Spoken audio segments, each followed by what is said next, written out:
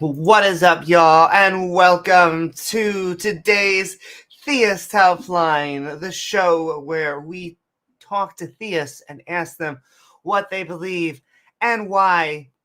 Let's get into it. Boopa shoopa whoopa boo. Yes.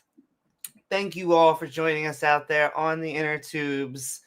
I just made coffee. It's fantastic. Sponsored by coffee. But yes, the likes, the follows, then you can hit that bell icon to all so that you can see our premieres or join our live streams. We did a live stream the other night. Oh my God, it was so goodness. I guess they're a god, technically. You know, it felt so good just to be back streaming. I have talked about our topic a lot, you know, my ever-loving war that is identity politics. Mostly the war is religion. There's these books that say we had to live ways thousands of years ago because it was cooler to stone gays instead of to get gays stoned. And the compromises in society right now is like, it says murder you. So like, we're going to say we're against it because we can't murder you. That would be crazy, wouldn't it? Boo-doo-boo. Here I go back into it again. I can't help myself. Religion. All right, let's say the intros so that we are not late. I am sending love to everyone out there. Sending love to all the people who send in super chats, all the people who have our evolving badge system. Evolution. That's my other thing. Like, if creationism wasn't a thing, if most of our country accepted biological evolution, I think I would, have an easier time with this whole you defending biology thing. Yes. Not only is it the LGBTQ people that understand biology, I would argue that if you think that the world is 6,000 to 10,000 years old, and now that's not biology, that's more physics and a little bit of chemistry, but that is as out there. I'm trying to be nice. Let's be nice. Out there as a flat earth. And the talking snakes. The other thing I get now, without fail, I say, you guys believe in talking snakes? The new apologetic. I say hot as because they seem to fly in 1,000-year-old apologetics. But, it wasn't a snake. It was a serpent. Okay. A serpent is a snake. This is the Jewish explanation for why the snakes did not have legs. And yes, you guys retconned it into Satan. Mwahahaha. Honey, don't you understand? I cheated on you because of Satan. It wasn't that the secretary has really big tits. Magical evil people. But again, biology. But gender is the hard thing that trips them up. Again, hopefully the topic will become boring again. I always feel like when you hear me talking about it, I sound like I'm kicking, dragging, and screaming. And I feel bad because I'll continue to put out there that, it was the trans activists and LGBTQ, gay, queer and straight allies, all the people who did the hard fighting, that I am very much appreciative for why we have a good society after lots of blood, sweat, and tears. It's just the people who told me for 20 or 30 years, like, oh, you're okay, get over it. Oh, it's got to be the end thing now. No. It's the most popular thing now. That's okay. Let's move forward. because I could talk about it. Obviously, a whole episode. I did so already. But I could talk as much about healthcare. We need reform. My hair is going to turn blue. Anyway, let's send shout outs, all the love to the people before they start thinking I'm a communist. Oh my goodness. There's nothing wrong with social programs. There's nothing wrong with a market either. Just don't like the crony capitalists, but okay. Though, how about I just don't like capitalism that is crony? I'm okay if you're honestly trying to sell good products to people. Anyway, let's move forward. Chris Disciple sending so much love. Azo, Dale Pastel, davegar, James Wolfe, Rachel Holen, Ian Davenport, Rejo sending so much love. I spent so much time already ranting that I should probably go faster because we got a minute. Boo to boo to boo. This is Theist Hotline. Let's get on there. I've been wanting to honestly just pick some brains. So let's head out there. Sending so much love. Look at the trees. That's a great argument that theists tend to give us. Sending so much love, Gerudo Legends. And keep saying hi. I'll show it up on the screen. Yep, I'm headed out there. We are Theist Helpline. I'm headed over Taco. Sending so much love. I do have to click buttons. ASMR, kind of. Let's just put it that way.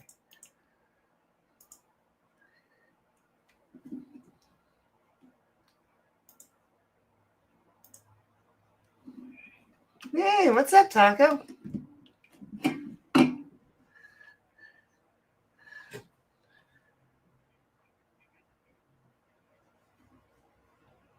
Oh, X is awesome. That sounds fantastic.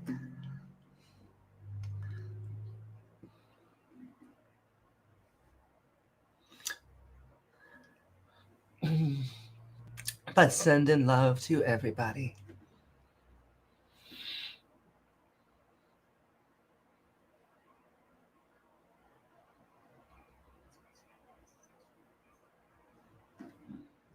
Yeah, I feel the same way. It's because of how busy I've been. I haven't been able to stream as much, but I feel like I say this every time, but I still want to do more streams.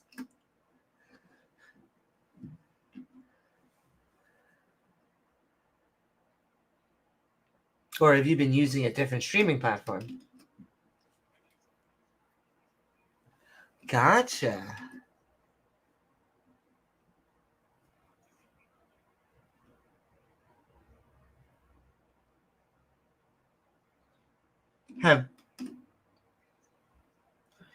Yeah, OBS, it has a lot of features, but I can feel like it could be overwhelming sometimes. There's too much stuff going on.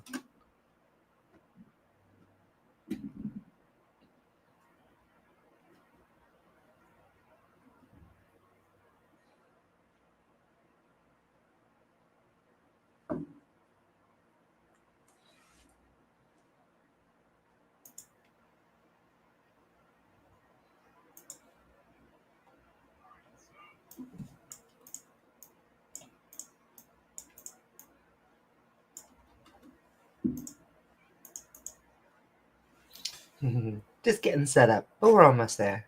Send love again to you all. Hope your weekend's going well. Mine was actually pretty decent. Oh, got to relax a little. Oh, yep, I'm ready whenever you are.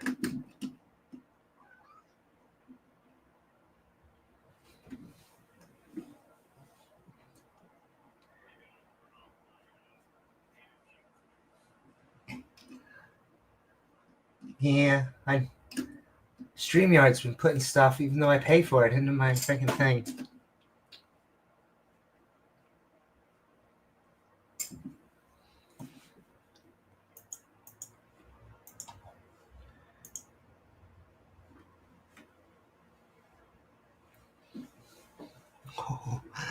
Buttercup says hi to you all.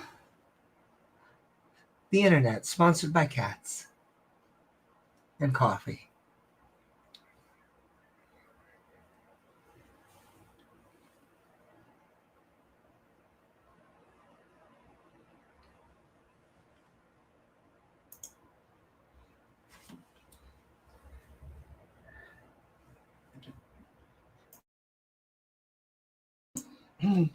What's up, X?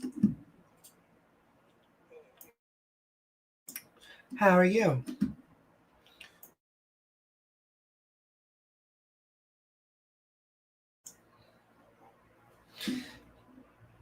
Pretty good.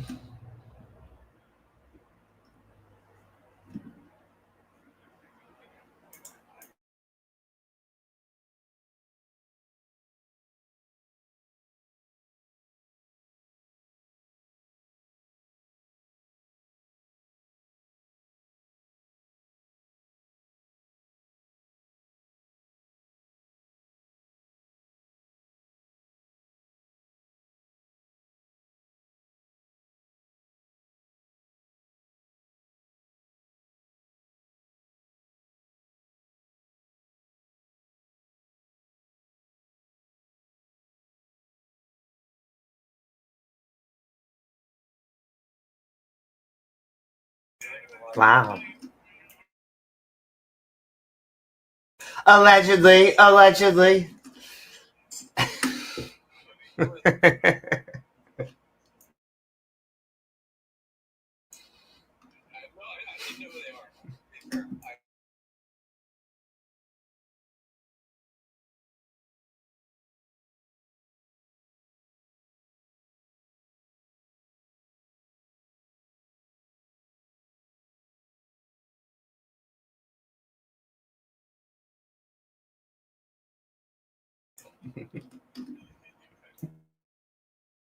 Yes, indeedy.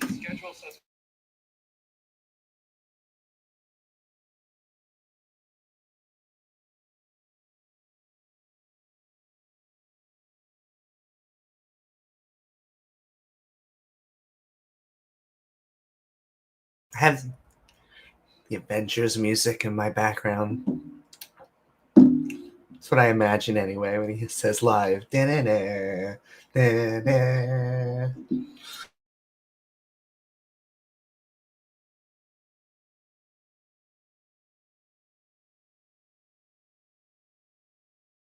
Oh, it says live.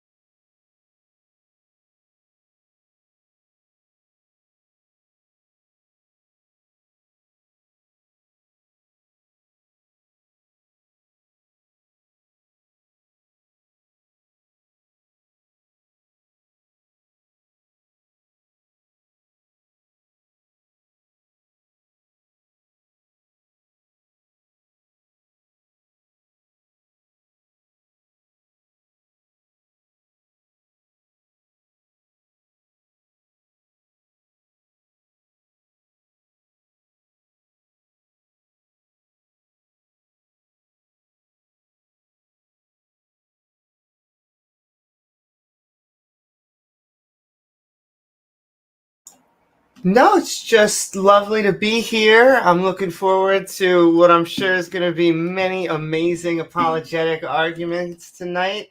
Thank you so much, Taco, and how you doing, X?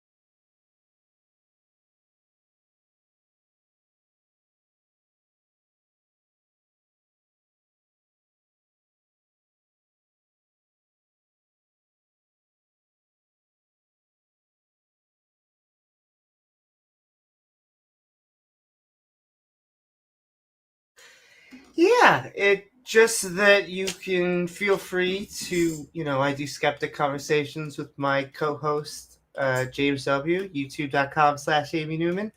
I assert that there are no gods. I can be convinced otherwise. I believe that the evidence is actually stronger in the favor of gods not existing and them being created by humans. They show much of the resemblance of human creations. And I'm looking forward to many fantastic conversations tonight.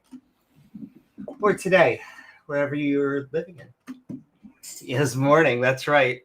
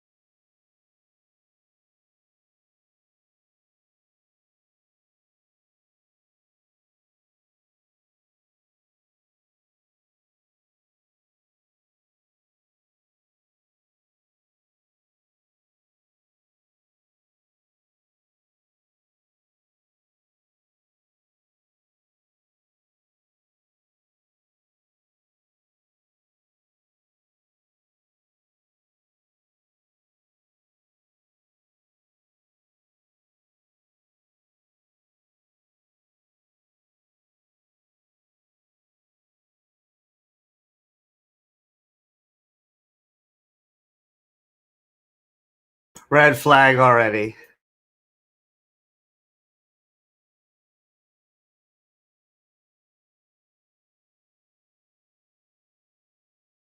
Red flag too from this guy.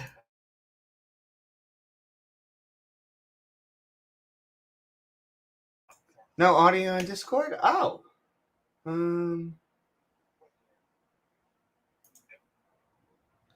I am sorry. That's it. Thanks for That's the coming only up, Boomdoc. Can you guys hear it now? And then we've got Reverse. Oh, I'm sorry, guys. That was a great question. He asked what dude? natural science versus science was. How's it going? And we Great. seem to accept How are you that doing? answer. And Well, I'm All right, doing man. all right. Been a while since we spoke. What's been going on? What's changed? Not much. Just living the sober life. Good for you. Yeah. Were Yeah, you going not to sober meetings. when we last spoke? It depends. It was spotty. I definitely came on to the Discords a bit sloshed a couple of times. Nah, doesn't everyone? I had Yeah. a conversation once with someone who said that they thought it was ethical to drink and drive. And my next What? question, I was explaining that my analogy for the ethic of belief, that to believe things irresponsibly is like to drink and drive, which is to say, not every intersection you drive through will result in colliding and harming someone else, but you're increasing the chance of reckless behavior when you take risks. So, or reckless consequences, shall we say. Like reckless action leads to reckless consequences. Sometimes people call it moral luck in discussions. But if you think that it's okay to just believe things that are irrational, just because it's not hurting anyone right now, you may be disregarding the fact that there's a whole chain of decisions that are going to result from that for the rest of your life if you form your beliefs flippantly and without good justification. And I analogize this to drunk driving. The person I was speaking to said, well, I drink and drive all the time, and I never get into accidents. I think people are just bad at driving. That's why, they can't drink and drive. The next question I asked him was, what denomination of Christian are you? And he actually said that all of his DUIs were between his house and his church. I just guessed. Wow. I don't mean to be insulting to anyone who's Christian. I'm not saying that all Christians are drunk drivers, but I'm saying that there's an analogy between reckless or kind of unjustified belief in religious thinking and unjustified belief about our moral actions.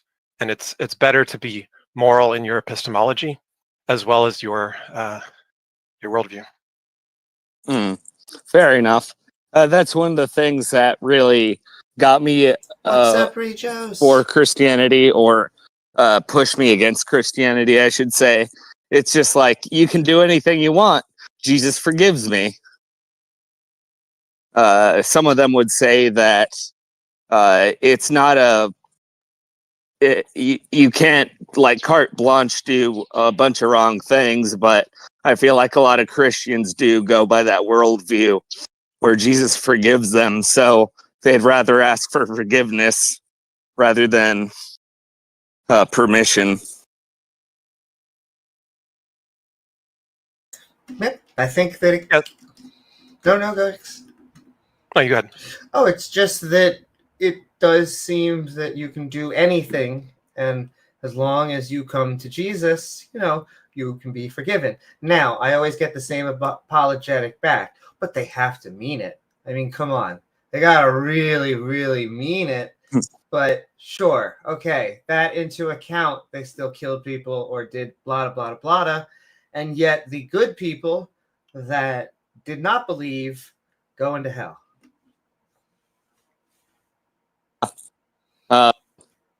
It feels like if there is a God, which I believe there is, it's not really going to care about the form in which you believe. I think that it's a matter of being a good person too. I mean, I would say I believe in that. I just don't think that a God is there to enforce it. But at least on there, we share the right mindset. Mm-hmm. And I don't know exactly how to prove to anyone that there is a God, which it's like, if I can't prove it, then does it really exist? But in my experience, it does. I've talked a bit about my experiences on here, but I don't know, atheists come at it with a skeptical mind. So even if I'm right, they immediately push back with it, which isn't completely unfair. There's such thing as healthy skepticism. Sure, and there's an odd separation between...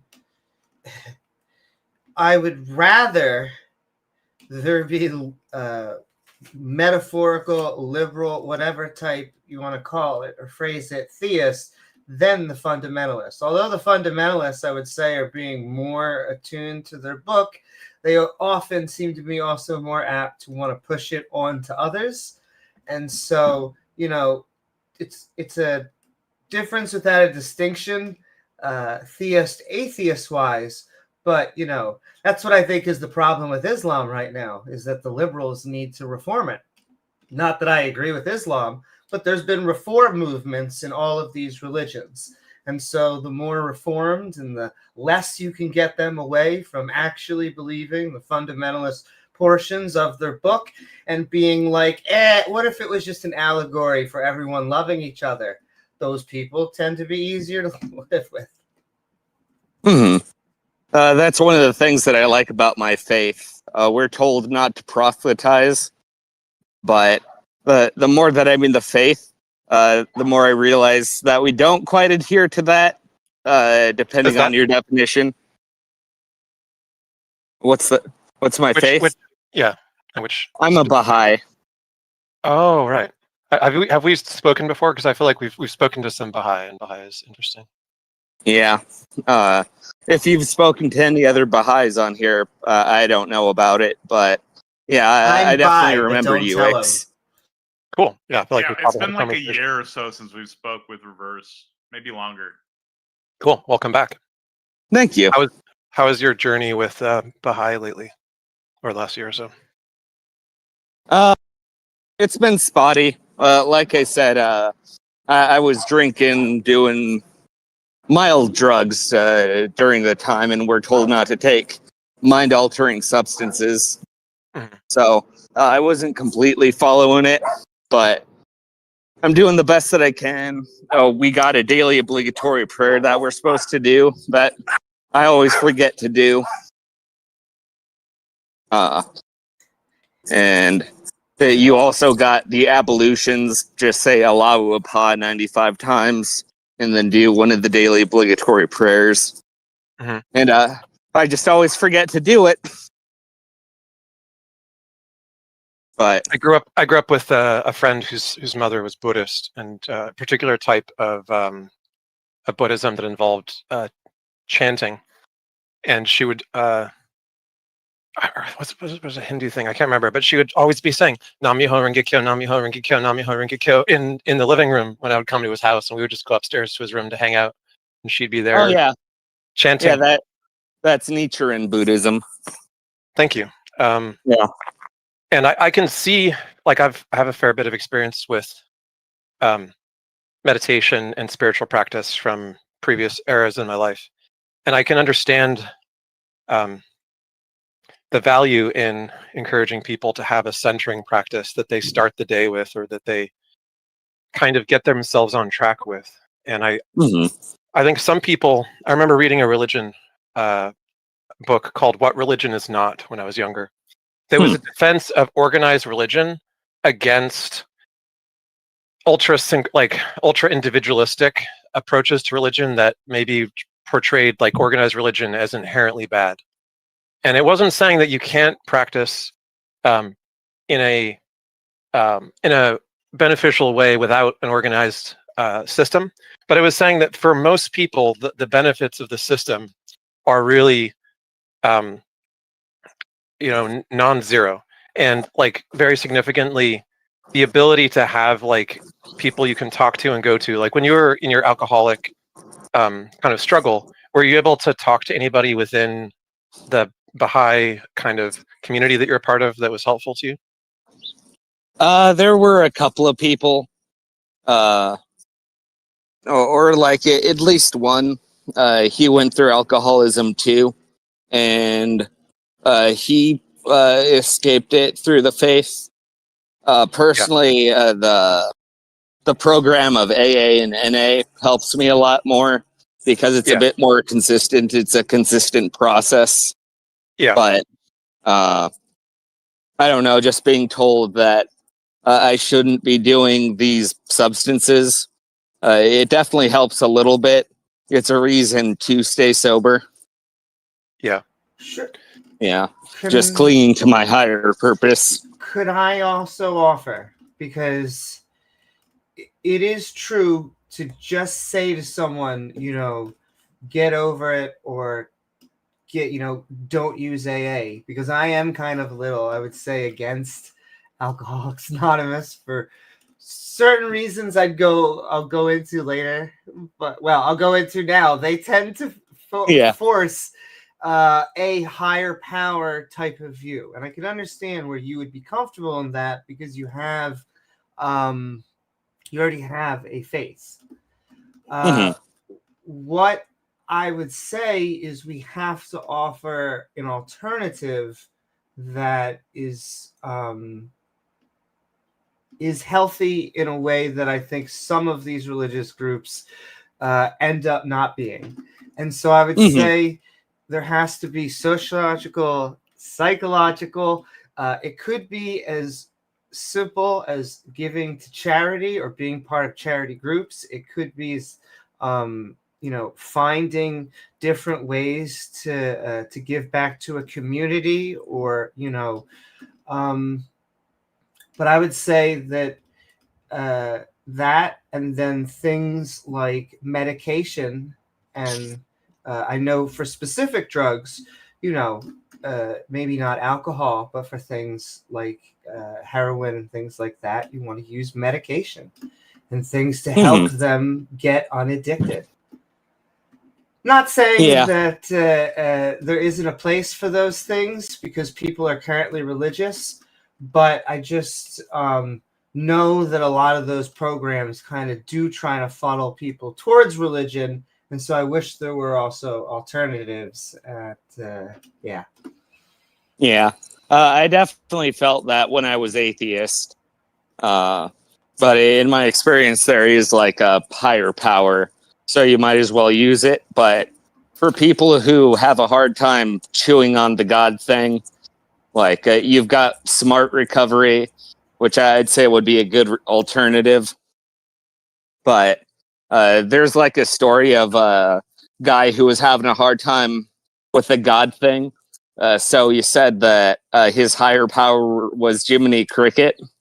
And one day he was driving and he's like, I really want a drink, to the point that he was breaking down. And a truck pulls up next to him called Jiminy Cricket Plumbing. And he just starts bawling. Wow, Yeah. that's amazing. Yeah. And Like, yeah, the silly, sort of silly substitute for the like so-called supernatural serious god actually is a choice that Alan Moore made when he was choosing a patron deity for his sort of occult inspired, but kind of still naturalistic version of witchcraft or magic or whatever you want to call it, which is to say that he chose a snake that was a very controversial religion in ancient Rome. And it was controversial because a lot of people regarded it as an insult to the like more established religious practices, because essentially these people were accused of just making up a silly snake that didn't exist, right? And which Alan Moore replies, and that's why I like it. He says, if I were to worry that at any point in the future I could become some kind of like cult leader or do atrocities in the name of my spiritual, figures, I just don't think I could do it in the name of a silly snake, right? So he chose the silly snake as his sort of guiding figure, because he doesn't need an absolute kind of authoritarian to scare himself with. That's not the kind of deity that he's invoking when he's doing ritual. I can see for some people that doesn't work, that what they want is a deity that is all powerful and has this kind of almost malevolent, scary persona of like punishment, because they're afraid they'll do bad things, and they're choosing to follow a religious practice that gives them a stick that they're afraid of being hit with in the afterlife or in punishments in this life. And I can see why that functions for some people better, but I don't think it's a requirement. And I think people like Alan Moore and your friend with the Jiminy Cricket can get a lot of the same benefits. It just depends on the person, and I'm never going to just prescribe everyone should practice or not practice or believe or not believe exactly the same way, because one of the most important things to caveat any kind of skepticism or sort of epistemological criticism with is, who are you talking to, what's the context, and is it in that context and with that particular person beneficial or helpful to criticize what they're doing. Because in some cases people say, hey, I'll commit crimes or something if I don't believe in hell or something. Yeah, I'm not a big fan of the whole binary heaven or hell system. I think it's just broken. I don't think it incentivizes people. It's just like you believe wrong, you're going to the bad place. You do bad things, but you believe in it, you're going to the good place. It doesn't seem how an all-loving God would operate, which is why, even though the Baha'is don't really believe in reincarnation and that kind of stuff, that's kind of how my cosmology works. I think that there needs to be intermediary realms for people who don't quite make it. And even the Catholics kind of reinvented it with their whole circles of hell and there's also different circles layers of heaven. Yeah, there were seven layers of heaven. I recently just came across a bunch more stuff that has to do with the layers of heaven, for instance. So when they describe Moses and Abraham and other figures going up and having a special place in heaven, they're not just saying it like to some arbitrary general heaven. They're specifically saying he went to the third, that those figures went to a third layer of heaven. And each of the seven, which are sometimes corresponded with like having been associated with the planets, because a lot of people in ancient times based their beliefs about what was in heaven on what they saw. And what they saw was they saw certain planets that they could see with the naked eye. And, amongst those, the moon, because they didn't really know the difference between the moon and the other, stars that they saw. And so they said there were 7 layers, and God's up at layer 7.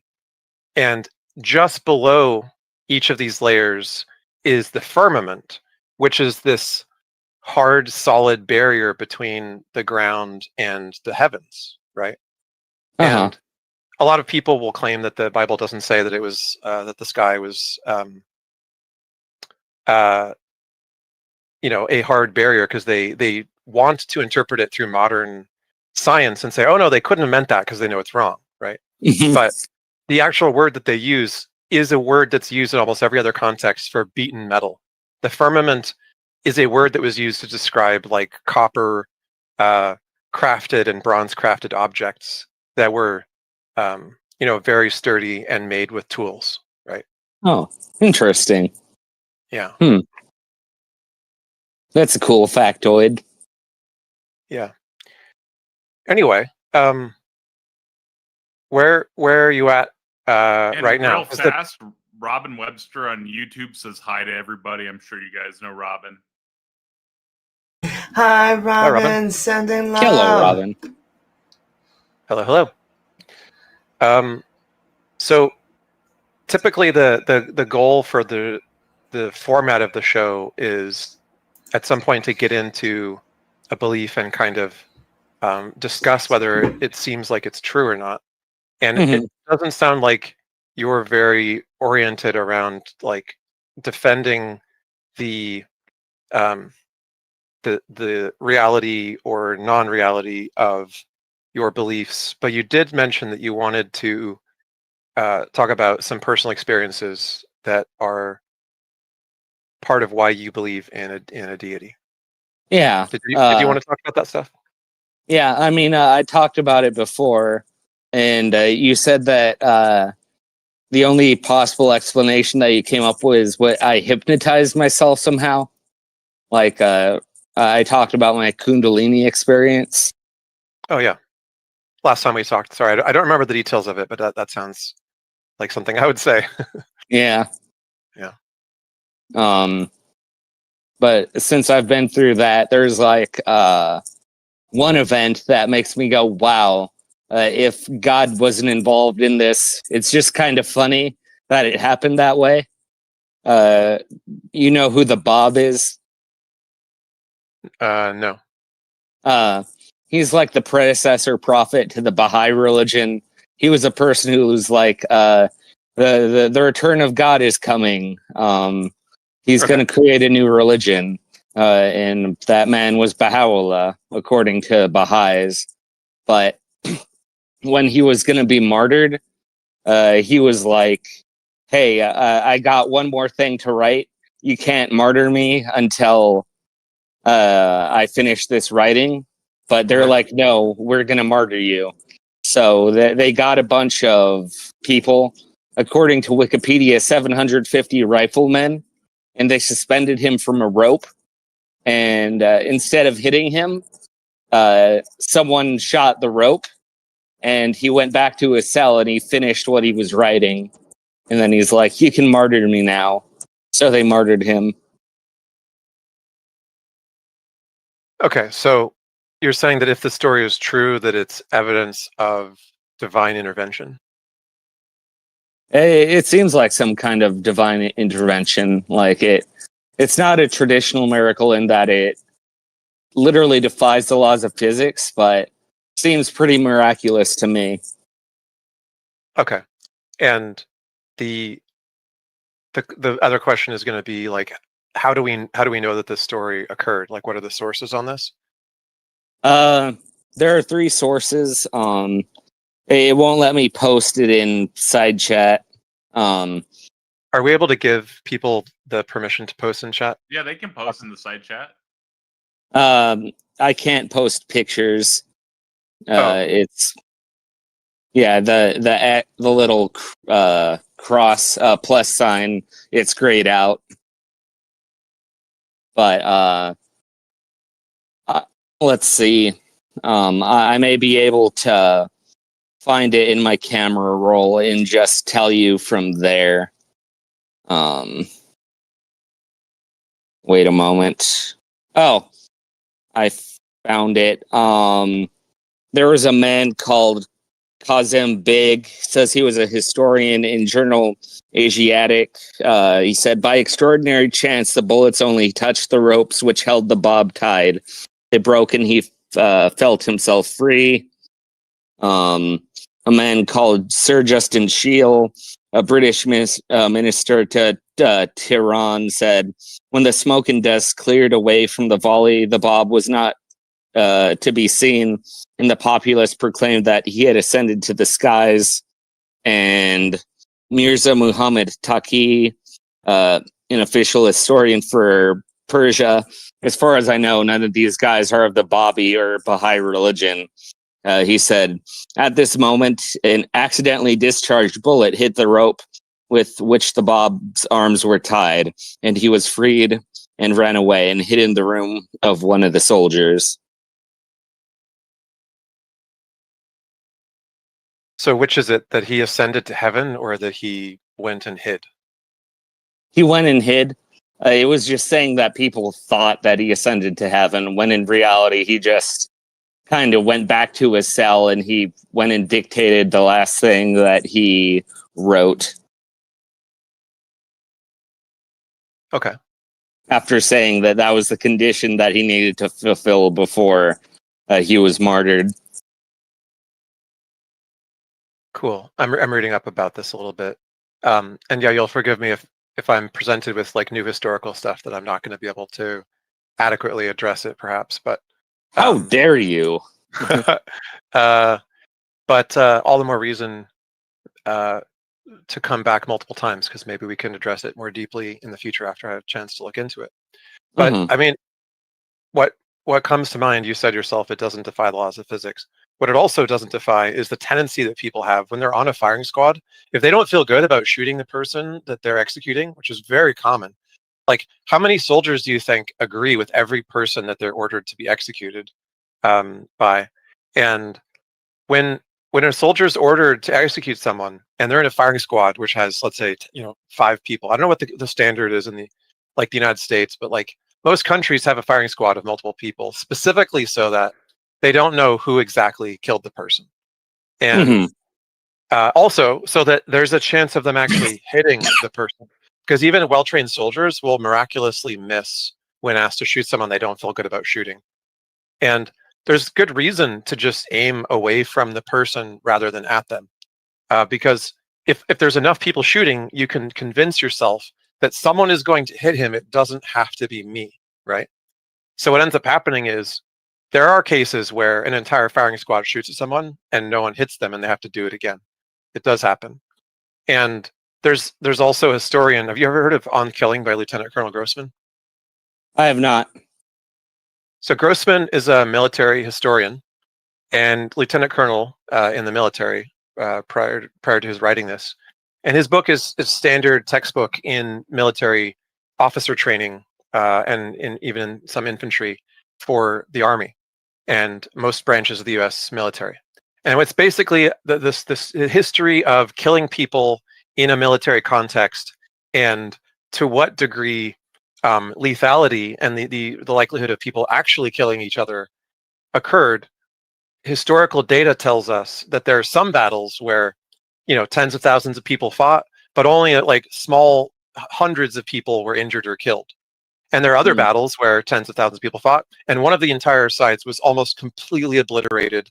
And then they went to the city that they were defending, and then they killed every man, woman, and child in that city and salted the earth and stuff, like happened with Carthage versus Rome, right?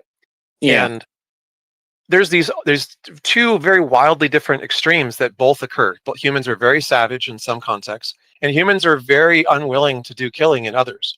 And what happened is that historical data that he examined shows that military training and circumstances had to align to get soldiers to do the killing act. All of these things had to force them into doing it and sort of convince them to do it. And there's data, for instance, that suggests that like less than half of the soldiers in battles fired directly at the enemy prior to like World War II, I believe. I can't remember exactly how long this persisted, but there's a huge amount of data that most of the people, or about half the people in wars as early as World War I, or as late as World War I, were shooting over each other's heads or just shooting at nothing in particular to look busy, because they were just like horrified that they had been forced into military service. They didn't want to be there. They weren't willing to kill the person they were shooting at, etc. So given that background data, that a firing squad missing a target is entirely plausible because a lot of them just don't want to shoot the person. If the person being executed is someone who's seen as very admirable or spiritually significant, a lot of people also have supernatural beliefs about killing a holy person. Like you're aware that like there have been times in history where like bandits and robbers would like not attack church people because they would kill anyone but a church person. And so there'd be times where like religious people in like, you know, monk robes or whatever, or nun robes would like walk through a situation where bandits were like robbing and killing other people and they would be left unharmed, right? Like famously, there'd be battlefields in parts of Asia where Buddhist monks would show up and they would just stop the battle until the Buddhist monks left and like just sort of like pause everything essentially because it was forbidden to fight basically in the presence of these people.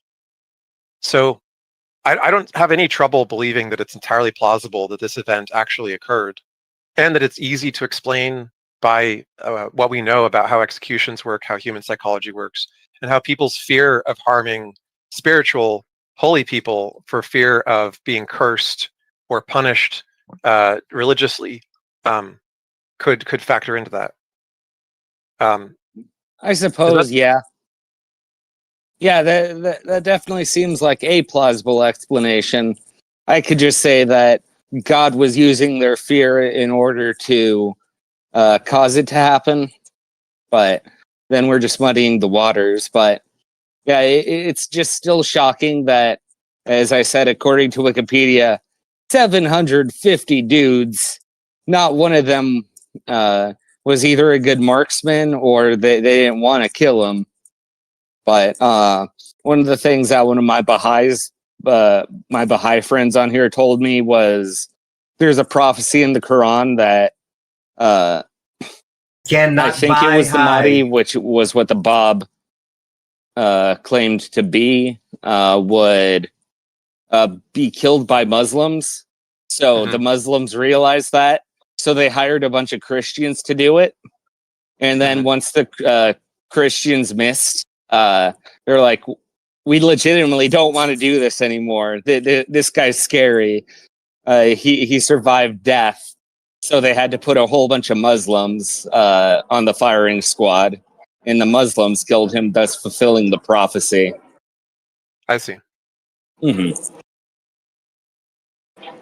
But so was there something else that you found convincing? Like I know you're familiar with other miracle claims by other religious traditions. Do you find many or any other miracle claims convincing in a way that relates to your own beliefs? Yeah. The experiences that Ram Dass had, the experience of Bhagavan Das, like when Ram Dass first met his guru. For context, a couple of nights before that, he wasn't telling anyone, but a few nights before he met his guru, he was just looking at the stars, thinking about how his mother had died. And he didn't even quite remember how she died, just that he missed her. And then when he met his guru was like, your mom's belly was big when she died. And she died of, in Hindi, he said, of spleen. And he's like, oh, wow, I didn't even remember that. Is this dude reading my mind? And he went through every single possibility. And he just came to the conclusion that this dude like knew everything about him. Are you familiar with the cold reading or? Well, no, because there's cold reading, but then there's slightly more nefarious and dishonest ways of doing it. So are you familiar with the like televangelists who would have people come up on stage and then like claim to know things about their conditions and then claim to miracle heal them and, you know, knock them over or push them and like, whoa, the Lord is present with us, and then the person gets up out of their wheelchair and it's like, oh, I can walk again, well, yay, you know. Yeah, I've heard of that. Okay. So How do they are do you, it? well, there's a very famous expose that happened. So there's a challenge by James Randi. I Oh, believe it yeah. was $1 million, right? Yeah, to And provide any supernatural claim or right, power. right, right. And nobody claimed it. Well, no, people tried. Lots of people Mm. tried, and they could not. But the things that he did besides just that challenge is he proactively went out and challenged what he thought were egregious charlatans that were taking advantage of people. So he famously exposed some of the sort of celebrity psychics who were like bending spoons and doing stuff like that by just doing the exact same trick because he's a magician. He knows how to do tricks. So one of the things that he did is that he went to one of these televangelist groups and he discovered that they were using a radio with a radio earpiece in the person who was on stage, the televangelist ear. And the staff members collected like, what do you call it? Like info cards, basically like visitor information cards from everyone who showed up. And they would pick people that they thought from the audience, because they knew who was sitting in which seat, and they like followed certain people that they liked what their card said that they wanted to do. They would cherry pick the audience and they would call out stuff on stage about that person. And that person would be like, how did you know that? That's miraculous. Wow. You know, he could hear them through a radio intercept, and he recorded this. And you can go on YouTube and you can watch a video of the televangelist pulling off this scam, superimposed with the people who are speaking into his ear, telling him what he's supposed to say. Right. Now, that is not a new idea. The idea of like having people feed you information and then pretending that you know these things by miraculous means is one of the oldest scams that sort of pseudo prophets and pseudo mystics have been pulling in seances and other kinds of sort of chicanery that poses as, you know, psychic readings or what have you. This has been going on for a very long time. I do not find it at all improbable that Ram Dass, before approaching this person, was noticed and was, you know, in conversation with someone prior to that who passed information to the leader. Also, like you already mentioned cold reading. There's a huge number of things that are very common. And what a lot of people will do is they'll say a little bit about something that they think is probable, and then they'll see if the person responds to it. And then they'll just switch to something else if that fails, because they have a fairly good statistical sort of diagram or a flow chart in their head of, if it's not this, then it's probably this, and if it's not this, then it's probably this. They just switch from one claim to the other until they get it hit, and then the person only really remembers the hit and disregards all the things that they got wrong. I feel that. I was talking to another person, and he kind of provided the same thing. He said that maybe they knew he was coming.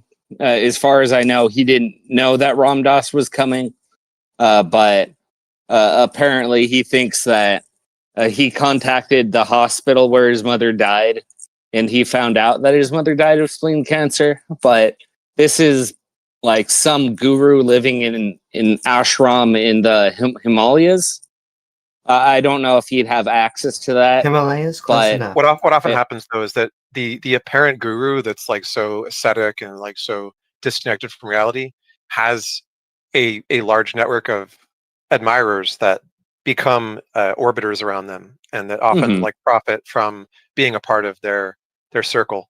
So it's, you know, just because some guy's sitting in a cave doesn't mean that he doesn't have 500 people that worship him and that's like feed him information. Yeah, Maharaji, his guru, literally means great king. So he was definitely highly revered. Personally, I don't think that he resorted to those parlor tricks. Like there's an entire book called Miracle of Love that goes into a whole bunch of other miracle claims, even one that they wrote that they realized, wow, this kind of makes our guru look bad. We're going to remove it. Yeah. But there was another story where he was at the river. Just he was like, he knows that people or he heard that people who believe don't need miracles, but he's like, I don't believe, show me a miracle. And he just got frustrated and eventually left. But he was saying this to himself, not out loud. And he gets back to his guru and he prostrates himself before him. And his guru steps on his foot and he starts feeling a tingling in his spine, which is like the Kundalini stuff that I'm talking about that last time. He says, what were you doing? Were you talking to God? Were you asking for a miracle?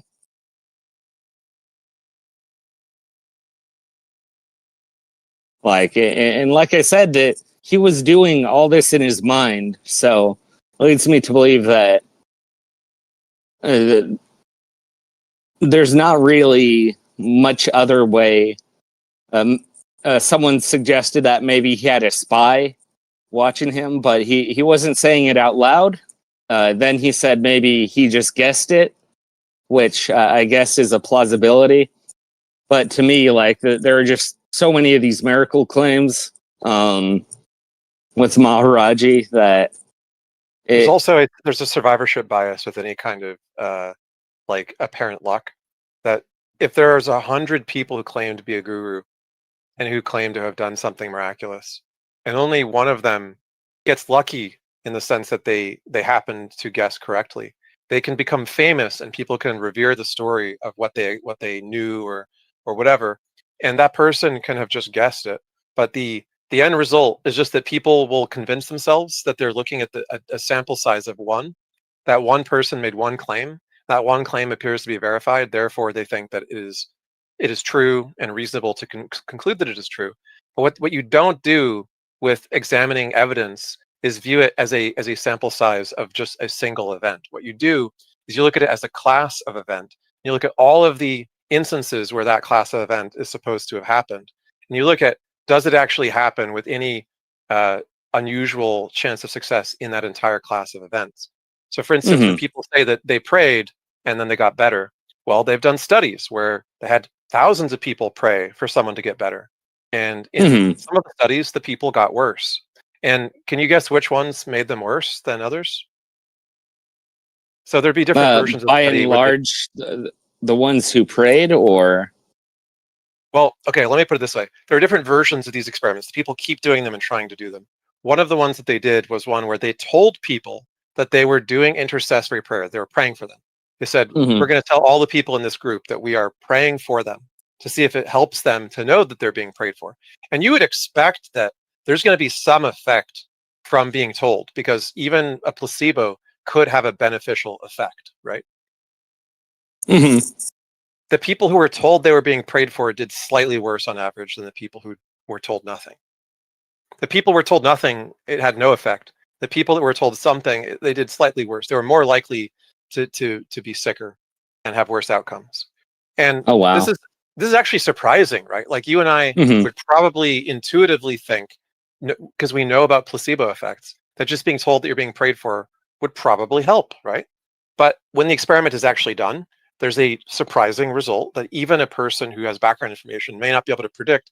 And that's what it means to actually have data and not just to make assumptions based on what you think is common sense or past experience. You have to actually check every particular scenario and see what the data actually tells you and look at the entire class of the data. So a person who guesses something that seems miraculous for them to have guessed can have 100 failed guesses, and only one person that they guess right about who becomes Ram Dass and like raves about it as evidence that the spiritual stuff is real, right? I mean, like I said, they wrote an entire book on these miracles, so it's not like a one-of case. And Ram Dass also went around India and like Kashmir and Afghanistan, giving all these holy men acid, trying to figure out how this thing worked. And all of them, like, he was like, these are not, they aren't quite in the know. They're still clinging. They're still searching too. And then when he found Maharaji, like, he gave him acid, of course, and it literally didn't affect him. his guru messed with him a little bit. Like he rolled his eyes back, and Ram Dass was like, "Oh no, did I kill my guru?" And he just laughs. And the only suggestion that I've heard was this guru in the Himalayas took acid right before in order to build up his tolerance. Like, I don't know, just strange stuff. It's like neurotypical people will have like the average response to any given chemical, but there are people that are more or less susceptible to things, and there are people that have a trained resistance, and there are people that have a psychological resistance. So, like for example, in the Marine Corps, one of the trainings they do is they spray people with pepper spray, and not just pepper spray, but a type of gas that I think it's called CN gas. It's a more military type of a tear gas that they use, and they're trained to put on their gas masks and avoid being hit by these chemicals if possible. But they're also trained to overcome it and continue to fight while under the effects of something that police use to subdue violent criminals, right? That people use for self-defense. People that are very, very tough can withstand things that are going to bring down the average person, and it's going to be for any number of factors. So I would not take as evidence that a person was like apparently immune to something that's supernatural. I suppose not. Yeah, I don't know. It feels like with every little thing I can say, there's going to be some kind of naturalistic explanation for it. But I've been on here for about going on an hour, and you got at least one other person with their hand up. I could probably go on a bit longer. Well, actually, would you have some sort of final statement?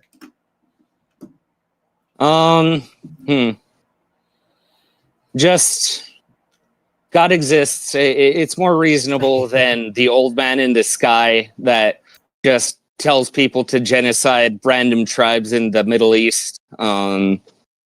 It's a clinging to your higher self. It's a creative ordering force. It's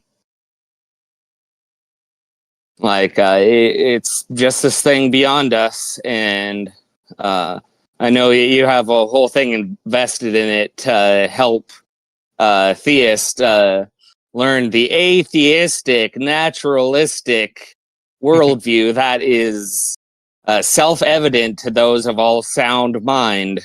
But I don't know. It's like a tape gone through a VCR. I tell you to open up your mind, but when people do that, you've got to make sure that you don't open up so much that your brain falls out. And I feel like that's the fear. Thank you so much. I just want to say, it sounds like you're with us on being concerned about certain types of religious faith that seem to you irrational.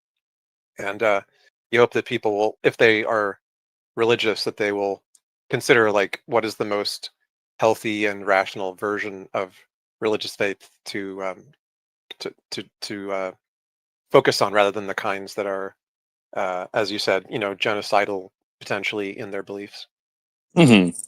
Yeah, once again, that's why I like the Baha'i faith.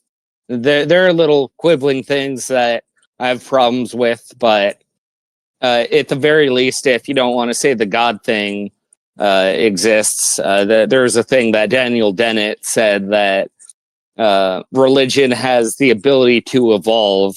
And Sagan also said that as time goes on, religion would become more progressive. So even if there's not a God thing behind it, it's just a naturalistic progression of how things work with ideologies. Yeah, there's a humanistic Judaism. There's a naturalistic pantheism. There's a version of most faiths that is this sort of like the one that doesn't commit you to supernatural beliefs, but still celebrates the stories and wisdom and traditions that come from that religious cultural context.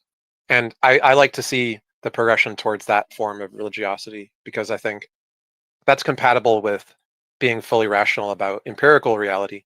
You can have a spiritual dimension that you believe in a spiritual way that's separate from your beliefs about the natural world. Yeah, for sure.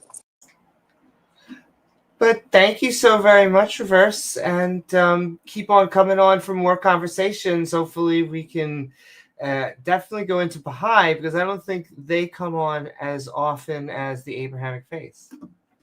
Yeah, maybe you guys can finally help me with my theism sometime. Indeed. But thank you so much for the conversation. Yeah, of course. Have a good day. Thanks for coming up, Reverse. Appreciate you giving us some time. And then we've got Isan, who is a Muslim. What's going on, Isan? Pulled you up. You got to click the link.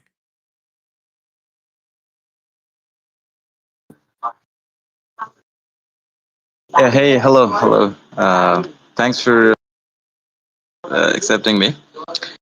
Well, I guess I've been wondering about some things, like, I'm not here to just win the debate or something, but I'd like to think us together maybe about some things, like, for example, Like a date. how things around us has limits. Like, for example, trees, the humans, the planets, but some truths, like, say, like 2 + 2 = 4, are always true. So, like, how do you make sense of both at the same time? And also, I really wish Graham Oppie was here. Like, the guy has done incredible work. It's ridiculous that some people actually feel the need to insult him with nonsense about how he looks or whatever. That has nothing to do with the conversation. It's just so pathetic. And I genuinely want to engage with him in some of these topics, may God willing. So, do you understand what I was saying? Like, everything around us has some limits, like trees, the humans, the planets. And by limit, I mean that there's like a boundary or restriction. A tree grows to... Can I ask you something? Are you setting Sure. up that everything has limits because you do want to say that there is something that does not have limits? Okay, that's a good question.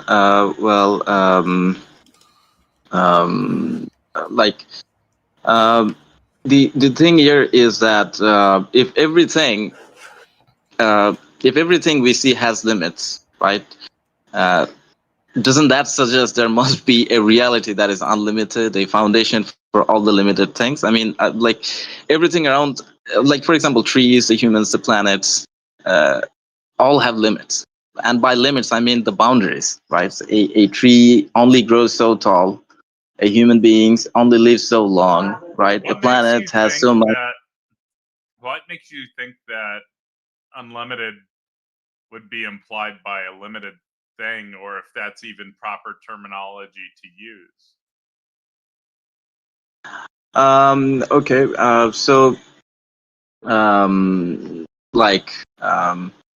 I mean, the thing here is that I mean, that's a fair question, but the issue is that a limited thing cannot explain why it exists in the first place, or why its limits are what they are. Like, it's finite, dependent, contingent, whatever. Yeah, so I get you're trying to do like a contingency argument, but what would make you think that limited applies or implies unlimited, or that this is even unlimited, whatever that means, or limited, whatever that means? Like, where are you getting this from? Is this just stuff you're saying, or is there like actual science that says that something limited implies something unlimited? I mean, like, just saying it and having science that says that, hey, limited implies unlimited, right? Yeah. I mean, it's basically like, I mean, I get what you're saying by unlimited, right? But I mean something that has no boundaries or dependency, right? Not just the bigger version of the limited thing. You're just talking about a necessary being. You're not actually saying that there's something necessarily unlimited. You're just saying that there is a termination. You only hear me? You guys don't hear? What is going on? Really? I mean, the thing is that I mean, like, so the patients are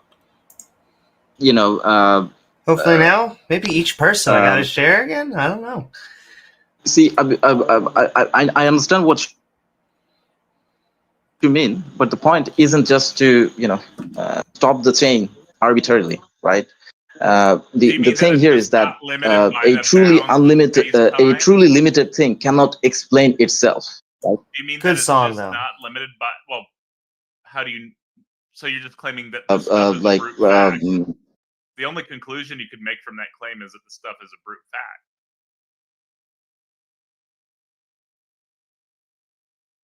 no, it's not going to be brute fact because I don't like think it is either. But but what you just said, the entailment would be brute fact.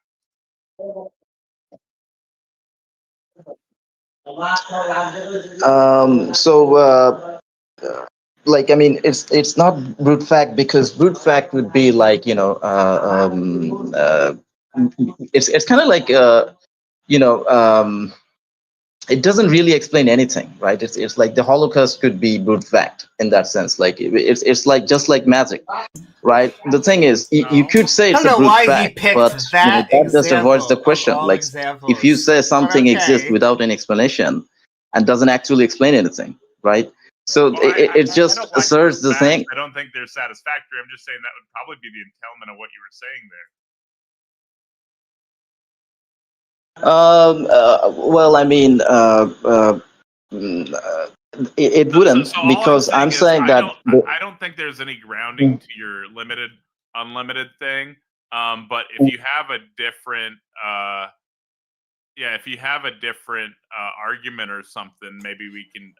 I don't know. I just don't think there's any. Are you guys hearing anything there? I'm not hearing anything useful there. Not only that, I would push. Not only do I agree with what Taco just said. I think you could push it further. Like, I think that we could separate out God the concept from God the physical. God the concept is unlimited and is omnipotent and omnipresent. God the physical is very limited and seems to be contingent on humans to do really anything. And so I do not view your God as a solution to the answer of the problem that you are trying to solve, because we would need to prove that they exist. So, I mean, first of all, my point is that, that when we look at the limited things and the necessary truths, it seems reasonable to consider that there is something unlimited and independent to ground them, right? Sure, so that was what I was getting at. But my main point, is Islam is the Islamic God is limited on humans to exist, so it can't be the thing that you're describing. And so I at least want us to say that it can't be the Islamic God because they are a limited being. They don't have the powers necessary to be the top level of this chain that you're explaining. Okay, so about that, like, a better argument would be like unbound in regards to space time. Maybe you could say that this bound, but even then, you can't, like, that's special pleading if you say unbound or if you say unlimited, right? Because if everything else you see is limited, the only thing that you could end your chain in is a brute fact or an infinite regress. You couldn't land on a necessary being there.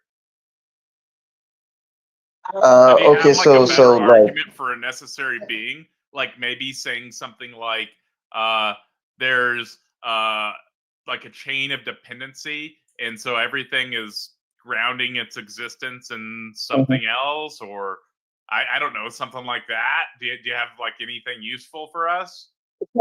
I mean, I think this is a fair and good argument. It's pretty much a empirical argument, because we're looking at the empirical data to infer something about the fundamental layer of reality. And the point here is that, it might look like special pleading at first, but the move isn't arbitrary, But this- right? The the point more you is stare that at a it- chain of limited contingent things cannot explain itself. If every link is limited, you never get a full explanation. An infinite regress of limited things doesn't really provide a reason as to why things exist. But it It just can. pushes the Epistemic- question. Oh, no, That's, go. that's an Okay, back to epistemic.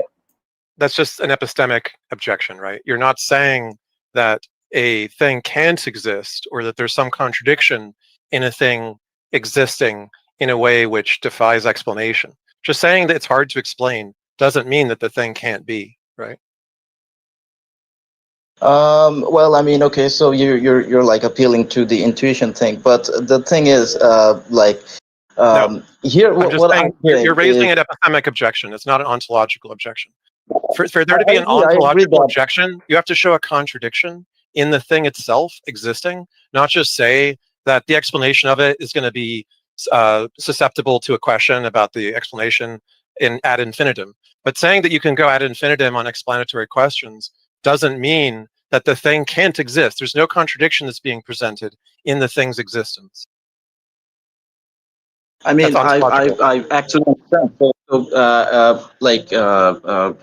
The thing is, here, I mean, you guys made some interesting points. First of all, you're right in saying, like, that it's something hard to explain doesn't really prove itself that it exists. It can't exist. Sorry, but the argument I'm making isn't just about the difficulty, but it's about what necessary for an explanation at all, right? So limited things exist, and they depend on causes or explanation outside of themselves, right? Something that transcends themselves to account for their existence. So if Dude, all which the is what things we're saying, right? This is all nonsense. If I was running a necessary big I mean, argument, which I just want to. I would say that, which I do run necessary being arguments. I would say something like the chain of explanations is going to be grounded in some type of termination of the explanation, and then probably provide some type of argument leading to that, pointing out how everything that exists within this space-time bubble appears to borrow its existence from something else, right? Stuff arises from stuff. And so I'd use that to get to the metaphysics, right? And then I would argue for a necessary being from there, right? I wouldn't do this like weird off the wall argument you're trying to do. This seems like a weird argument. Okay, so I mean, I think it's a good argument. It's actually very well known in the literature. But I mean, the thing is that. But can I ask? So, like, No, doesn't make it weird. But it's the contingency and necessary arguments that we get over and over again. But I want to know, where does your God come in, though? Because I very specifically, we don't think that your God could fulfill this, what you're trying to claim. So, because the arguments that we get often. Yeah. Okay. Hold on. So the point that Taco made, actually, like, it's a good argument. I agree with you, Taco, that this is the core idea. Of such arguments. But this is exactly what I'm doing. That limited things depend on other things, and ultimately that points to the necessary being, right? The approach that I'm using is just trying to show that in a slightly different way, by kind of showing that both the limits we observe in the world and the necessary truths that exist independently of human beings, right? So it's not like I'm not trying to be weird. It's just another lens to see the same fundamental point, that there is a necessary, unlimited, independent reality grounding everything. And as for Emmy, well, Are you a Platonist? No, I'm not. Okay, so I think that would be weird. Yeah. Okay, so and by the way, it's nice to hear you again. We've talked many times, long time ago. I think you remember me probably also. Although you had a different name back then, but I won't say it in case you permanently changed it. So I understand that you have some knowledge of engineering or something like that, right?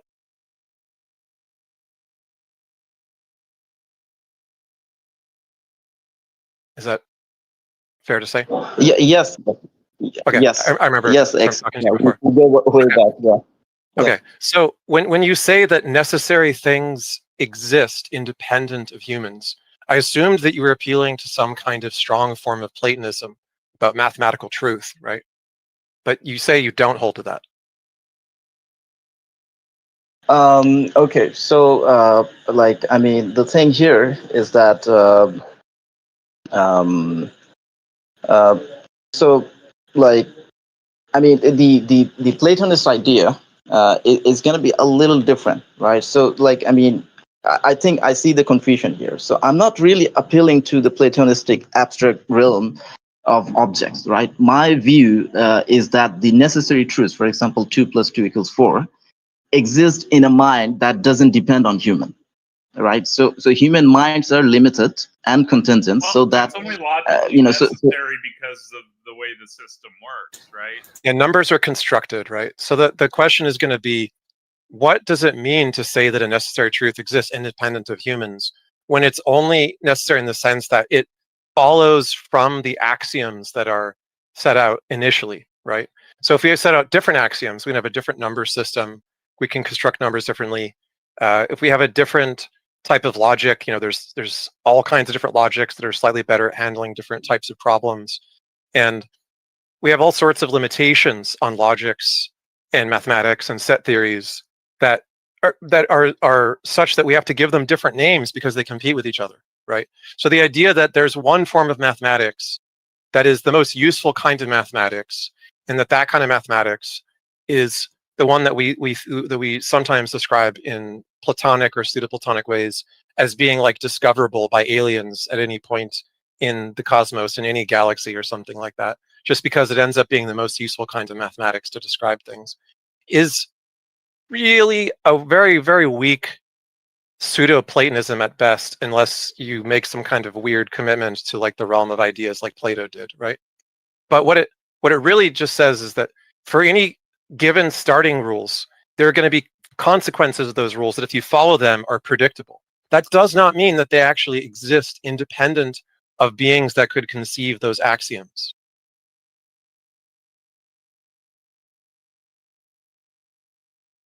Like if the universe had no brains in it, if the universe had no brains in it, would math be some kind of universal truth, or would it just be a thing that never occurred at any point in history in the mind of anything because there were no minds?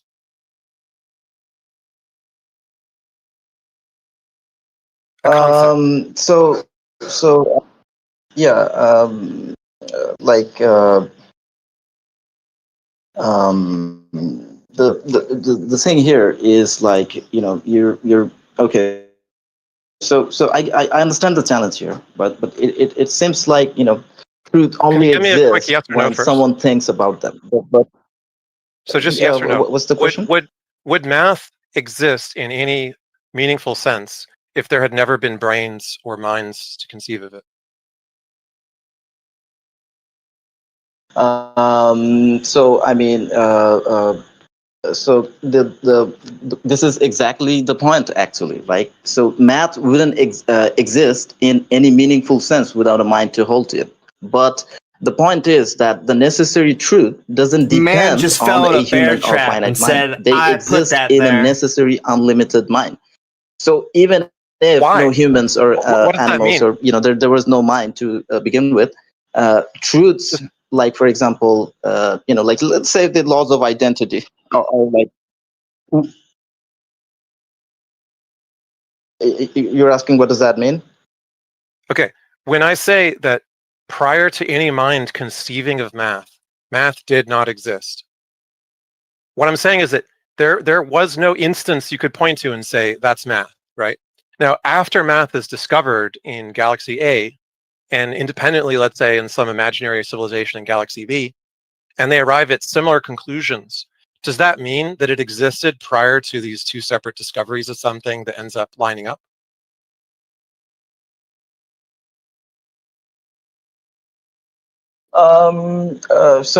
Like, I mean, um, the thing is, um, well, in this case, the fact that independent civilization could arrive at the same mathematical conclusion, I think that kind of shows that there is something objective and necessary, right? It's not just coincidence. So in my argument, what I'm doing is that, like, I'm saying that these truths exist timelessly in a necessary, unlimited mind, not dependent on any particular brain for discovering them, right? These are true propositions. So math isn't created by beings. Well, we've already It's been like, addressing that. You just keep repeating it. Do you think when it's being rebut and then you keep repeating it? How am I repeating? Like, I mean, he just asked a question. Okay. Right, So- but you just went back to the necessary mind math, which is just like keeps getting addressed. The point is, getting anywhere with that. right. The point is that, like, just because people who start with the same axioms can arrive at the same conclusions deductively through, like, rule-based processes, they can construct from the same starting point, the same endpoint, does not mean that the thing exists outside of people doing that construction, right? And the debate between, like, nominalism, conceptualism, and Platonism has been around for a long time.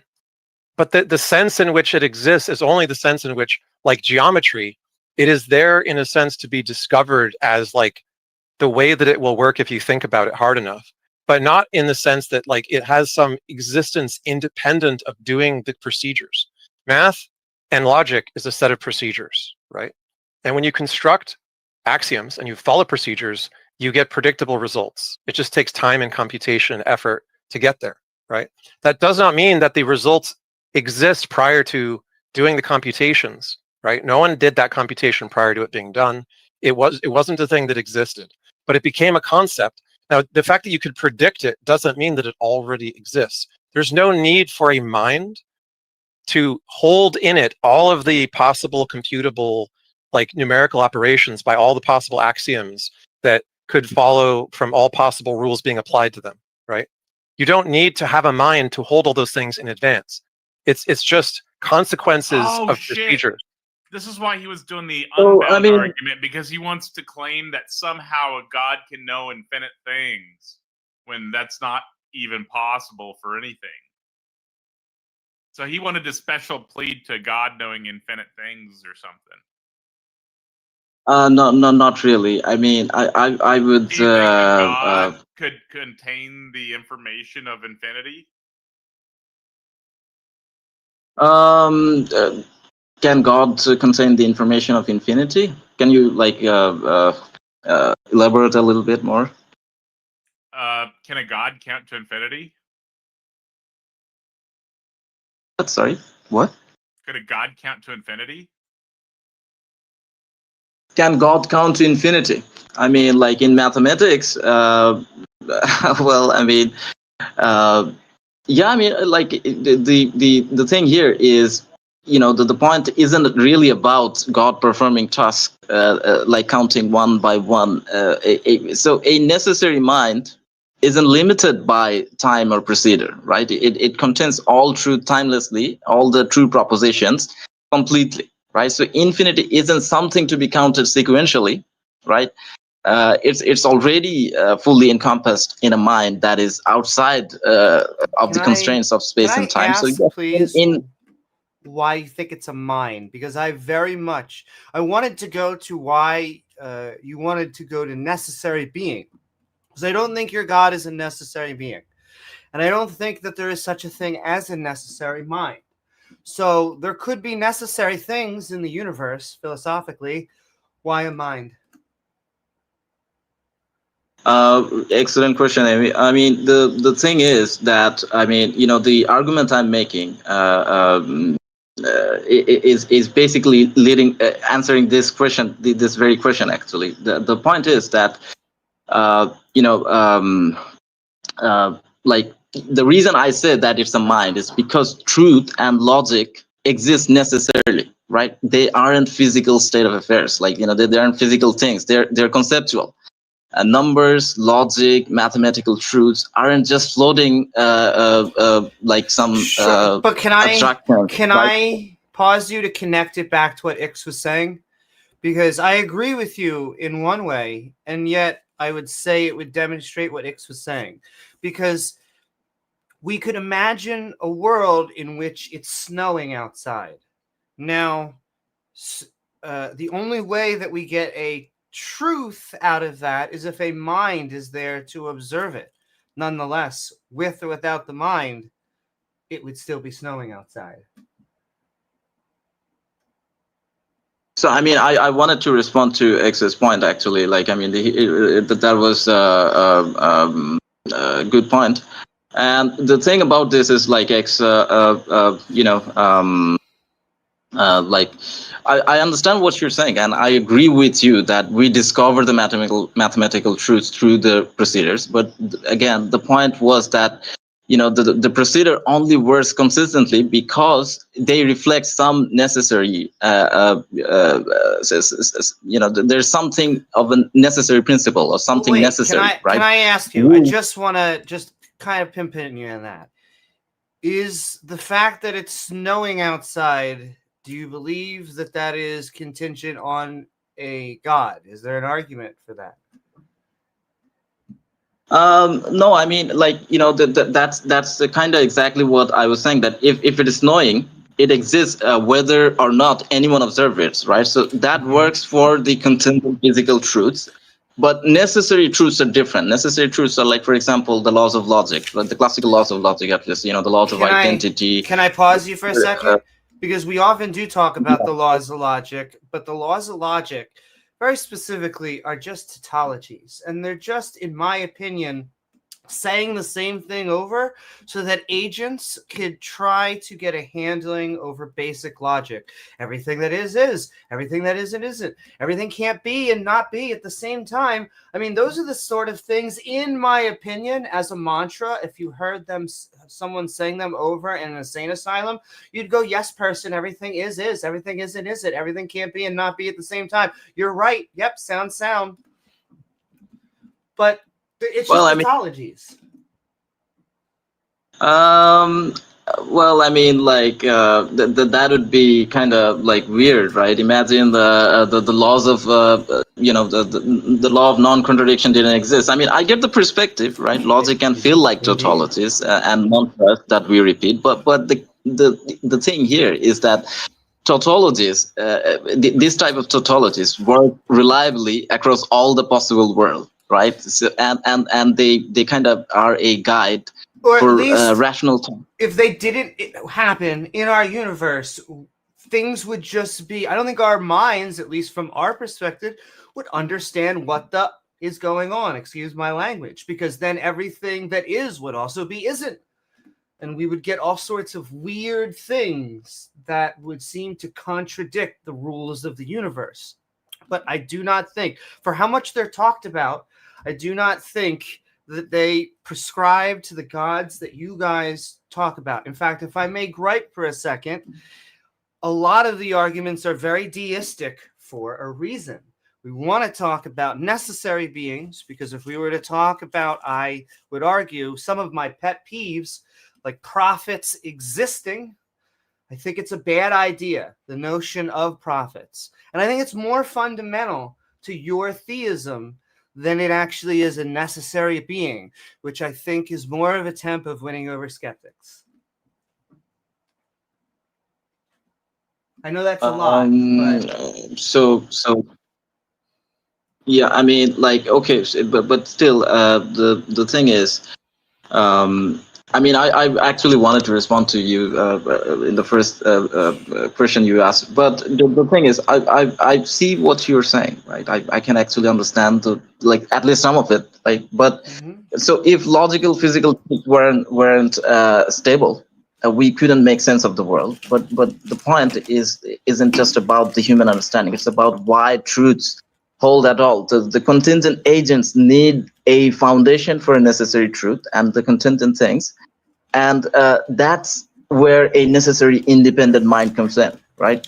The argument that I'm making isn't just about, you know, the prophets or winning over the skeptics. It's more of a philosophical thing about what must exist and what grounds can I all the tell content you? in reality. I'll tell you why. Because the skeptics and the atheists get completely different arguments from when you are arguing with quote-unquote believers, with Jews, Christians. They are very specific types of arguments. You guys go kind of steps over because you kind of feel that you're not going to win us over with prophets because we don't, you're not going to convince us that Muhammad was the last prophet because none of us believe that there was a first or a second or any other prophets.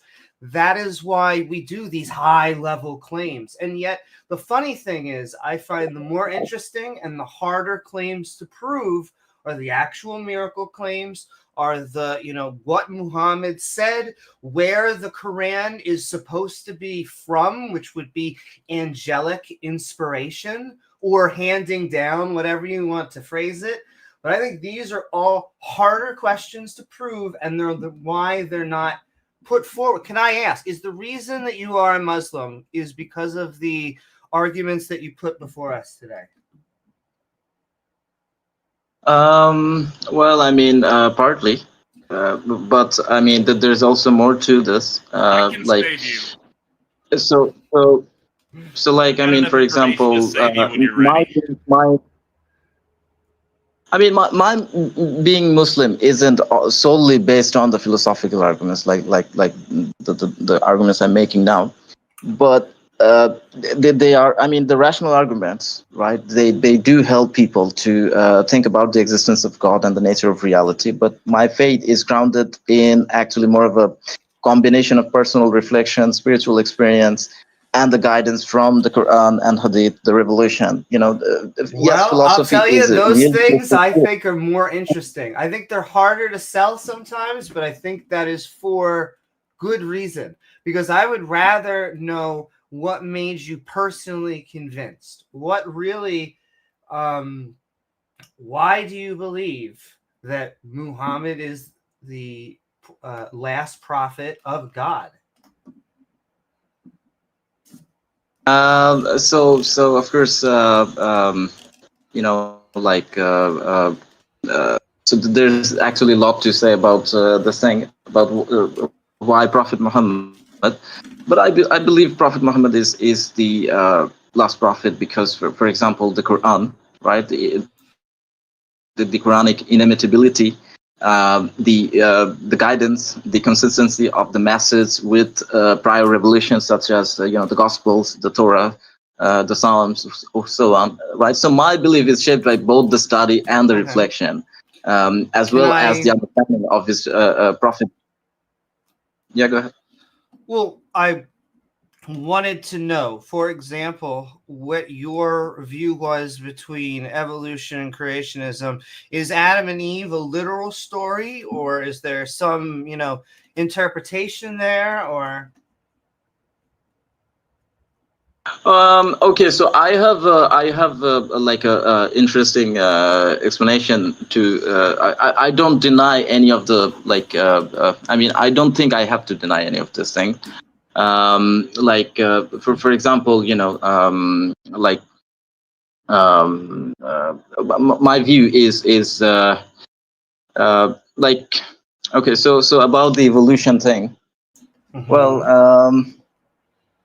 I mean, it's a good question, right? So I don't normally. What I would say is that there is this thing about the modern synthesis is where the problem is, right? The basic evolution is not the problem, but the modern synthesis is where the problem really is.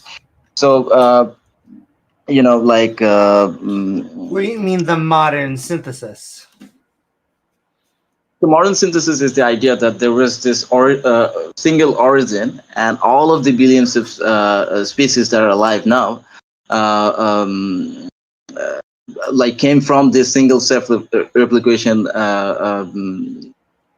replicating cell through the branching tree, and there are like a few models there, right? The branching tree, the other model. So I would say that definitely biology points to all of life at least having common ancestry. Now, Okay, so I mean, the thing here is that mhm.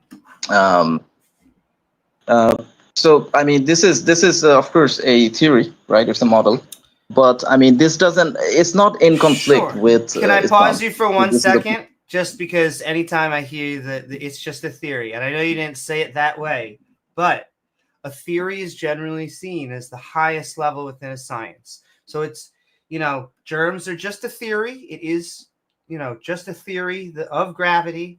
They are the highest level because we use facts to build theories. But that's why evolution is seen as the backbone of modern biology, because it's so foundational. And real fast, Robin, Okay, but thank you so like, much for the super chat. Robin has a quick question for you. She's asking if Muhammad rode to heaven on a winged horse. Oh, I would love to know that one. It's a pretty great question. And can I just modify it? A winged anything, because I know the common apologetic is it's not a horse. But I'll modify it. Did Muhammad fly on a winged something?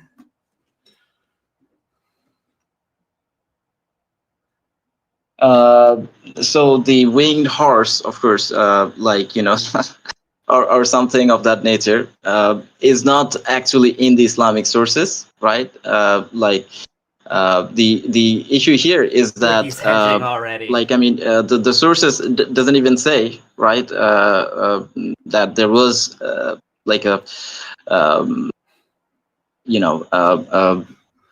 for example, the Jariya Prophet Muhammad. Wait, hold on 1 second before you. What do you think? I mean, it's an unknown creature. We don't really know what it is. Like, according to the authentic texts, we don't really know. But we know that it definitely didn't have wings. And it only took Prophet Muhammad to Jerusalem, on whom be peace. So and, wait, hold on. Can I pause you again? Because I accept your answers. I just have to probe properly. Okay, it doesn't have wings. How did it get him there?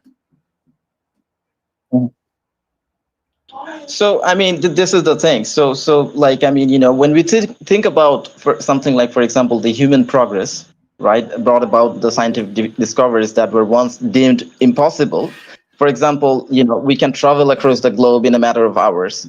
Thanks to the metal vehicles. I just wanted to say Southwest. We have developed spacecraft that leaves the Earth's atmosphere and journey to outer space. The theories about black holes that can swallow light and traverse space and time. Preambling. We have done amazing things. How did that horsey thing get from one layer to another?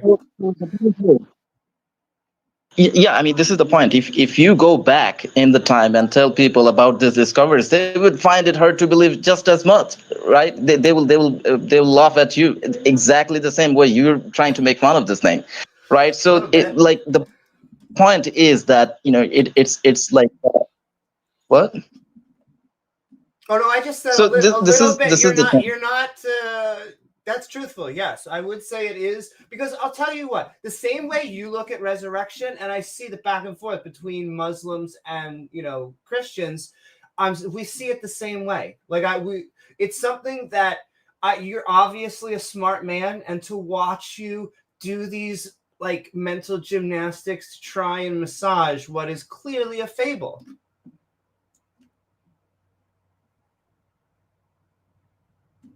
Am I wrong?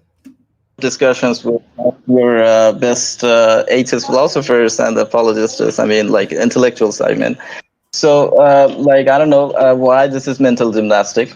I'm just is there something wrong with? Anyway, you know what, guys? I'll tell you why. I tell you why, because I don't mean it. Again, I'm not trying to ad hom. What I'm trying to say is that to us, it seems like a very silly claim. It doesn't need to be. And so it's put on the pedestal of some sort of miracle. But when you're saying it doesn't have wings, well, if it was just a horse-like creature, and you didn't say how, but if it just galloped, it's not quite a miracle. I'm sorry. Why is it not a miracle? What's the miracle? Well, this is like when we get people who try and say, listen, okay, it's true that they parted the Red Sea, but it was actually low tide, and so their feet got wet. But the miracle was they didn't get athlete's foot that day. At least that All right. seems to be the way we No. get it. I can save you, Isan. This is a pretty easy position to defeat. So, can you imagine or can you conceive of a world that is self-existent without a god? I don't think, like, from a metaphysical possible perspective, no. I'm asking about logical possibility. Can you logically conceive of a world that Oh yeah, okay, exists so by its own yeah, nature with no god? I mean it's yeah. So the Is that a yes? yes, I can imagine people trying to conceive of such a world, but the question isn't just I'm about the asking if imagination, right? you But it's can. about the metaphysical possibility. I'm asking if so. You're in Well, logical I mean, possibility yeah. with your argument. You're not in metaphysical possibility. You're in logical possibility. So that's why I'm asking. So can you logically conceive of a world that exists with no god?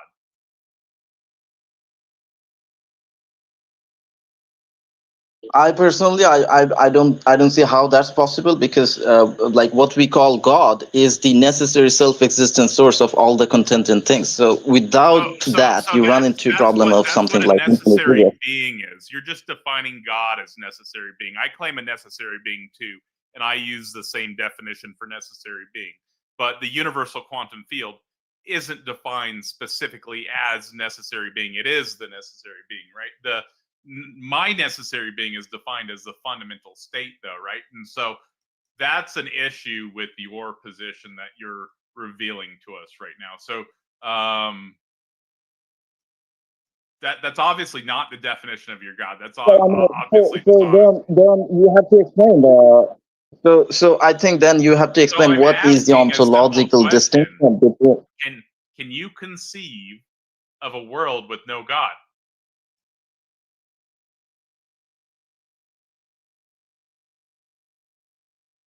Without God, but the universe would be contingent and limited, right? With no ultimate explanation for why it exists. It doesn't matter if it's infinite regress, if it's brute fact. It doesn't matter. None of that matters. I'm asking if you can conceive of a world with no God. I mean, I would think that you would, based on your position, you would probably just conceive of a different necessary being, like some type of fundamental substrate, like a field of energy or whatever. But even if you don't do that, you still are in the realm of logical possibility. Literally, the statement, not God world, is what you would have to provide a contradiction in. But I'm asking you, can you imagine, like you can imagine a taco in your brain,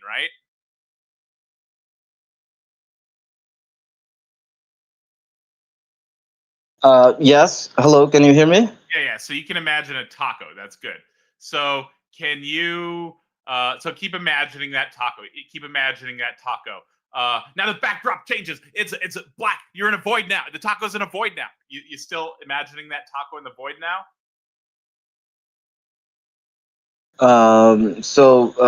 Like, I mean, yeah, okay. So like, I mean, the thing is that did you imagine I can imagine a taco.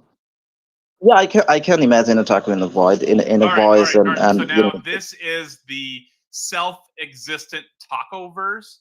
It exists by its own nature, whether that's infinite regress, brute fact, or necessary being is irrelevant. At this state, this is a taco that exists by its own nature in a void. It is the taco-verse, right?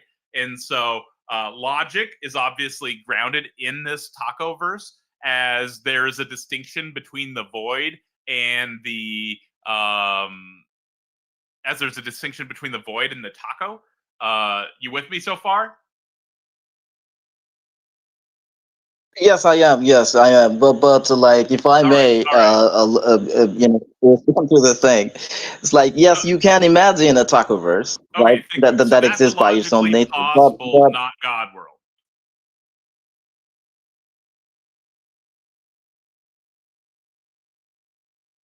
it's just imagination. It's basically just imagination, and that doesn't really solve the explanatory That's what problem. logical The possibility is, tacoverse, Isan. That's what logical possibility is. It's anything that's not contradictory. And so that is a logically possible, not God world, correct? yes, it is, but you All right, still all have right. the same So logical. I'm going to present my argument. So do you agree with premise one? Okay. Necessarily, Isan, listen. Do you agree with premise one? Necessarily, if God exists necessarily? Yeah. Okay. So You agree with that? if God exists necessarily, I mean, Necessarily, if God exists necessarily. Do you agree with that? yeah, I mean, I agree with that. That's kind of the idea that if a necessary being exists, it cannot not exist. Yeah, I thought so. So premise two, which you already granted, possibly God does not exist. Are there any issues with that? Okay.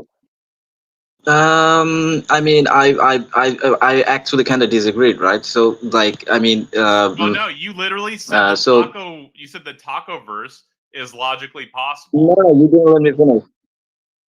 Yeah, I mean, it is possible that God does not exist. That's just talking about a logical possibility, right?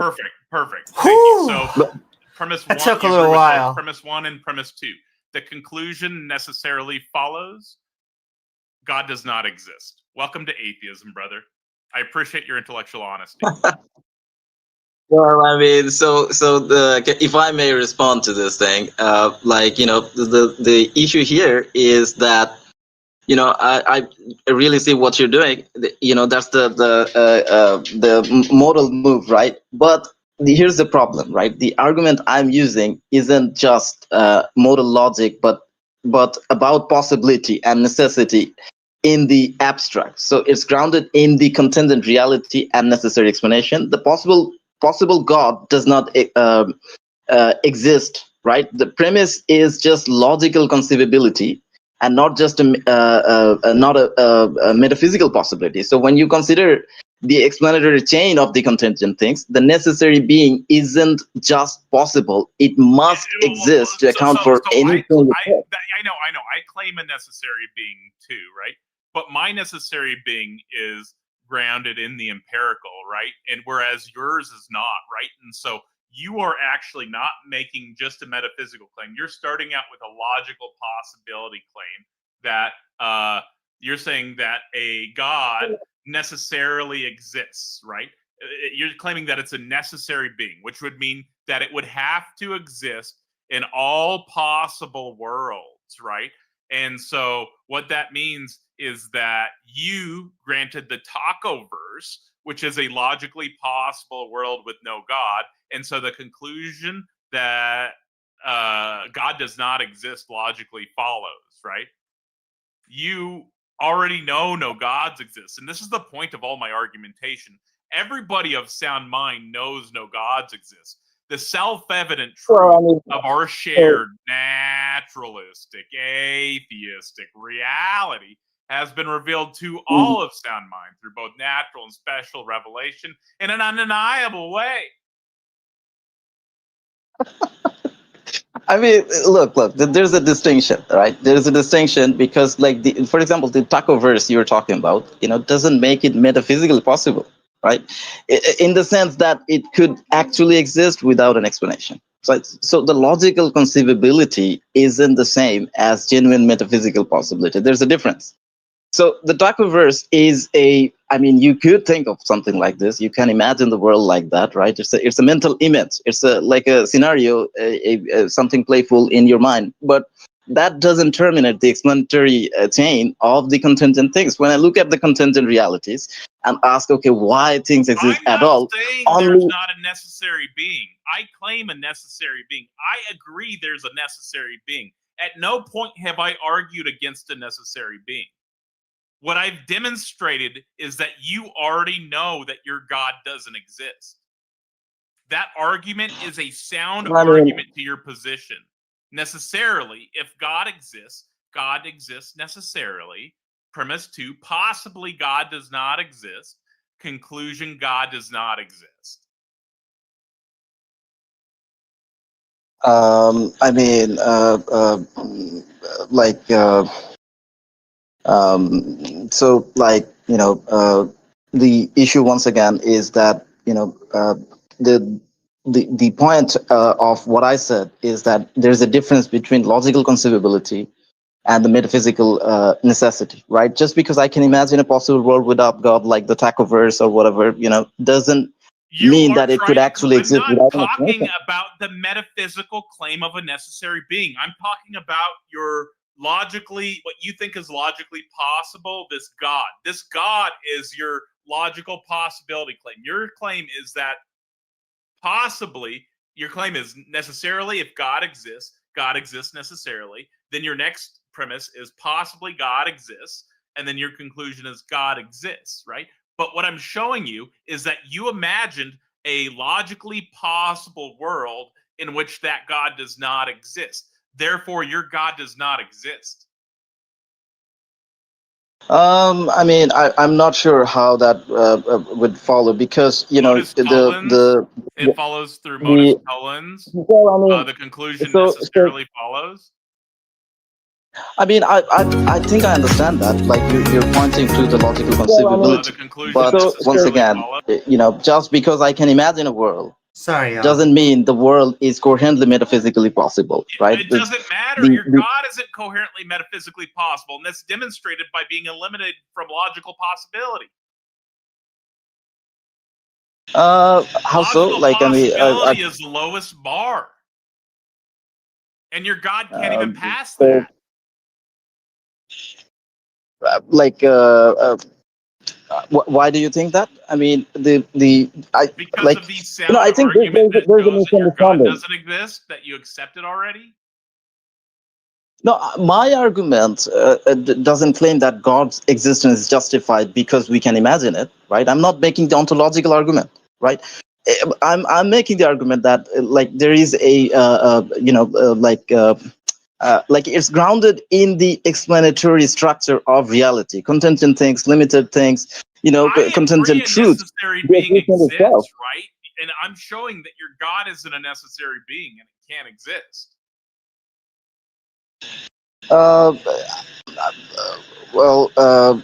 You already accepted okay, so you already accepted the argument, Isan. What? The argument is sound in your position. You already accepted the argument. Nothing of what you're doing here is helping your position or changing anything. You're just arguing against the wind. This is the leading argument in the field right now against necessary being gods. Is this really? Like, I mean, it sounds recently. Well, I mean, so the issue is that you're basically saying that that you agree with the necessary being exists in general, but here's the thing, like, the goal isn't just to assert any necessary being. It's to show that a necessary being must have the attribute. So a necessary being exists in all actually possible worlds, right? So does your necessary being exist in the Tacoverse? So I mean, it's a logical possibility. Is what you said, right? Tacoverse, right? So do you think that everything that is logically possible is actually possible? No. In imagination, you can picture a Tacoverse without God, but imagining something doesn't make it metaphysically possible or impossible, right? No. The Tacoverse, like all the bro, listen for a second. You're just making yourself sound like a conspiracy theorist. My necessary being isn't defined by what we can imagine. It's defined by what So a must exist to necessary- ground a all the content in necessary reality and the necessary truths. Isan, a necessary being is simply defined as something that has to exist in all possible worlds.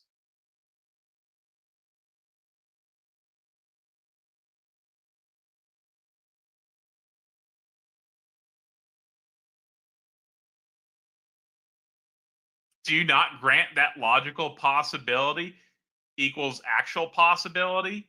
Because you would have to hold that position to claim your God. So is that not something you think?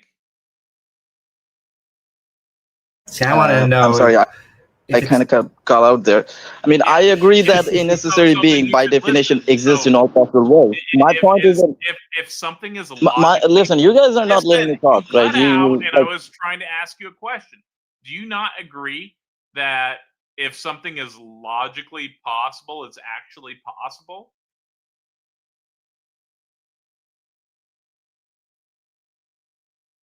Like not in the metaphysical sense. I mean, so it's like, okay, this is a good question, right? This is a different modality. Isan, this is a different modality. Okay, listen. So I agree that the logical possibility is a starting point, but not everything we can imagine is metaphysically possible. Just because I can conceive of a tacoverse without God doesn't mean such a world. When did I ever say everything is metaphysically possible? I never said that, and I would never say that. Okay, I mean, this is the thing. So, like, you know, the issue here is, once again, that like, you know, logical possibility is about the coherent ideas. And when it comes to metaphysical possibility, it's about what could actually exist They actually and brought explain up the world the Quran. itself, right? So I mean, I think Rare for a like Muslim. that actually, what you said aligns When with talking my with an point. Like atheist, imagining anyway. something like a tacoverse, you know, doesn't make it metaphysically possible. My argument is I'm what simply going to say must that exist. logical. Then I'll simply respond with my own position on modality, and that the only things that are actually possible are things that are nomologically possible, and then a limited metaphysical possibility based off that nomological possibility. Right? And so I can just say, I know your God doesn't exist because it's not even possible. That's what you're sure. doing. You're just taking your possibilities. We're talking about a necessary being here. Your God is only possible to you in the logical realm. You have no other position there. That's not true. Can you explain this more clearly? Maybe I'm not explaining this clearly enough. I know you're like five times as smart as me.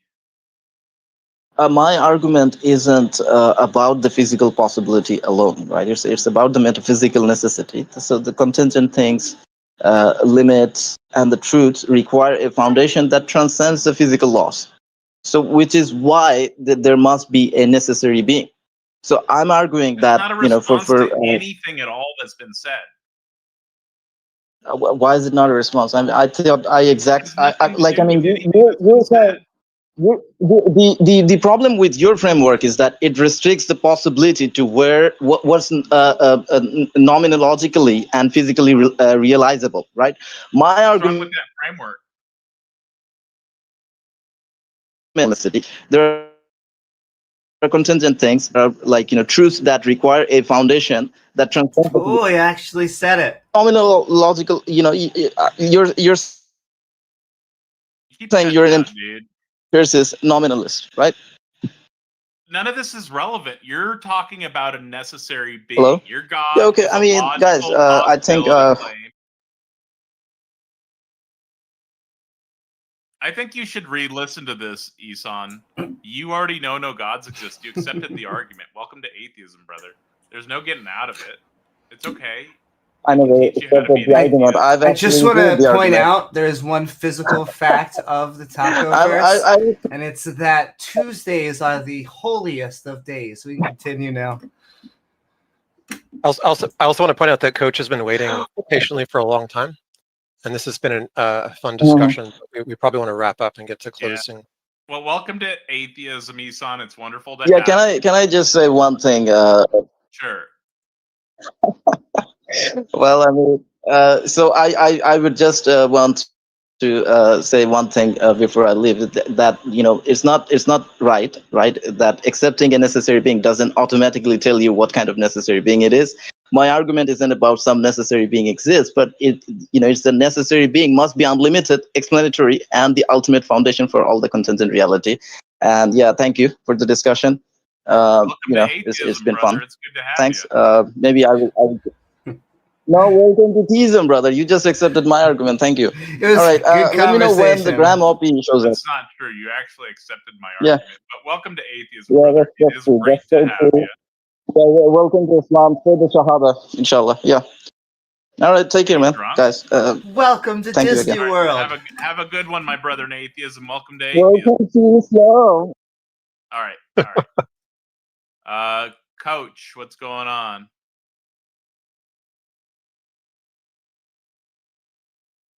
Hey folks, thanks. That didn't feel like a really interminable wait. Is that what the fuck image is that? I didn't What see. happened to him? Can we bring him back up? Yeah, give me a second. I gotta double check this image. It's just some dude holding some like rosaries or something. I don't know what it is. Oh, I'm just making sure. It's small on my screen, so I can't tell. It's not pornographic. He's wearing pants. If that's what you're worried about, there are pants. Yeah. All right. We're good. I pulled him back up. Okay. I just had to double check on the AV thing because it's too small on my screen. Yeah. Am I Sorry. Welcome audible? back, Coach. There was just a brief concern that your picture might be pornographic, but it's. I'm not clearly used to being censored for being pornographic, but It's okay. I'm not quite sure. After looking a little Um, bit further, it's a nice set of abs. You can continue. Thanks very much. Okay, so I wanted to, it's a bit of a change of tack, hopefully. I wanted to comment on something, I think it was UX, I could be mistaken, but something that someone said earlier in the context of the Baha chap. And it's quite complicated, so I might have to condense and use some referent language. And if you don't like the terms I'm using, we can get into that. But basically, what I heard being said was an identification of, let's say, different traditions within the world religions, and a kind of a distinction, which I think is real, between the more orthodox and literalist and clericalist forms or sects within religions versus more, I'm just going to use the word contemplative, but I'm trying to capture quite a lot of distinction with that term. I'm talking about less centralized, less orthodox, less literalist, generally speaking, more internalized, more initiative in their theology often. And I think that this is a perfectly reasonable and meaningful distinction to make between traditions within faiths. But then there was a sort of a general statement along the lines of, I don't want to misquote, but I got the sense of something like, well, hey, I view the movement towards the more, let's say, contemplative side of faiths or tradition as a generally positive one. And I wanted to kind of push back on that a little bit. Firstly, I share the sentiment, and I used to share it more strongly. Like, I'd certainly prefer to live next door to a Sufi than a Salafist, or even a Hanbali or Hanafi.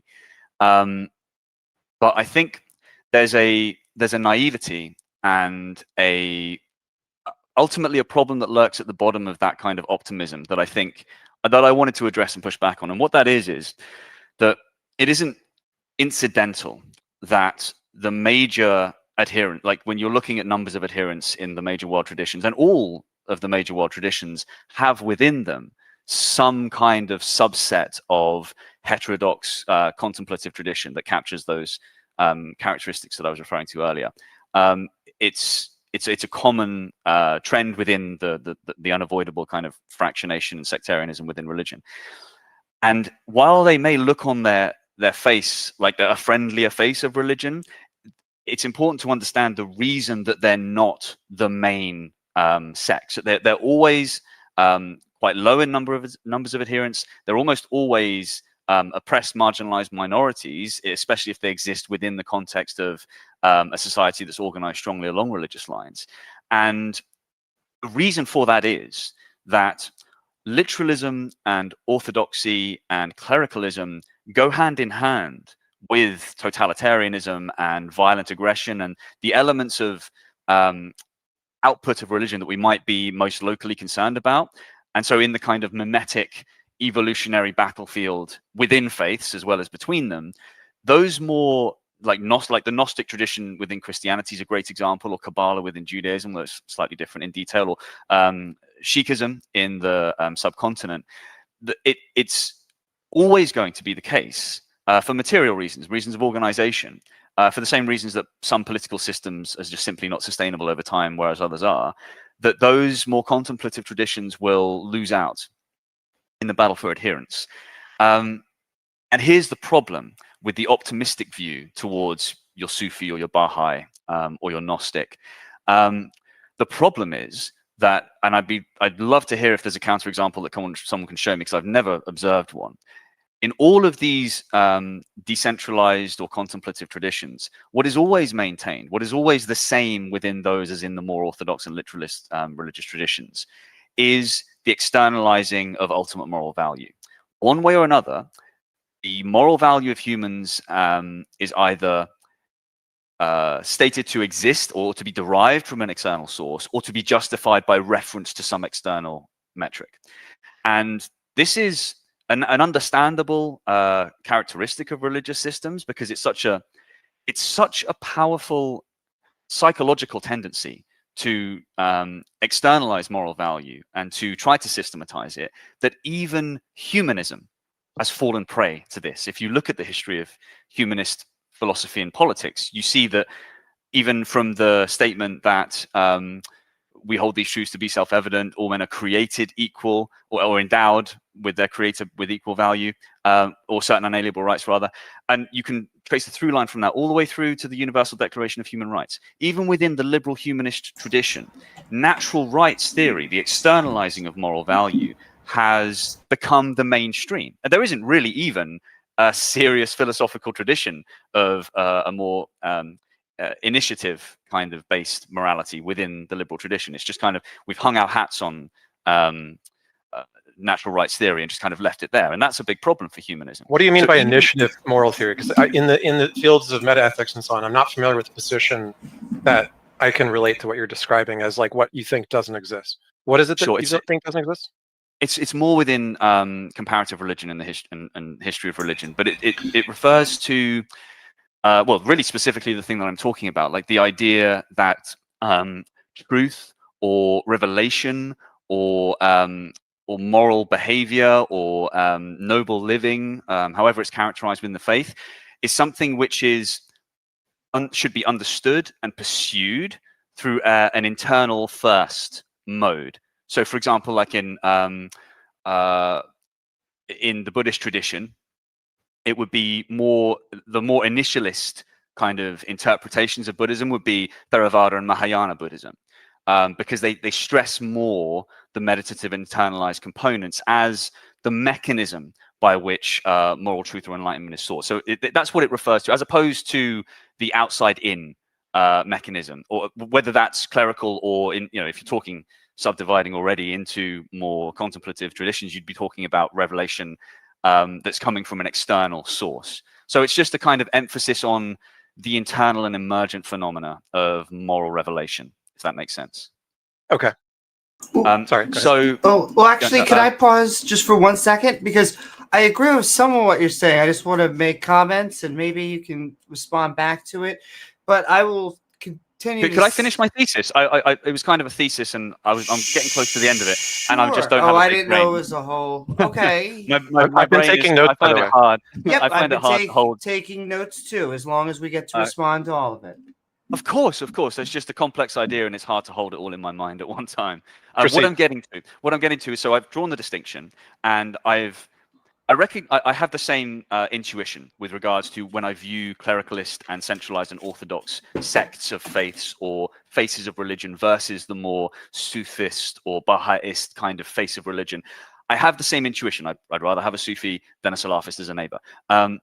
But like I'm saying, the Sufist, just like the Salafist, fundamentally still believes that salvation and moral action and the moral life is something which comes into the human condition from an external source. And one way or another, and the language of this phenomena changes in all the contemplative traditions, even in the deepest sources of Christian Gnosticism. I've only read in English in translation, but in the Apocrypha, I've never seen it anywhere that the concept is fully overturned and the Nietzschean ideal or challenge is met, whereby it is proclaimed, you, the human, must necessarily take and hold ultimate responsibility and authority over your own moral life. And even, like I said, even in Western liberal humanism, that was shirked. That duty was shirked. And the problem with that is, because of the material factors that I was referring to before, the tendency towards more totalitarian systems and more clerical and liturgical and literalist systems tending to dominate and outcompete more interpretive ones, which is just a historical truth, I would argue.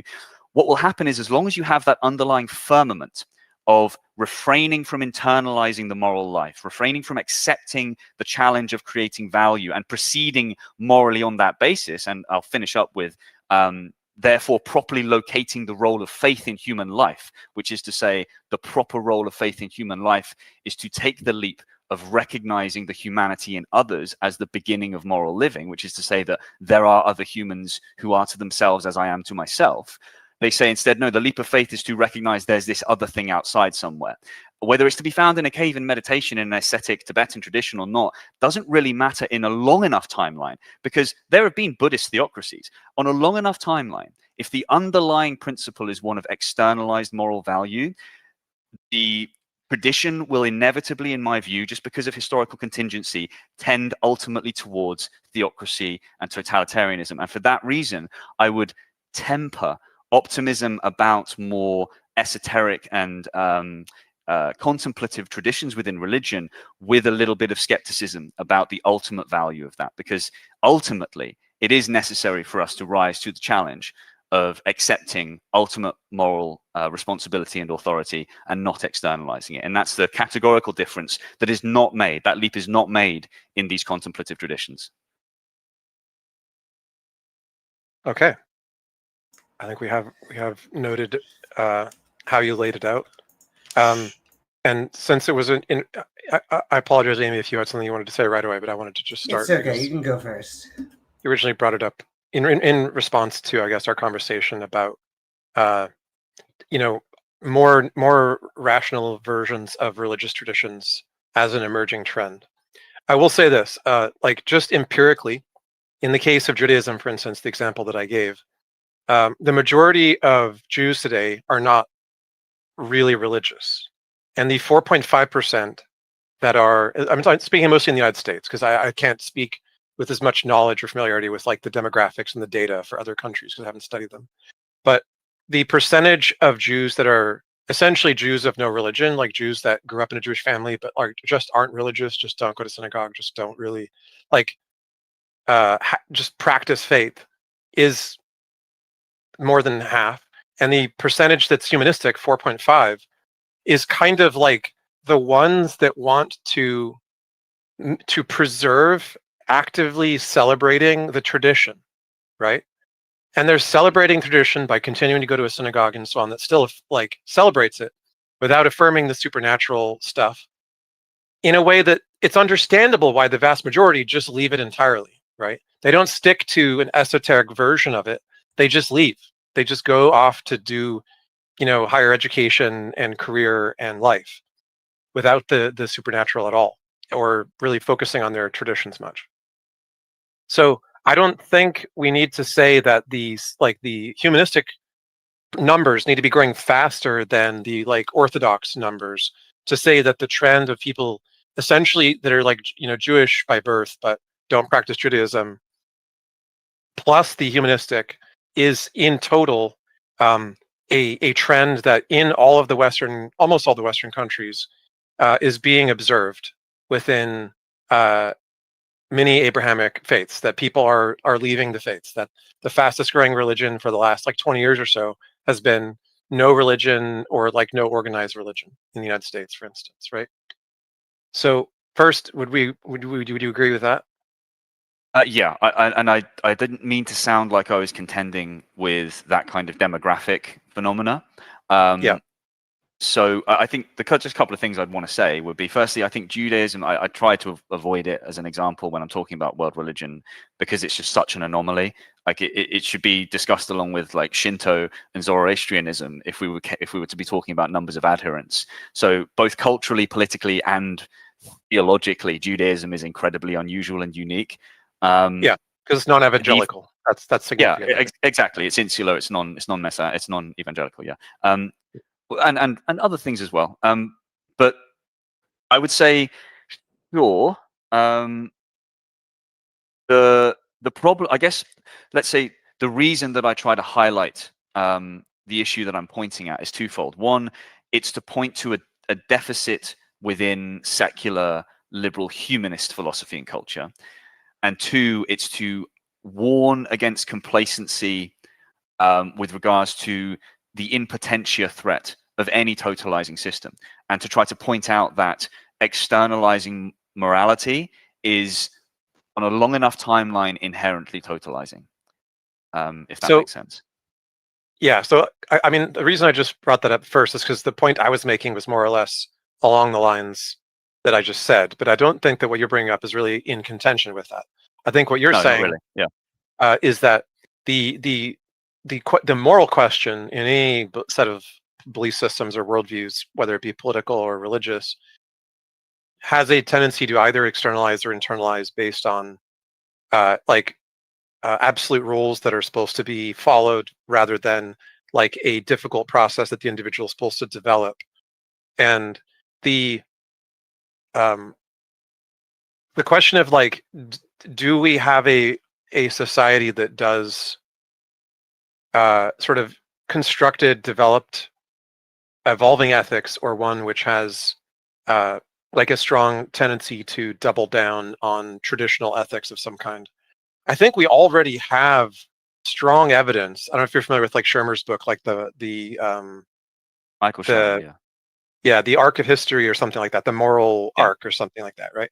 Where he talks about like it's easy to miss if you don't pay attention to all of the data points, the overall trend. And the overall trend is that all belief systems, including religious ones, keep getting more and more kind of in a friendly to people direction, even if there are lots of setbacks, which make it feel like in any given time period, there's this strong like reactionary push back towards clericalism or fanaticism or something like that.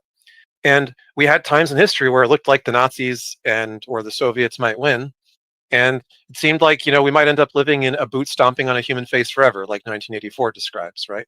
So both religious and political that can never periods happen have existed again. where there's retrograde periods or kind of slides. But the overall trend seems to be that the winning strategies are the ones which have the most trade potential. And there's economic and mathematical reasons, there's game theoretic reasons why getting along with everybody else is better for business than being like highly insular. So let's just take a country, the opposite of, you brought it up yourself, Salafism versus Sufism. And I have Salafism in my family community, and I have Sufis in my family community, right? And Salafism is the official ideology of Saudi Arabia, the Kingdom of Saudi Arabia, which is an absolute monarchy that literally would just cut your head off if you disagree with them politically. Religious extremism is just an extension of political extremism, right? Like the reason that they have such an orthodox church is because the government is so orthodox about power. And even they're dropping lots of restrictions and like sort of limits on women and other people for business reasons, not because of any like deep moral change in the beliefs of the people who are enforcing or executing these rules, but because the king wants to make business more friendly to outside investors, right? So there's historical trends that are, broadly speaking, pushing people towards what I'll just say are like more human-friendly ethical trends, irrespective of what meta-ethical reason they cite as like their belief system. And that kind of doesn't matter what their meta-ethics are that much, because the material conditions are such that getting along with other people in the long term is a more winning strategy than like doubling down on being nasty to other people. Now, what I still want to ask though, what you brought up like a Nietzschean example or something, and I also thought of like virtue ethics, a sort of Aristotelian ethics when you talked about like an inner process, cultivating the inner development rather than like some external set of rules. Who do you think explains the moral framework that you think is being like adopted or promoted or whatever? Is it just Nietzsche, or is there someone specifically you think is a good meta-ethicist or normative ethicist that you think you'd point to as an example of what you're decrying the lack of? Geez, that's the hardest question for me, because the answer is me, right? Which is not going to be satisfying to you. So there's. I mean, hey, if you write something, that could be the answer. Maybe you're going to write something good. Well, I have conversations. Yeah, and I do write things as well. But okay, I've got note paper as well. I don't want to have to put on a kind of a hat of arguing against Michael Shermer and the arc of moral history kind of argument and demographic argument, but there's a couple of things there that are relevant to what I'm saying. I think most of it's orthogonal though. Like Michael Shermer doesn't really address at all what I'm talking about. I'm not suggesting that to answer the challenge of so it's my belief that everybody necessarily authors their own moral values, whatever the narrative they tell themselves or other people about that, right? That's just something that I believe is true. My proposition is that people should acknowledge that and adopt and accept the responsibility and the authority that is necessarily theirs. I don't then say it necessarily follows that we have friendly, cuddly systems of government or organization. Here's the thing. I can accept that I am the moral author of my own moral world, that I create my own moral values, and I can even go so far as to recognize that to my view, the only sacrament that makes sense is the sacrament of witness of that sacred human presence in another. That is to say, you are to you as I am to myself, and I will act according to the truth of that, which I believe is a faith-based act, because it cannot be known. Like there's no guarantee that other people will reciprocate. You're saying it's a leap of faith. Absolutely not. To believe that if you do the right thing, that other people will do the right thing. Well, it's contingent on things like trust and communication. Absolutely. So it's in the realm of contingency. That is to say, it's beyond the knowledge of self and therefore contingent and ultimately faith-based. But it's that he said it. That leap is categorical, because once you do that, I have a bingo card for the word choose contingency. You recognize that you're doing it in a world of beings that are as you are to yourself. I mean, you could even argue that doesn't matter, but I guess I don't know. I just assert that. I think a lot of highly orthodox people would affirm statements like that and still hold to their system. Yeah, sure. Right? It's where they get that from, though, right? Like they like it's anyway. Let me finish the point I was making. The point I was making was I can do that, and I can then go on to say, now I'm going to kill you and take your stuff. I can just have that value. That escalated like, there's nothing quickly. that says that love and co-fraternity and brotherhood and cooperation follow from a proper adoption of moral responsibility. So it's kind of meaningless to me whether it seems like there is a general trend towards, I don't know, pacifism or cooperation or trade or not. So that's the first. That's why I'm saying it's orthogonal to the point that I'm making, because I'm not talking about ethics, really. I'm talking about basic moral truth and about this threat that I view as being embedded with any system that externalizes moral value. But then I would go further to say I also am skeptical about that narrative and about that data. I would say we're probably always lagging at least 10 years behind the reality of the world. And you can massage data to make it look however you want. If we were having this conversation 30 years ago or 20 years ago, we would have been living in the world of the end of history and Fukuyama, which we've manifestly now emerged from, and that wasn't the world that we thought that we were living in. I think we could be living in a similar world with regards to secularism and with regards to its prospects for the future. I don't have strong, confident beliefs in that realm, let's say, but I'm a little bit more skeptical about that. But I'm trying to separate those questions from this underlying question of the categorical distinction between also like even, and I keep saying, liberal humanism makes the same mistake by externalizing moral value in the form of natural rights theory rather than doing the hard thing. And so you did ask, like, who would I point to? I find Descartes was very useful in helping me to begin to, I mean, I don't like his formulation, but I think therefore I am is a good starting point. He also thought you could torture animals because they didn't have souls. Yeah, absolutely. And Newton was an alchemist, and so on and so on and so on. This is why I'm more interested in philosophy than I am in the history of philosophy, and it's why I always do. I know I can go on sometimes, but I do try to use natural language and try to minimize the degree to which I use historical history of philosophy reference when I'm speaking. But the other one would be Nietzsche. Not because of the totality of his work, but really because I think he was unique in human history as being the one who properly articulated to humanity globally the challenge that I'm referring to. And once that's done, it doesn't need to be done again. He's as close to a prophet as I think you get in properly constructed humanism. We've just failed. We've failed since Nietzsche. No one will ever need to propose that challenge again once it's been done. We've just failed consistently to meet it. So he has a kind of a special place, I suppose, in my own canon. But again, it's not him that's important. Like, I can do it just as well for myself, and I encourage others to do the same thing. Like Aristotle, Plato, like, they are not important as men. The ideas that they expounded are useful. And that's one of the differences between religion and non-religious thinking, in my view. Okay, and yeah, I appreciate that. Like, you laid out your explanation without using too much jargon, so that someone who's listening to this who doesn't like study metaethics could follow what you were trying to say more or less. The only term that really threw me was initialist, and I do read the literature somewhat, and I just hadn't really heard that one in the moral realm.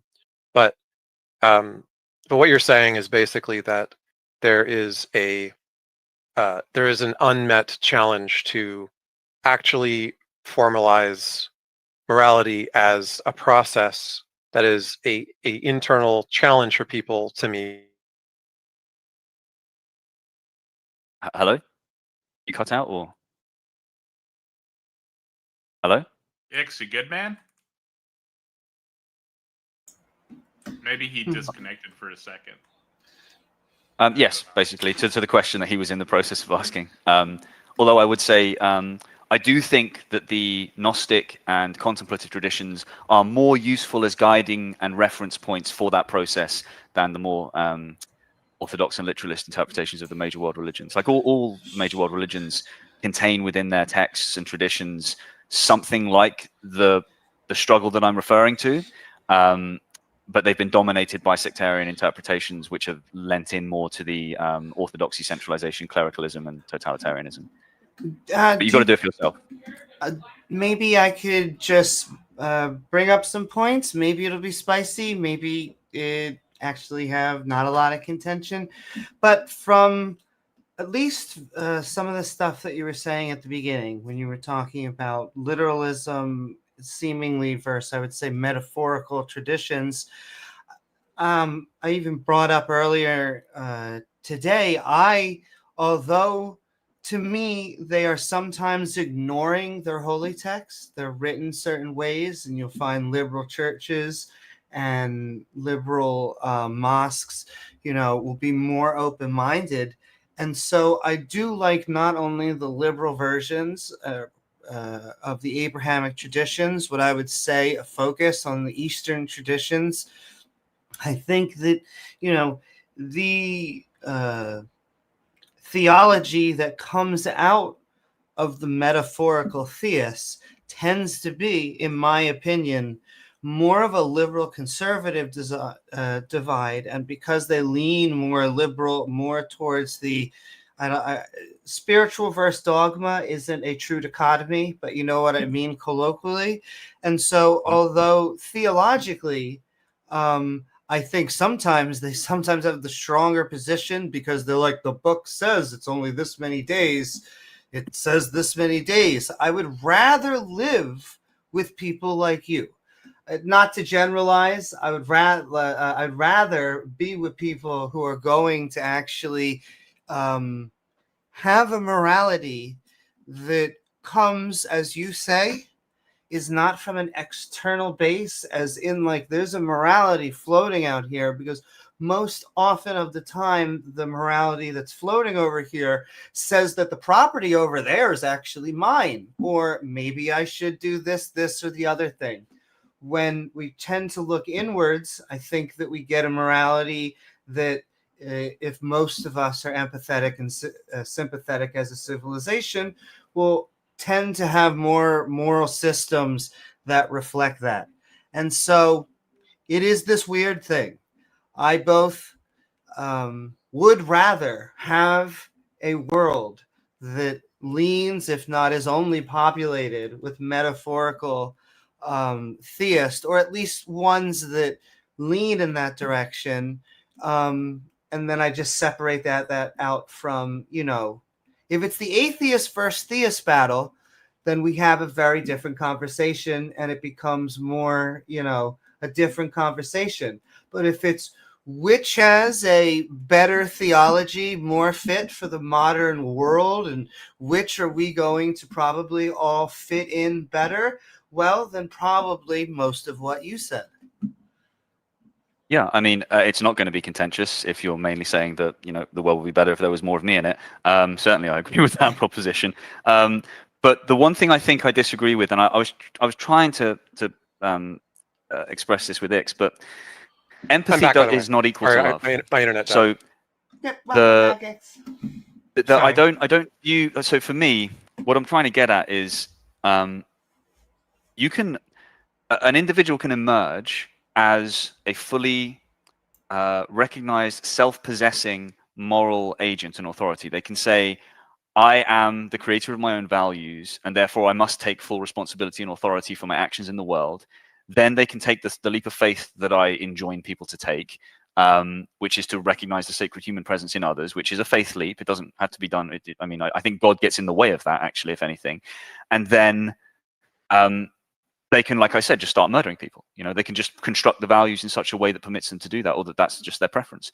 And empathy is necessary for taking that faith leap, because you have to see something like the process that you witness in yourself in the mind of another, behind the eyes of another. This is why I can't proselytize these beliefs across Discord, because it just doesn't work. I'm just some fucking voice on Discord. Are we not allowed to swear? Sorry if we're not.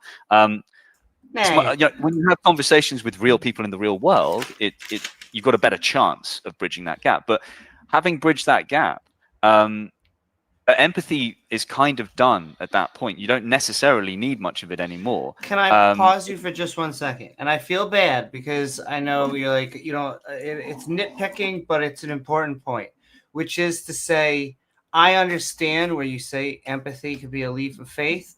I think that to me, it is viewed as more just we're putting someone else in our shoes or in their shoes, and we're just trying to understand them. We've maybe in a similar situation. I think it's more of an emotional thing.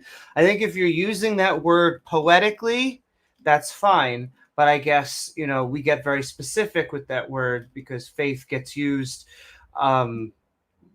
for different meanings depending on different theists. Let me be clearer then. When you say, I put myself in the shoes of another, the faith leap that I'm referring to is your capacity to even make a statement like that, to say in the shoes of another. In saying I put myself in their shoes, you are affirming the presence of a being that is not yourself, that is like yourself. And that's the basic precondition for moral life, in my view. And it's embedded within that statement, but it's making conscious that fact that you are. I keep saying the same thing. You're making that leap of faith because you can never be known to you that there's anything behind the eyes of another person, or that there's anything other than the phantoms of your own imagination going on when you're hearing the voices and seeing the expressions on the faces that you see. You have to operate as though the suffering of others is like the suffering that you experience. I'm doing it right now in this conversation by assuming that when I say these words, something emerges in a consciousness that I'm calling yours that would be like it would be if someone said these things to me. That's a leap of faith. there will never be evidence that it's true. And so when I'm talking about that faith leap, that's all I'm talking about. That's the basic ingredient of moral living. Once you've populated the universe with other moral agents like yourself, and it doesn't have to be everyone. I'm not saying you do this for one person and then it scales up to the whole of humanity automatically. It creates a problem of distinction, of categorization. Who is real enough to me to be treated as themselves and who is not? But What I'm trying to get at is that, okay, one more. No, finish whatever. I'm sorry, but then I just want to respond. what I'm trying to get at is that I can do that for, let's say, a Wahhabist jihadist, right? Who is my enemy, my committed enemy. I can't share the world with this person. Like, this person is a death enemy to me. But I can recognize that they are to themselves as I am to myself. And I can treat them as a moral agent, the same as I do for my family. But what follows from that is not that I love them. It's my empathy only serves to help me destroy them better. Because if I understand them better, then I can control and destroy them better. So the relationship between empathy and love is not as simple as I think is often assumed. I hope I'm making sense now. No, so you're making sense. It's that we, I think, are going to have a continued opposition to the word faith because of how it is used, and it is almost used. I mean, I'm making a very American joke here, but it's like hot sauce. It can be used on anything. And I find that there are more appropriate words, and a lot of theists will go, sure, like I'll give you an example. A lot of it we could say hope. Like, you are saying English right now, you're hoping that, you're making sense logistically and, linguistically, but then you hope you're making your statements are hitting home and things like that.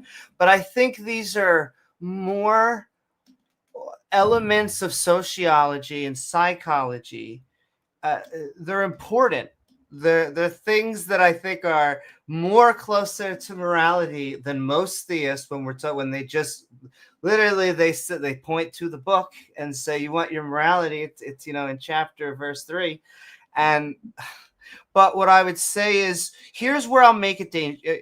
You have I would say, a hate and a danger for something that I have I would say, a fear of as well. And I share it, but like, it's this, I'll tell you the sick notion of wanting to be a suicide bomber. Okay? The sick notion of wanting to be a suicide bomber is actually thinking, I am going to murder myself and all these people. And by the time I'm done, oh my God, I've done such a good thing. And that, it is like the atypical, almost stereotypical, I would argue, anti-theist argument. And I get that you're almost coming in here and trying to make literally the opposite opposing argument. But I guess as atheists, we would have to say that faith word, it can be used to do charity and, just sit out there and do blood drives. And yet it could make 747s go into skyscrapers. And that is, I would argue, the danger of faith. I would almost say high level faith, and not what you were speaking, like empathy wise and all the other stuff that we've been going into. But do you understand what I'm saying? I do, and I'm so glad that you said this for two reasons. One, I really want to talk about this topic. I don't want to tax too much people's patience, so just tell me when I've talked for too long. But two, because we've actually found some real point of contention now. We strongly disagree about something. Okay. A big part of what I've recognized is just a necessary project for me now is in the denial of linguistic territory and superiority to religionists and theists and totalitarians of all stripes. It's just not the case that faith is not the right word for what I describe. It is the case that for centuries, and even throughout the entire liberal revolution, words like faith, and in particular in the modern context, this didn't used to be true about 100 years ago if you study literature, but very more recently, certainly since the post-World War II era, the word love as well has been language which has been seeded by liberals because they think that they have to be absolute materialists. It's been seeded to the religionists, where to the point where, as an adult non-theist in public, speaking about love is almost, it's kind of uncomfortable. Like talking about brotherly love and co-fraternity. Now, this wasn't true 100 years ago. This wasn't true during the time of the founding and the inception of the modern liberal revolution. And that revolution would have been impossible if that had been true. If the French could not have spoken of fraternity and love if their language had not been couched in the language of love of humanity, the revolution would have failed. Monarchism would have prevailed. So it's absolutely necessary that we recapture and recover these very potent words for, I think, a more. But can I pause you again? Like, Sure.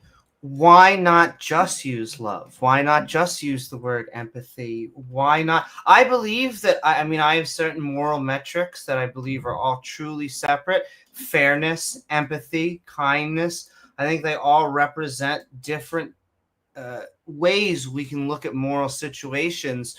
But I guess, is it really the hill to die on, this one word? What makes faith better than all of the other words that we've been using? It is the hill to die on. And this is really like the center of the thesis of everything that I've been talking about, because the central issue that I'm trying to draw attention to is that there can be no moral life, whether you're naturalist or not. There can be no moral life without faith, because there can be no empirical demonstration or objective confirmation of moral claims. To live morally is to take a leap of faith in some direction or another. Now, it's been the preserve of those who externalize moral truth to claim the term faith, but we need it as well. By trying to say, well, you know, we just have natural rights and they just derive from the universe and leave it at that.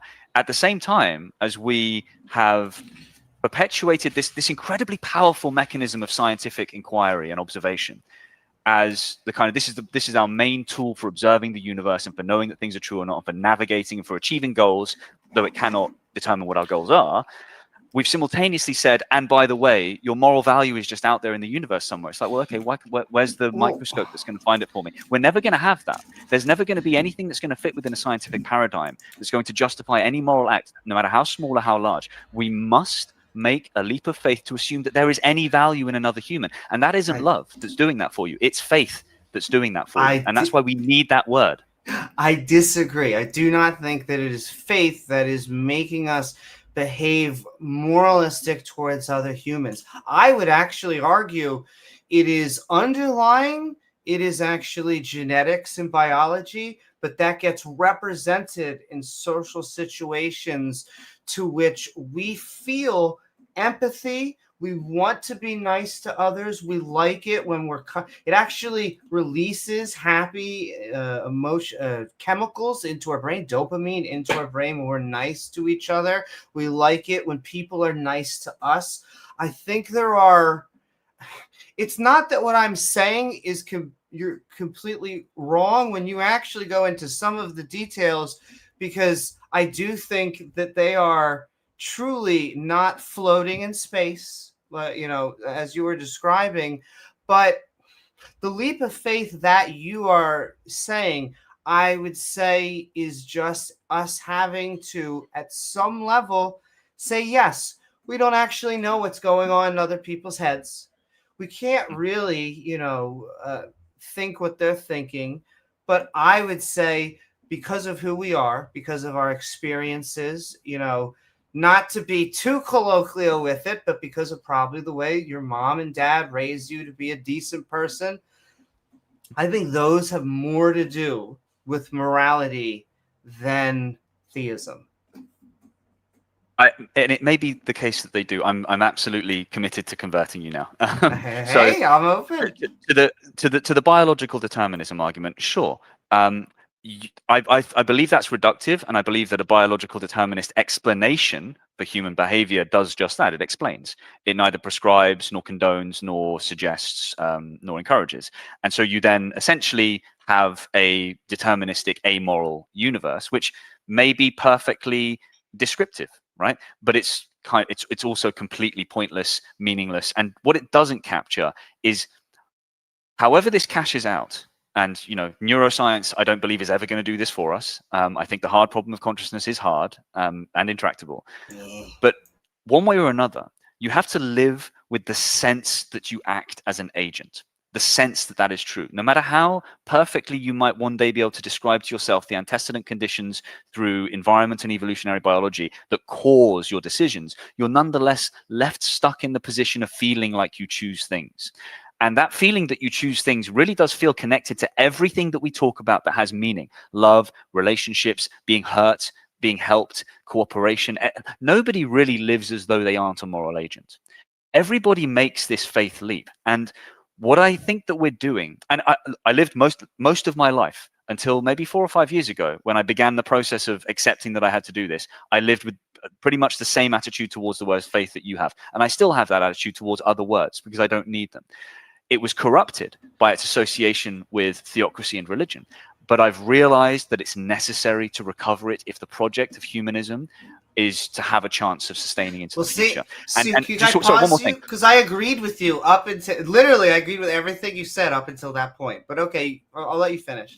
Well, so if my experience is not enough to suggest that you start working on thinking critically about your relationship to the word faith and why you have a kind of battleground mentality, which I used to have around that word, I'm suggesting think that it's because of associations that aren't necessary to the word. Recognize that in rejecting the word, you hand it over to your enemies. It's incredibly rhetorically powerful for good reason to be able to talk about faith and love, and faith, not just love, but faith as well. And finally, this is probably maybe not going to be as convincing to you, I don't know, but I know that it's convincing to others and it's important to me. Adopting faith, just faith, as a component of my own worldview in the very limited ways that I'm suggesting that it's necessary, right? Doing that has opened the door to my appreciation of the tradition of Western literature and philosophy in a way that was closed to me for the rest of my life before that. I can read really all of the foundational texts of the Western canon, which one way or another trace back to the Judeo-Christian tradition. I can now read them, and even the classical tradition, I can read them now in a way that allows me to continue to exclude the Judeo-Christian God from my understanding of the human component of what I'm reading, whether it's literature or philosophy. But recognizing faith gets me into that tradition. Like I feel that I'm now living within the tradition of the Western canon in a way that I always felt like I was observing it before I recognized that faith was a part of my life. And it hasn't moved me one iota towards risking becoming a theist, not even a little bit. Well, I will say, and I'm going to go in opposite order, there is actually one great use of philosophy. I'm being tongue-in-cheek and serious at the same time. I would say the best current use of philosophy is actually counter-apologetics. It's that understanding how these great thinkers came to be, how it eventually, I would argue, came to natural sciences, natural philosophy into science. But I would argue you're right if we just go, faith is bad, nothing else. What I would say is we have to explain or argue why faith is an inappropriate word, if I could speak English, why faith is inappropriately used, and offer alternatives. I would say like things like hope. We have hope and trust in our partner that they aren't cheating and they are loyal, things like that. We have, hope and trust that the people that we're working with in our day to day are trustworthy people. In colloquial language, if someone were to just say, oh, I just have faith, in my wife, I feel like culturally we shouldn't, I shouldn't go, oh, you're using faith, blah, blah, blah, blah, blah, blah.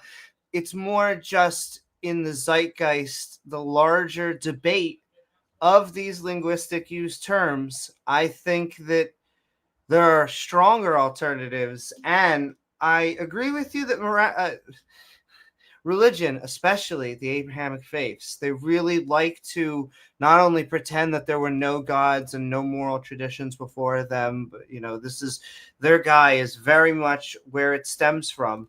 I agreed with your first portion, which is I actually do believe we live in a deterministic amoral universe. That is to say, it's as cold and nihilistic as the stereotypical, goth version of a, atheist. What am I trying to think of? They wear on their fedora wearing. There we go. It is like that. However, I also agree with the other notion. Although it is like that, and the universe, it may already be determined whether we're going to help the old lady cross the street. Well, in the, realm that we live in the, Newton's base laws that we find ourselves, we should probably just help the old lady cross the street. It helps her out. It helps us out. And we're not thinking about, oh my goodness, at the, Googleton end of the heat death of the universe, it's not going to matter. So maybe we should just push the old lady instead. Also in reverse order then, I agree that both things seem true at once, that the universe is cold and amoral, and yet that there appears to be more to it than that. And I'd say that it's not a contradiction, and for this reason, that the external universe is cold and amoral, but actually the universe that matters, which is really the entire universe, because the external universe only emerges in my own consciousness, is entirely colored and painted with moral valence and meaning, because I suffer and I experience joy and love. And when I can take the leap of faith, that I will get back to see that old lady, you see, here's the thing, whether I push her or whether I help her across the street is meaningless unless there is something that it is like to be that old lady. That's what makes her different from a rock that I'm rolling across the street. Sure. In order for there to be something that it is like, for there to be that old lady, in my conception, I have to take a leap of faith. And I'm glad you said hope, because I'll draw quite a sophisticated distinction, because we're getting quite sophisticated with the language now.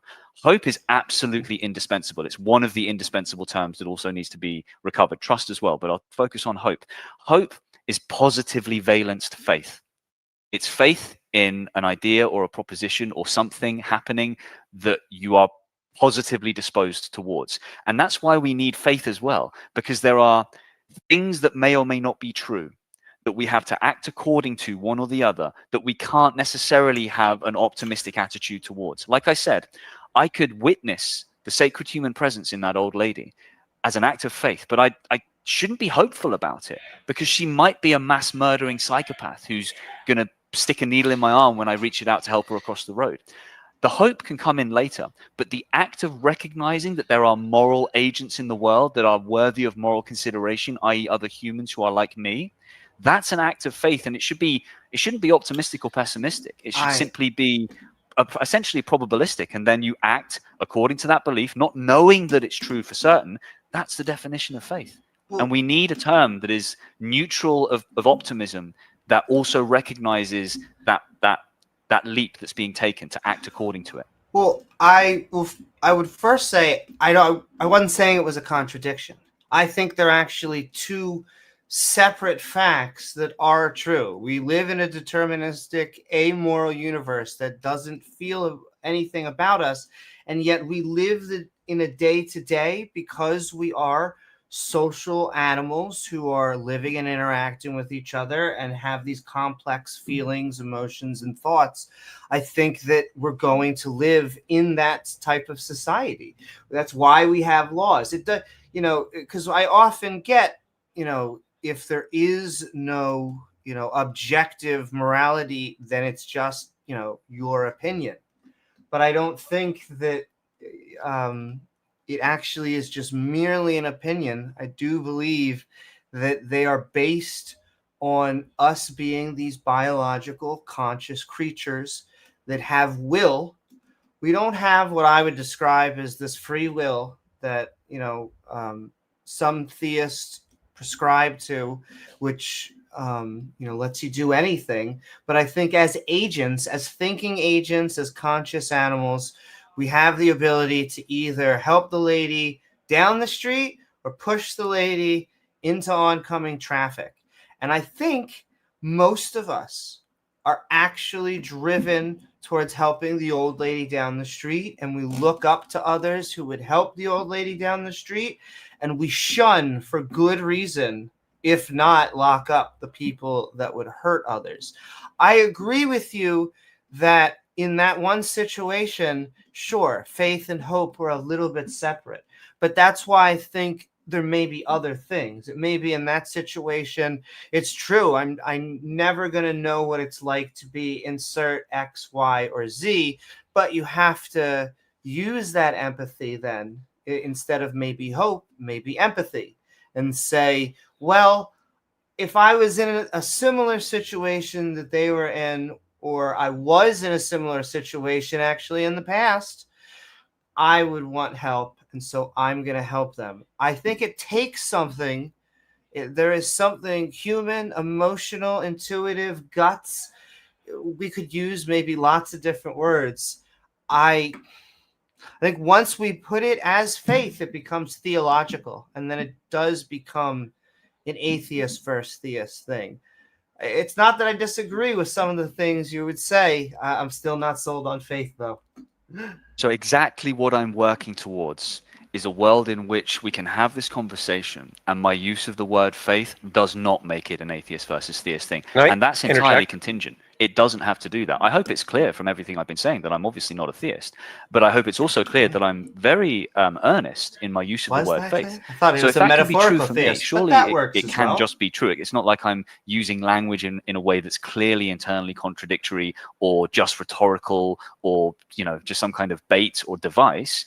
So I think the word is so parsimonious, it's so powerful, it's so embedded in the history and tradition of our language that it is an unnecessary own goal to just give it to theists. So a couple of other things you said. Here's the problem with your biological determinism. It may well be a full description of the reality that leads to all of our actions, right? Or it may not, right? Like I could just be running on software right now, and maybe human biological evolution on Earth never occurred, and it was a parameter that was programmed into a different universe where I'm running, and nothing that I think is true about evolutionary biology is true. And while it might still be useful for me within the simulation to use science and the principles of the theory of evolutionary biology, it would mean nothing external to that system. I'd still have the preferences I have. The biological determinism has been ejected from the true universe in this context, but I still feel the way that I feel. I still have to get the moral valence of my actions from somewhere, no matter whether they're biologically determined or not. And here's another problem, whence psychopathy. If you're referring to biologically determined or biological predispositions, or you're using evolutionary psychology as anything other than just an explanatory mechanism, you're left in this situation where you have these problems to explain that are just as bad as the problems that theists have to explain, whence evil. Like psychopathy is just as biologically determined as non-psychopathy. So what? Can I pause you for 1 second? Because I agree that atheism doesn't solve moral solutions. What I criticize theists for, and actually you seem to be leaning on the other side of the fence, but what I criticize them for is their version of objective morality, which many of them push, not all of them, but many of them push, is not seemingly an objective morality. It seems like this worst case of a subjective objective morality, where it is objective from this subjective guy who knows everything. And so I feel like I'm gonna pass it to X, because I could probably tweak on pushing on faith, but he may actually turn us in a different direction. Off to you, X. Okay, I'd like to put aside the argument about faith. X to the faith-based view. I give zero fucks about using it one way or the other, because there's two senses of the word, and I can just use whichever. I guess while we're waiting, just something on apologetics. I disagree also with the assertion that apologetics is the most important use case of philosophy. I'd say anti-apologetics. Anti-apologetics is only ever as useful as apologetics is meaningful to theists, and apologetics is a tiny, tiny fractional minority of what's meaningful and relevant in theism. Most people are not theists because they've been argued into their theism rationally through apologetics. Apologetics is a post hoc. Sure. Could I just comment on that real quickly? Sure. Because they do. I know very specifically. You're right. The lay person in the audience is not going to give us kalam, or if we were to go peer-to-peer in just the average American church. The reason that we talk about apologetics, I would also bring up dawa and other traditions of defending the faith, is because they are the persons who come forward and say, we are representatives of the faith. We are here to defend naysayers. And so they're the people that we just generally talk to. But yes, just putting that asterisk right back over to the conversation. I Okay, don't want to sense fully one denigrate faith. apologetics or anti-apologetics. I think it's an definition. end in itself. It's part of the Coach. examined life. I just wanted to point out that I think that living philosophically, that is to say thinking and examining your life and your experience as just an emergent and organic component of what it is to live, is the most important element of philosophy. Apologetics and anti-apologetics is a tangent that's interesting, but not particularly important in my view. Not unimportant, not fully Can't unimportant. tell if he is a theist or a theist. The most important thing is to live philosophically It's- when it's appropriate to do so. Whatever. Coach, are you familiar with moral constructivism? Maybe people are just bored. I know probably someone wants to jump in who's a theist. I He's don't want nice. to He's a monopolize nice the room, guy. and it Nice seems like guy. Hicks isn't here I anymore. just wanted to wrap things up. I'm happy to keep talking on as a well. useful Anyone note. who knows me will know that I'll just keep talking. But So I asked you Gone a quiet. lot. Sorry, can you not hear me? Can Coach not hear me? It was, I think, a little bit of lag over each other. Let me disconnect and reconnect. Coach, can you hear X? Oh. I can't hear Ix at all. I haven't heard Ix for maybe Oh. 40 minutes. How about you- now? Because Here I think now. it's because I switched, my internet died, and then I dropped out, and then I switched to my phone, and then I switched back to my computer. When I came back, it was glitched. So that's why Coach couldn't hear me. 100% clarity. Now, have I been sounding like I've been talking over Ix this whole time? Well, I don't know. Let's just move on. That's Okay, okay. so let's just move on. So I just want to say I brought up a question earlier, which was like, is there anyone that you think has written about something close to what your position is that you could cite? What I wanted to say, but we kind of got off on a bunch of other topics, is that I think you might want to look at moral constructivism, which is basically the meta-ethical position that although there are not external moral truths, that there is a shared moral discourse that can be said to be objective or not, and that the objective process of moral discourse, the construction of moral sort of conclusions by that shared moral discourse, can be understood to be distinct from like arbitrary opinion or whim or something like that. And there's a couple of books that I would recommend. So there's one that's called The Sources of Normativity. That is by let's see here.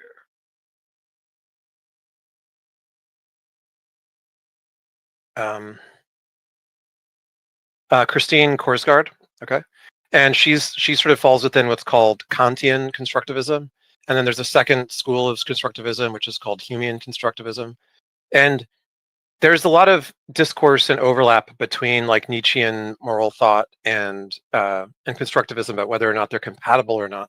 But what constructivism attempts to explain is like, how do we get to the idea that there are moral truths to be discovered without the claim that they're like they're predefined, but rather that they're conclusions that we arrive at, kind of like mathematical truth, based on what our biological and material circumstances are as human beings, how our brains work, and how our moral discourse operates. And that if you start from the axioms of just basically what moral naturalism tells us, which is that there's certain like biological realities that organisms have, and you can think of moral behavior as a way of describing the like social behavior of organisms to be able to cooperate with one another. You can go from moral naturalism, which is just that there is something that it means for organisms to behave cooperatively, successfully, rather than to fail at that and to basically, fail to flourish as a result, to what are those things and how do we arrive at them? And can we say that there's any kind of objectivity involved? Moral constructivism is not saying that it is entirely objective in the sense that it exists independent of human thought.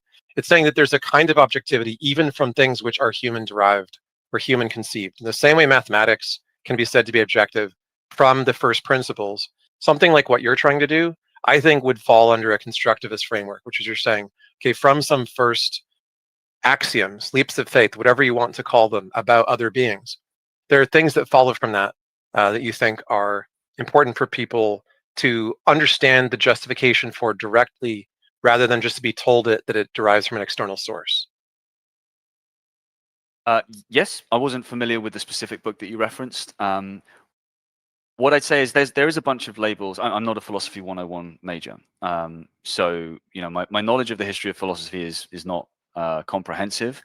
What I would say is that I found it useful to most of my useful interaction with the corpus of Western analytical philosophy has come through the study of literature, and so I can say of myself, I'm a skeptic, and I know what the skeptic tradition is, or I'm a soft skeptic. I can say I'm a phenomenologist, and I can encourage people to read Heidegger. But Sartre is far more important to me in my phenomenology, and I'm a soft phenomenologist. Like these labels, these waypoints on the map, in my experience, I found them to be less. They have more disutility than utility when I'm speaking to people personally. That's not to denigrate anybody else's style of conversation. What I try to encourage people to do is I make my case myself in my own words, and I have conversations with people in as much natural language as it's possible for me to do, and I try to get my point across. And then I suggest to people that they study philosophy as a byproduct of studying literature, because the distinction between the two classes between the two magisteria is very much a modern or even postmodern construct. And if you approach, like, here's the thing, studying literature, I studied literature at school, and then I studied literature. You're kind of on a tangent. Okay. Sure. We can just leave it there as a comment then, I suppose. Yeah. So Sartre and Heidegger and Voltaire, I recommend as well. It's really useful if you just want a reading list. But I'd say approach philosophy through literature rather than the other way around. Fair enough.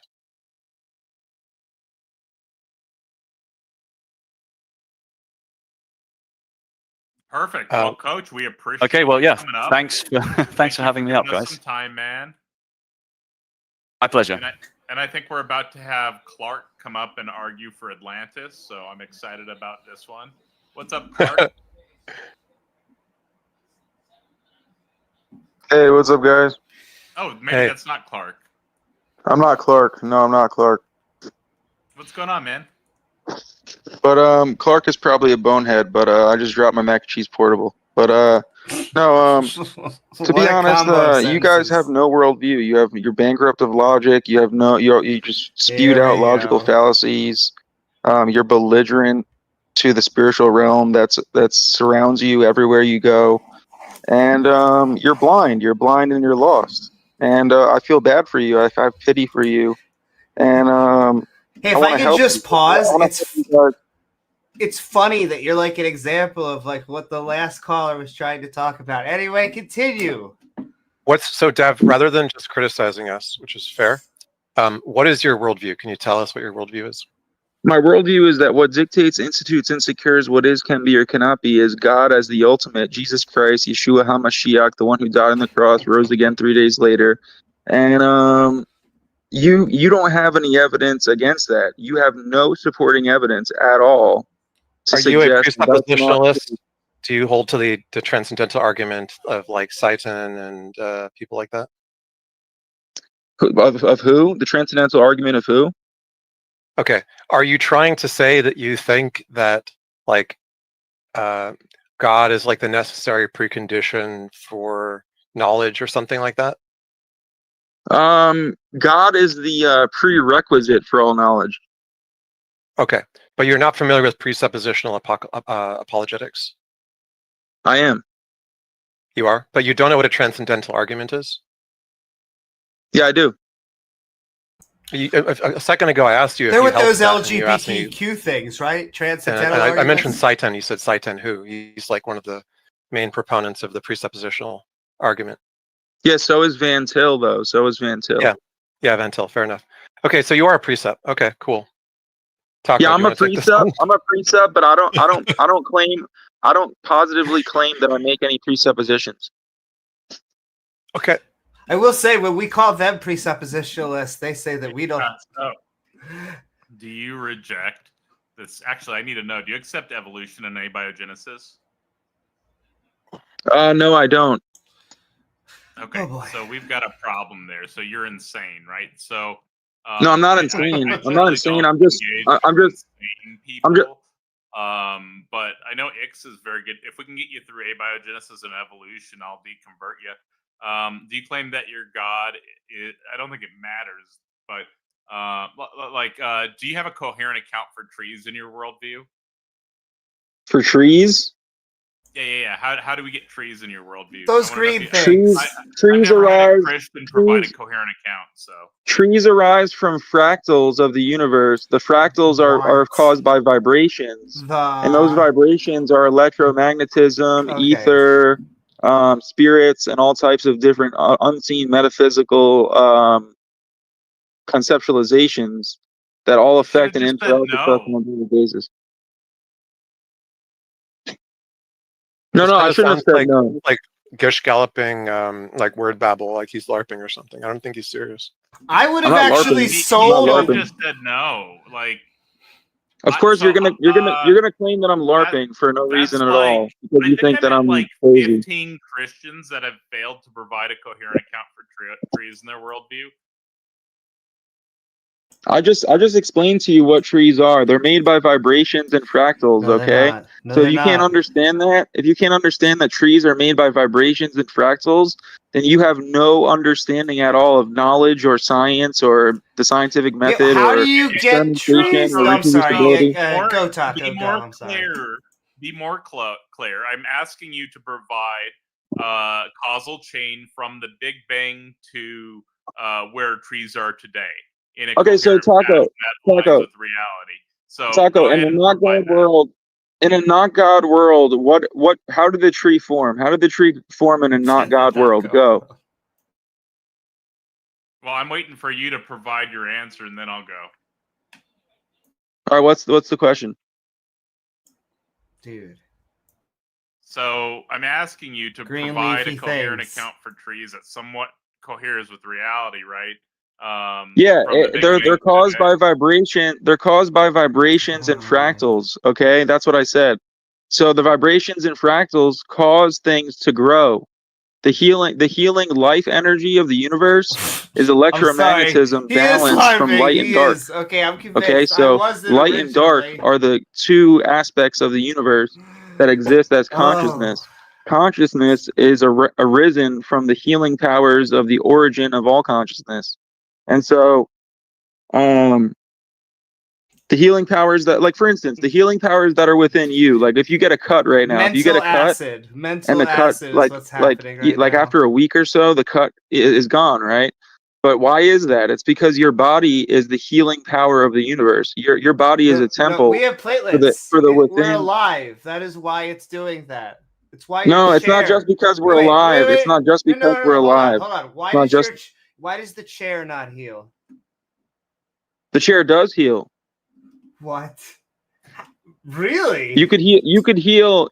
Anything can be reversed. Anything that goes forward in time can go backward in time. No, it can't. No. Yes, it can. Yes, it can. How? How do you go backwards in time? Spirits supersede time.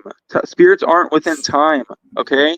So spirits, the way that spirits work is that everything How that's did we get the physical spirits? has a spirit.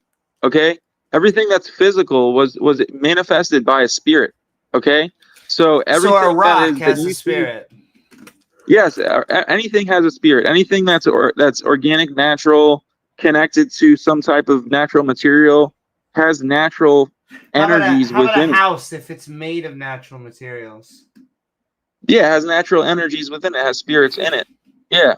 How do you heal the chair? I can't get over that. Well, you could heal anything. You could heal anything with faith because faith is within, and the power within is more powerful than the power without. As above, so below. As below, so above. So The Hermetic principles tell you that we live in a mental universe. Everything you see is a mental projection of your subconscious reality or your subjective reality. And your subjective reality is based off of the objective reality which manifested it beforehand. Sure. Can I ask you and be so bold? So someone with cancer actually can get rid of it if we just, think about it hard enough, or how does that work? No, not think about it hard enough. You have to actually utilize faith, which means faith is the evidence of things unseen and the substance of things hoped for. I'm pretty sure I have maybe the son of Atlantis, but you asked for me to provide a coherent account of trees. So we get the necessary being the universal quantum field. There's a quantum fluctuation of the quantum field. Then we get the rapid expansion or the inflation of the stuff. The stuff cools, bonds start to form. We get space ping pong. There's explosions and all sorts of cool stuff going down in space.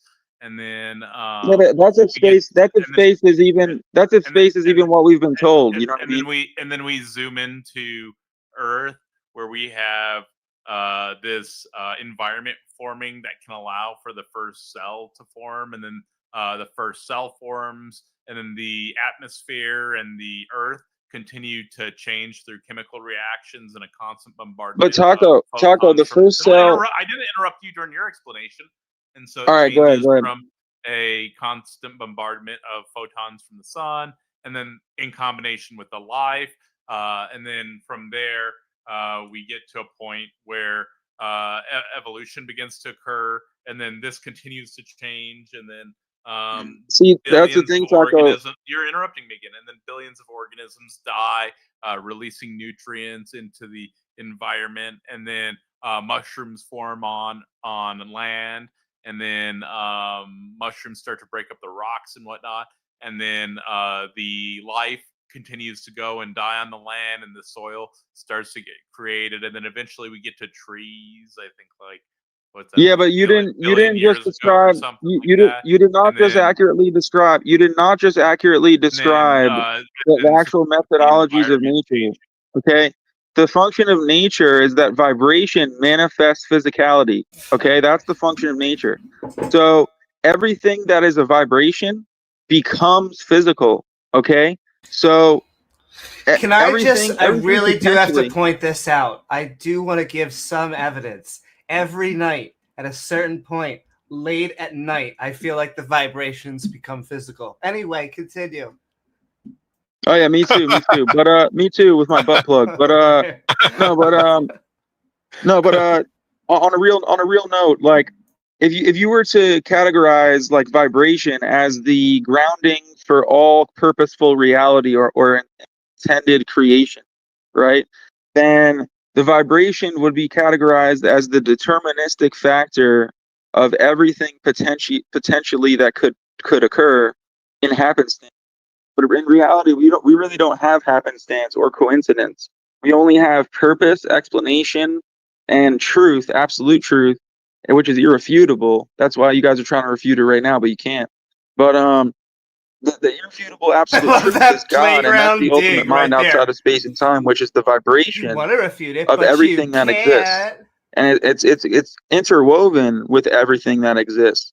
So every time you look at a flower, every time you look at the Fibonacci sequence or the golden phi ratio, that is evidence for a design in the universe. And so those fractals that you could measure with geometry, sacred geometry, prove to humans that we have a perception that is limited only to our subjective experience, but at the same time it's not limited because it's unlimited, because the objective reality that is behind the subjective experience is manifesting the subjectivity of our perception. And did y'all catch that? I kind of forgot what I was going to say. It was English. But yeah, you guys can go on. Go ahead. Ask a question. You didn't mention the word trees, right? You said a bunch of stuff, but none of it had anything to do with trees. Yeah, but all that has to do with trees because trees are a vital part of human nature, right? Like trees. You have to ask yourself, what are you talking about? Well, what I'm saying is, what you have to ask yourself, what do trees do? Trees grow with civilization, grow with humanity, right? And trees are grown. Yeah, trees grow with humanity. No. Yeah, they do. Trees pre-existed prior to humanity. And humans Yes, are the that's leading true. destroyers of trees. That's What are you true, talking about? True. But we plant more trees than we destroy, so that's kind What? of that's kind of That's not false. true. I wish that was Yes, true. Not it is. true. Yes, it is. We plant more trees than we destroy. But can I just But, can I actually just put Yes, we down do. something? I would know because I'm a biologist. But go ahead. He's a biologist. I highly skeptical, but you know what? Maybe. But we are dependent on plants. It's not the other way around. The way that evolution sets it is that all of the herbivores eat the plants, and then all of the carnivores eat the herbivores, which eat the plants.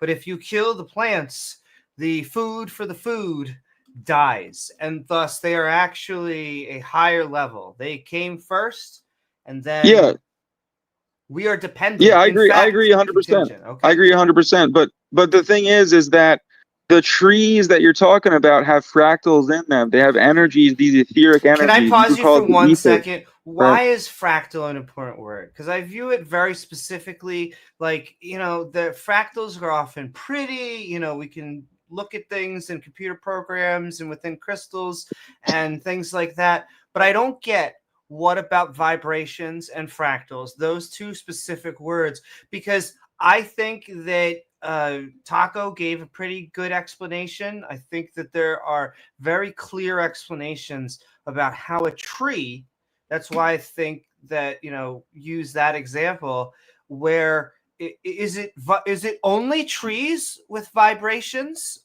or is it all life? No, well, trees grow with electromagnetic energy. You could call it vibration, you could call it whatever, but it's electromagnetic energy, and that electromagnetic energy is the balance of light and dark. It's the balance of light and dark consciousness. I had to keep And light on and dark pausing you. I had to consciousness keep is on good and pausing evil, you. right? Is this something that you're just describing to light, or is this something that, to plants, or is this something that you're prescribing to all of life? Because I really want all of life. All of life. Well, that's important, because this is what I would argue is the distinction. This is plants very specifically. This is the reason that they dominated the earth. We had multicellular organisms. You had photosynthetic bacteria that still exist as a species to this day. They turn green. You can see them in the ocean.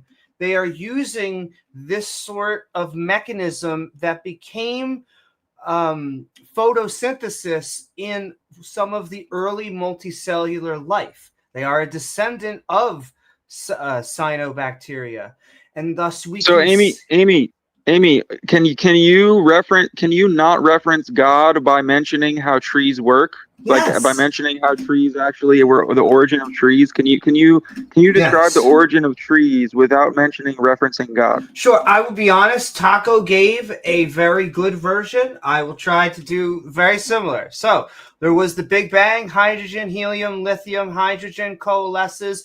The universe is dark. Stage 1 stars turn on. Eventually, these stars, the biggest of which are supernova, explode. In this explosion, you get the higher elements. Carbon and all the other higher elements now flood the universe. They coalesce. They form new solar systems.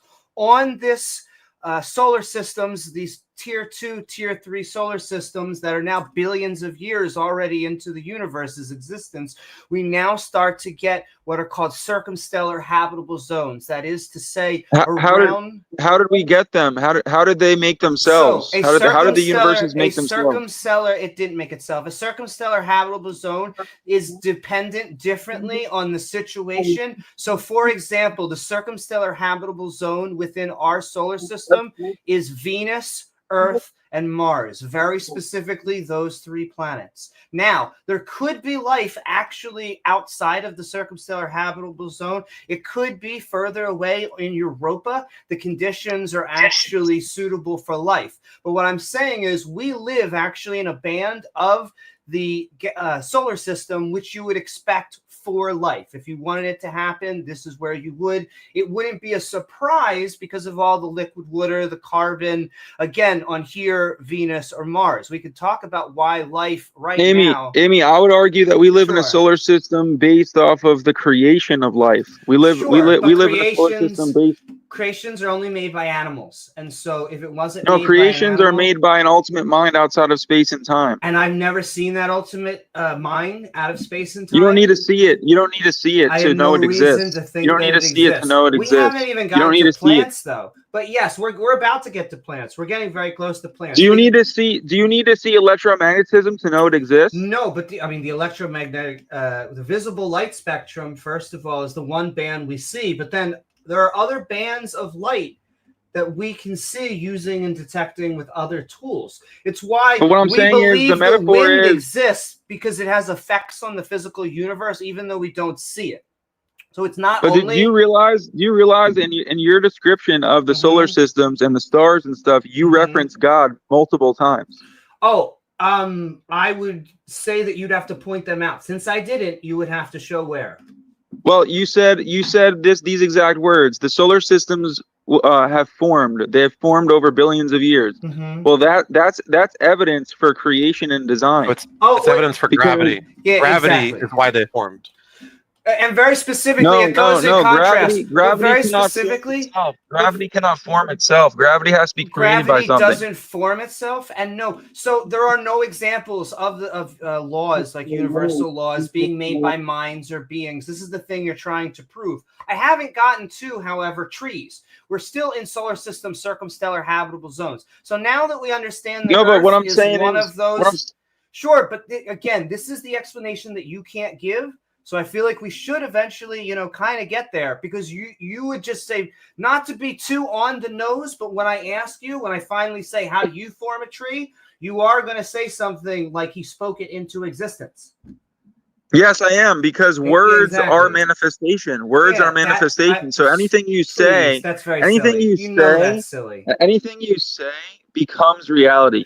Sure. So if I just say I am a billionaire, I am a billionaire. Is this the logic where we are Yes, right keep now? saying you're a billionaire and you'll become a billionaire. Exactly. You get it. You get it now. So what we're dealing with, Amy, job. is someone who has some kind of magical thinking, right? I agree. Rational arguments aren't going to be especially fruitful. So I guess the question to ask is where do we go from here? Well, we go to this. Show me an instance or a scenario or a circumstance where the world exists without being designed.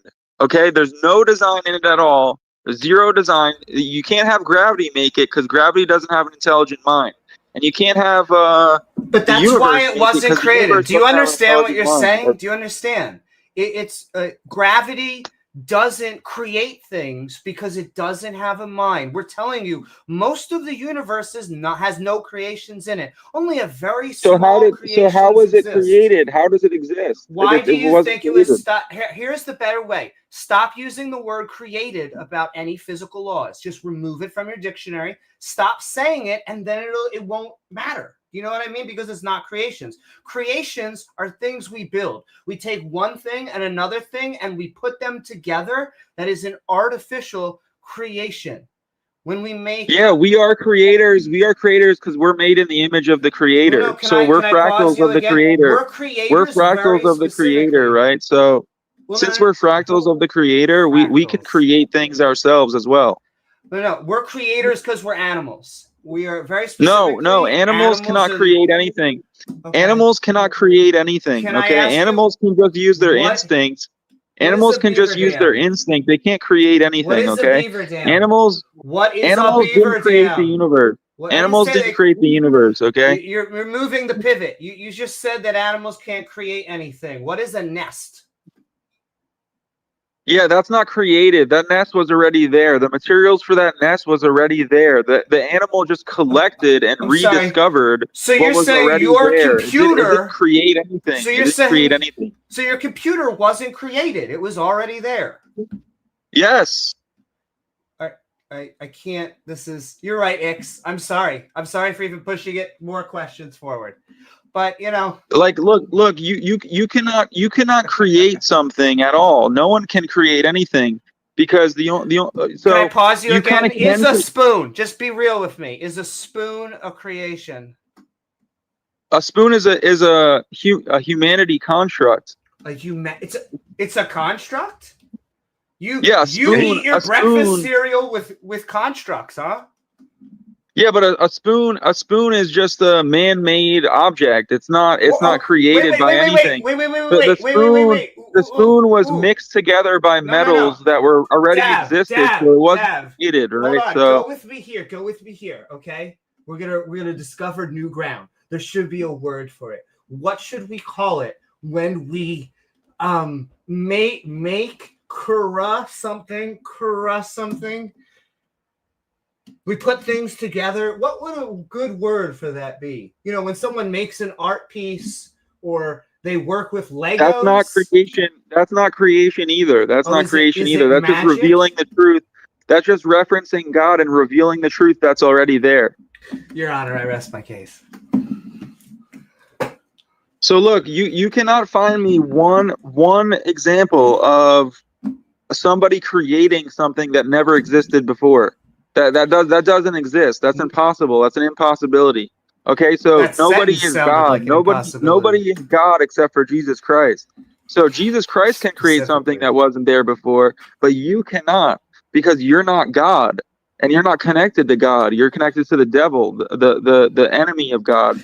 So you said since that you're connected in to the chat devil, that Satan gives me powers or gives us powers. Hopefully, it's not just me. But are they? well, like, no, cool Satan can give powers, but those powers are significantly weaker than God's powers. See, And now you're just trying to tell us it's Pepsi versus Coca-Cola or whatever. But like, who cares if they're weaker powers? I don't care if I could fly less fast than angels. Do I get to fly? no, you probably don't get to fly. You probably get to get sent to hellfire and brimstone, and then you get no free will at all. That's so the powers.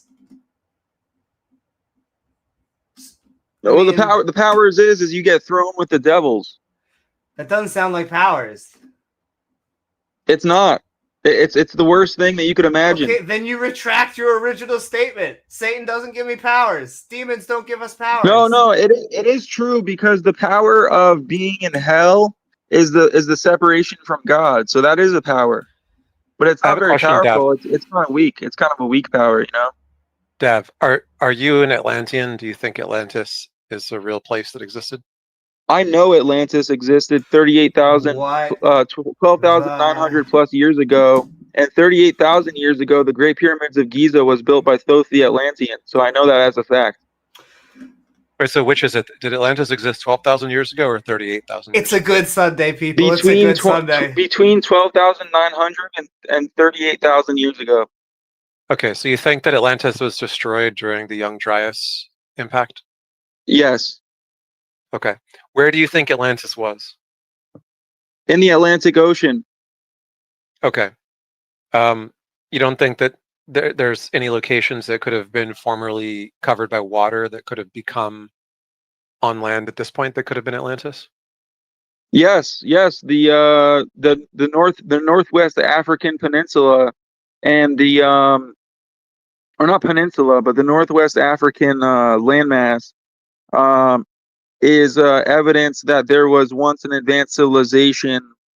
Also, in the Atlantic Ocean, there's evidence that there was once the Atlantis advanced civilization, because there's buildings that you could find that are melted from a massive etheric explosion or etheric power grid meltdown, and you could see that the lightning that was available at that time, the strikes of lightning were so powerful that they were able to melt buildings. Do you think that the Reshat structure could have been a physical analog to the structure described in Plato's account of Atlantis? I think potentially it could be, but I'm not definitive on that conclusion.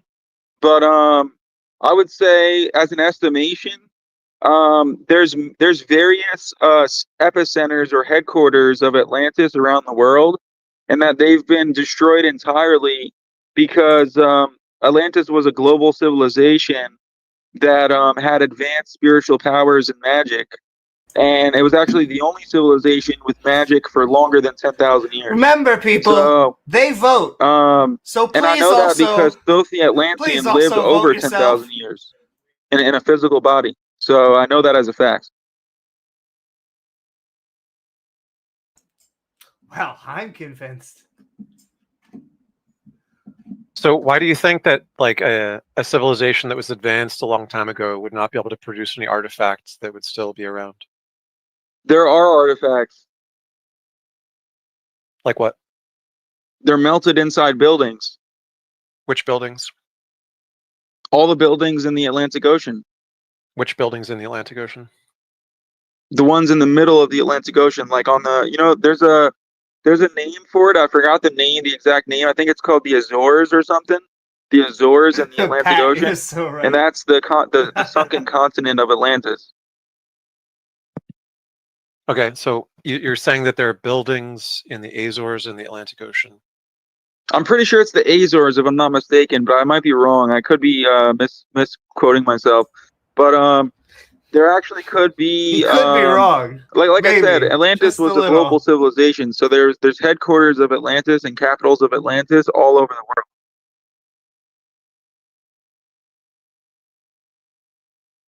Oh, and Tartaria also was an advanced ancient civilization, but they were after Atlantis. Tartaria was after 12,000. Was after Can I ask right you? after 12,900 years I just ago. have to ask you a very specific question, then I'll hand it back over to Ix.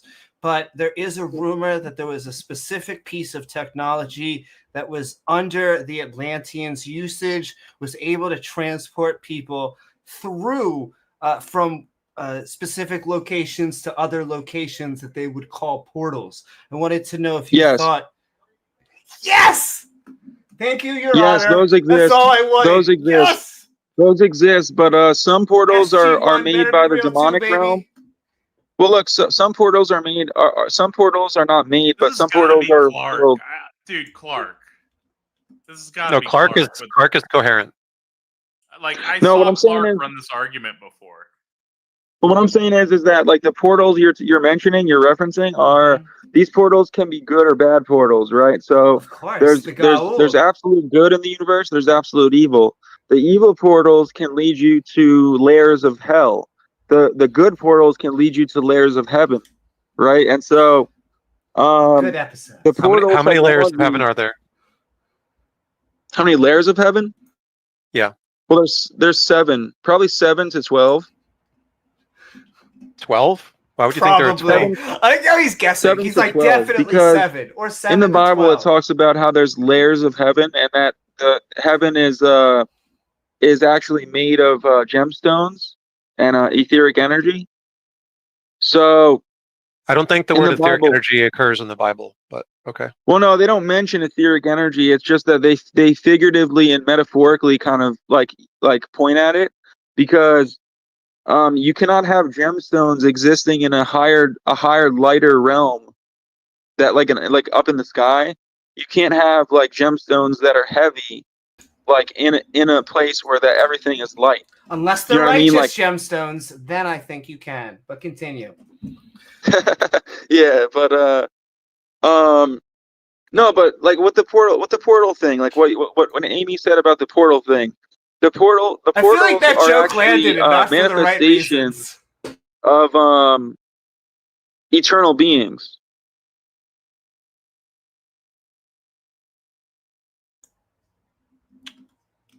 Like vibrational manifestations of eternal beings. Are the Atlanteans eternal beings? The Atlanteans were like, you could kind of call them like almost immortal. Like they were able to live in a physical body for more Good than thousands of Fallout years. Boy song. Sorry, continue.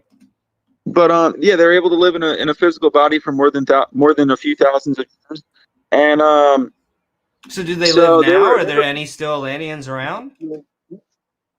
yeah, I'm an Atlantean because I'm Sicilian and Yes, Irish, okay. You and the said Celts. what I wanted you to say. I couldn't get you to make it. We didn't pay him. I just want everyone to know that. I said I'm Atlantean. Oh, I know you did. I'm glad you said it twice. Thank you. No, but the reason I'm Atlantean is because the Sicilians and the Irish were once the Etruscans, and the Etruscans were once the Atlantis. So that's why I'm an Atlantean, because I'm related to the same bloodline of white people that Oh God, met this is Thoth, getting a the little weird. Atlantean, Not that it wasn't and weird already, lived with but oh God. lived with the gods, and the fallen angels and Okay, stuff. You know before what I we mean? go down a way But that gets very uncomfortable, like you said that like I don't get powers apparently because you know the Satan thing, but like as a proper Atlantean, I do have to ask you: does that give you any powers? yeah, as an Atlantean, I have many powers. I have Right, precognition. I have like some sort of like spiritual X-ray vision where I could see spirits and I could see feelings and I could see emotions and I could feel them like beyond the degree This that is you a could pretty normally great feel troll. something. If I think of a number between 1 and 10, can you use precognition to know what number I'm thinking of before I say it? 7. No. I know 3. that's the most common one that 3. people pick. Ix, So you're lying, aren't you? 3. I like how No, he so- guessed 3. again. 7 is the most common number that people say, and it's a good guess because if you're trying to cold read people and like make them impressed, that's the number you say. But no, that wasn't No, what I was thinking. you were thinking of 3. You were thinking of 3. Oh, you're No. telling Ix now. You are thinking of 3.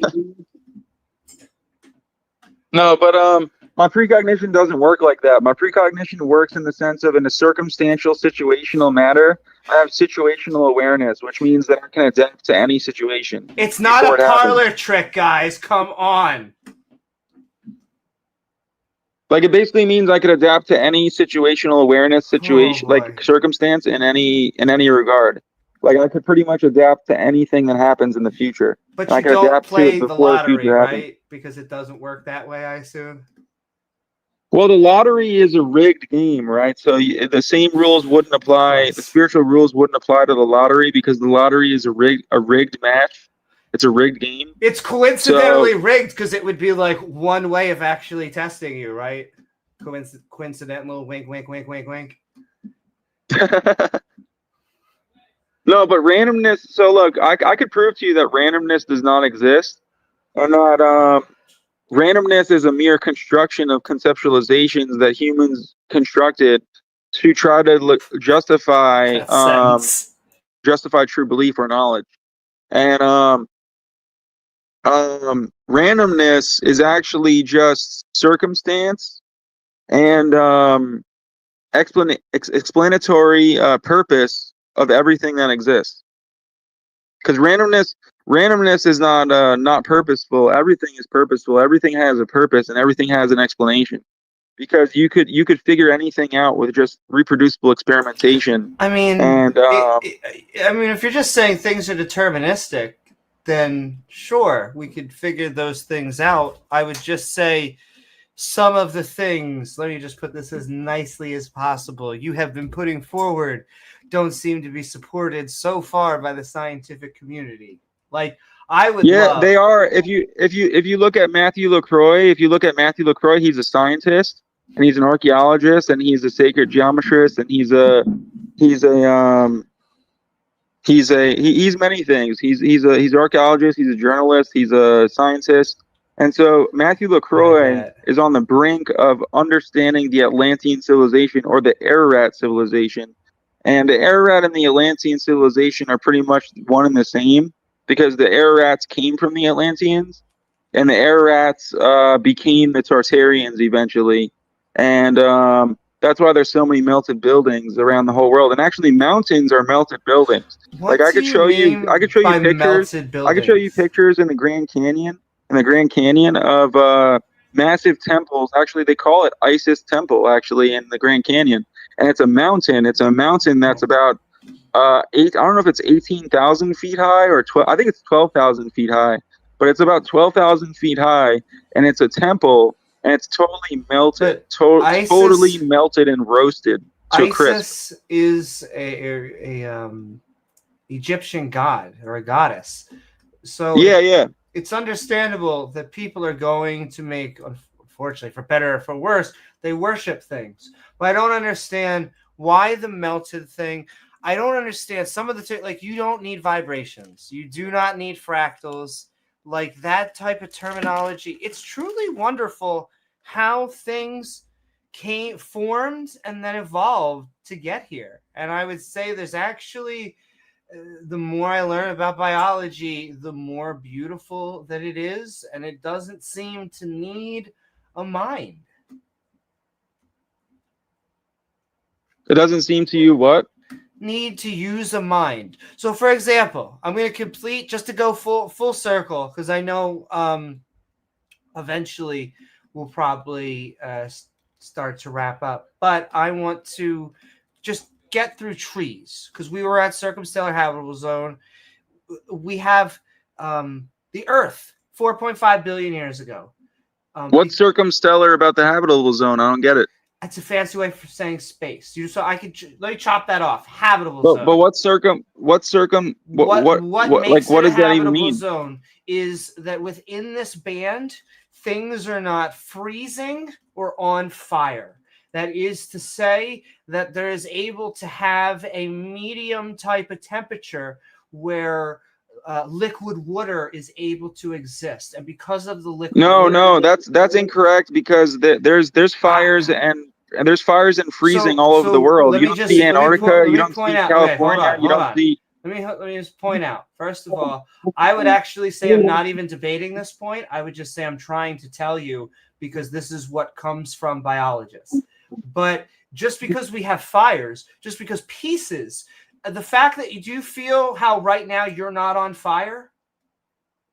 And I am on fire right now. I am on fire right now. My friend, you're not on fire. Do you want me to? No, I'm on fire because I was blessed by the Holy Ghost, and the Holy Ghost is a fire that inhabits your body. Well, would you like us to get some sort of I'll call 911. We can figure out where you are, and we can help to put it out, because we don't want your body and brain to melt, so that you are still able to live. Because if you're on fire, this fire I'm talking about is not a physical fire. It's an etheric fire. The fire I'm talking about is very physical. I mean, are you physically on fire right now? Physically no, but spiritually yes. For a very easy question. I'm sorry, I don't mean to criticize. You're being very honest. Well, spiritually yes. If you're a Poe or a troll, but yes, okay. So spiritually, but physically, you're not on fire, right? Because that's really the spiritual thing. I feel like is a segue, is a dodge. You're physically not on fire? Are you frozen right now? Physically frozen? Well, yeah. Sometimes in Pennsylvania, it gets really cold. It gets really cold. Well, no, what I'm saying is like it gets really cold in Pennsylvania, right? It gets like negative degrees. It gets like born and raised in Philly. I understand. Yeah. Go Flyers. Nonetheless, are you frozen right now? No, I'm not frozen right now, but my heart is frozen, because my heart is as cold as Rick James. But okay, no, that's a red flag. Red flag. Okay. I mean, it's been pretty obvious he's a troll for quite a while. You're right. You're right. Okay. Not just no, I'm not trolling. I'm actually an Atlantean, and I just wish the best for you guys. I hope that you guys come across the absolute truth, because the absolute truth can only be referenced and necessitated through God and the ultimate mind, which created the universe outside of space and time.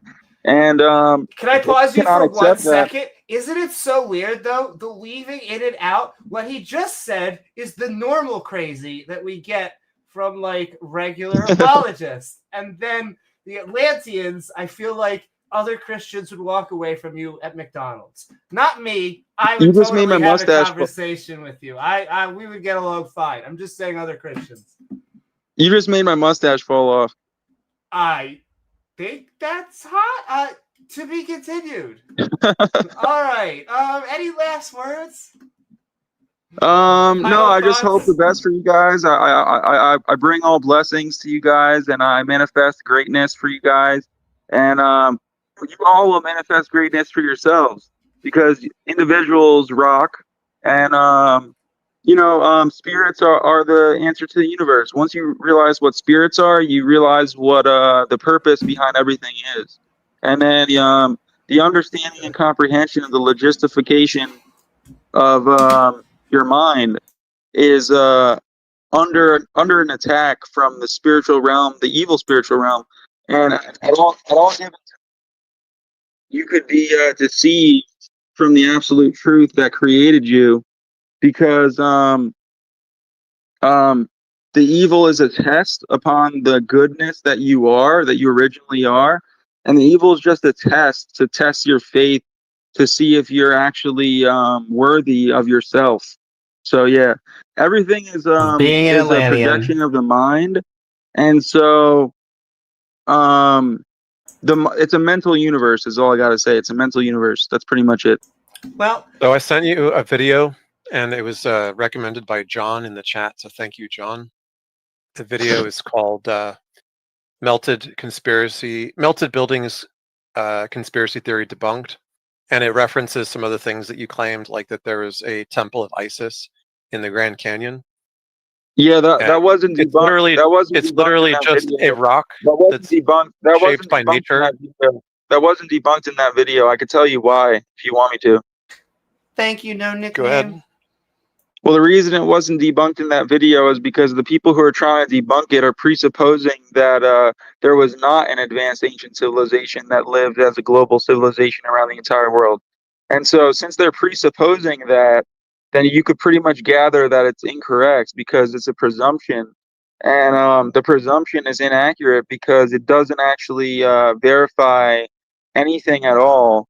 And it gains no evidence and it loses no evidence. So there is no evidence actually that there was not an advanced ancient civilization on this earth as a global civilization. But like, Underneath the basically sea. they're That's an important presupposing part. that there needs to be some type of not ancient advanced civilization on the earth. And so when they're presupposing that, you could pretty much gather that it's incorrect. Because can I just pause you? The argument isn't that there were advanced civilization. It is like the whole like living under the ocean thing. Yeah. Well, Yeah. that's the thing, dude, is that the advanced civilization we're referencing was actually destroyed by such a great impact of destruction that it's almost what is it called? Unnoticeable or unnoticeable or like it's almost impossible to pretty Almost much not prove there. they exist. Yeah, they're almost not there because they've been God wiped damn off it. the side of God the earth. damn it. Like literally, there was He agrees. I don't think he coronal mass understands. Never ejections mind. and massive lightning bolts and massive storms and earthquakes and all this stuff that basically terraformed the earth. Like that's how the earth was terraformed. Destruction and There chaos. you go. We came full Or- circle. We got an answer for trees. It was the Atlanteans. Grabbed your script writers. It's coming, Hollywood. Yep. Yeah. Also, it's funny. Like, you're aware that the main origin of the idea of Atlantis is Plato, right? Yes, it's Plato, but actually the main origin of the idea of Atlantis comes from the Emerald Tablets from Dr. Dureel. Dr. Dureel discovered the Emerald Tablets, and the Emerald Tablets talk about the Hermetic principles, which describe all of Atlantis. The Emerald Tablets are fake. The Emerald Tablets are 38,000 years old. They're What's not the made of evidence for that? emerald? What's the evidence that they're 38,000 years old? I'm waiting. The evidence? Well, considering the Great Pyramids were created longer than 12,900 years ago, that would suggest it was before the Younger Dryas. If it's before the Younger Dryas, then the Emerald Tablets were also built before the Younger Dryas or written before the Younger Dryas.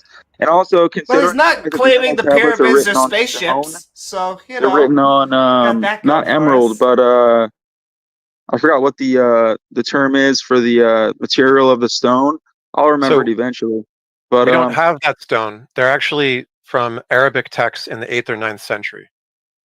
no, that's incorrect. That's been debunked.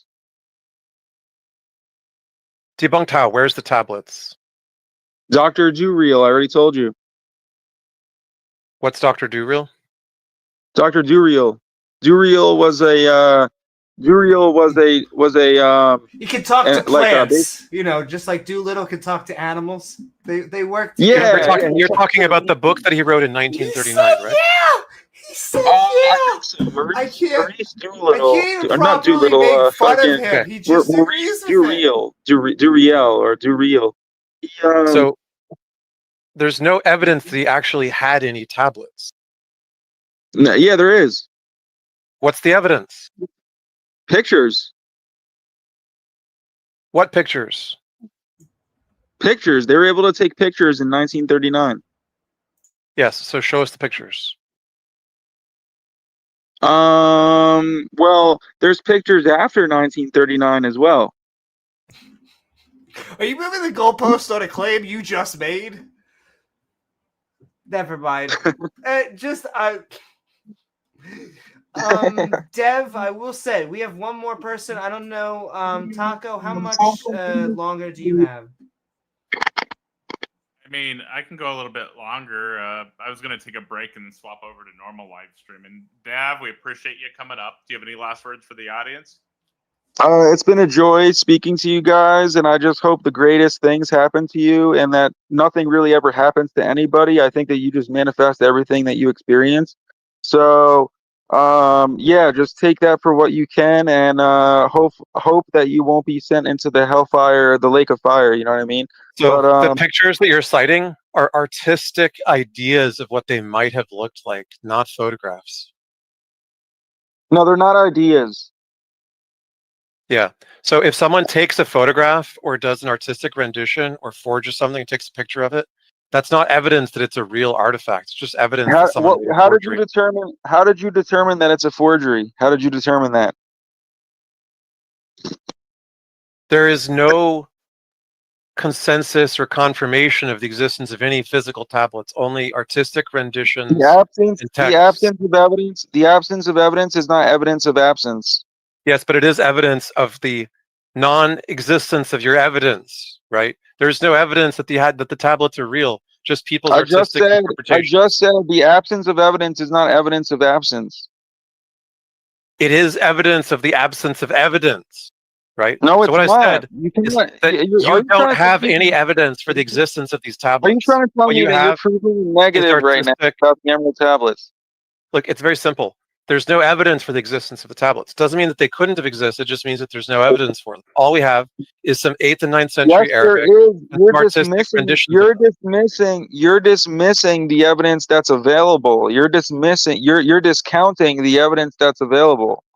That's what you're doing. Yes. You're dismissing There's not the an evidence artifact. that's available. There's a artistic rendition. No, there's not. There's no artistic renditions of the Emerald tablets. Okay, the Emerald tablets are a stone written, like a stone written, what is it called? Like, it's a stone. The Emerald tablets are stones, and these stones that we found in the labyrinth of the Great Pyramid. These stones that we found in the labyrinth of the Great Pyramid Because they were made of emeralds. Indicative of an advanced ancient civilization that had magic, that had spirits, that had master over spirits, magic, all science, all that stuff. And so, basically, when you realize that the context that it's talking about in the first line of the Emerald Tablets or the Hermetic Principles is that it talks about how Thoth talks about how he landed in a spacecraft. And he stunned all these challengers, like magicians. He stunned them with his staff when he came down to Earth. He stunned them with his staff, and his staff is almost like Poseidon's trident. Like it's the same thing as Poseidon's trident. That's where the Poseidon's trident came from. The idea of it and the symbology.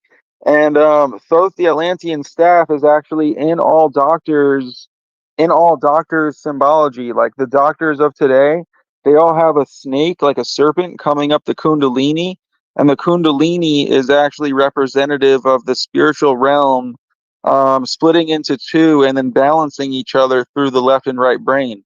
And that's what healing is. That's what the energetic healing force behind all life is. Are you talking about the medical snake? So Juril made these photographs up. There isn't any evidence of this stuff, and he's a crackpot. Yeah, there is. Yeah, IX. There's definitely evidence of that stuff. Go ahead and post a link to the actual photograph of the Emerald tablets in the chat. No, I don't need to. The burden of proof is on you. I know the Emerald tablets exist. You don't. You think you don't know the Emerald tablets exist, so the burden of proof is on you. So he wrote the Emerald Tablets of Thoth the Atlantean, in which he made up a story about going into a chamber in the pyramids and finding them. There's no independent verification of him doing any of this stuff. No, Dr.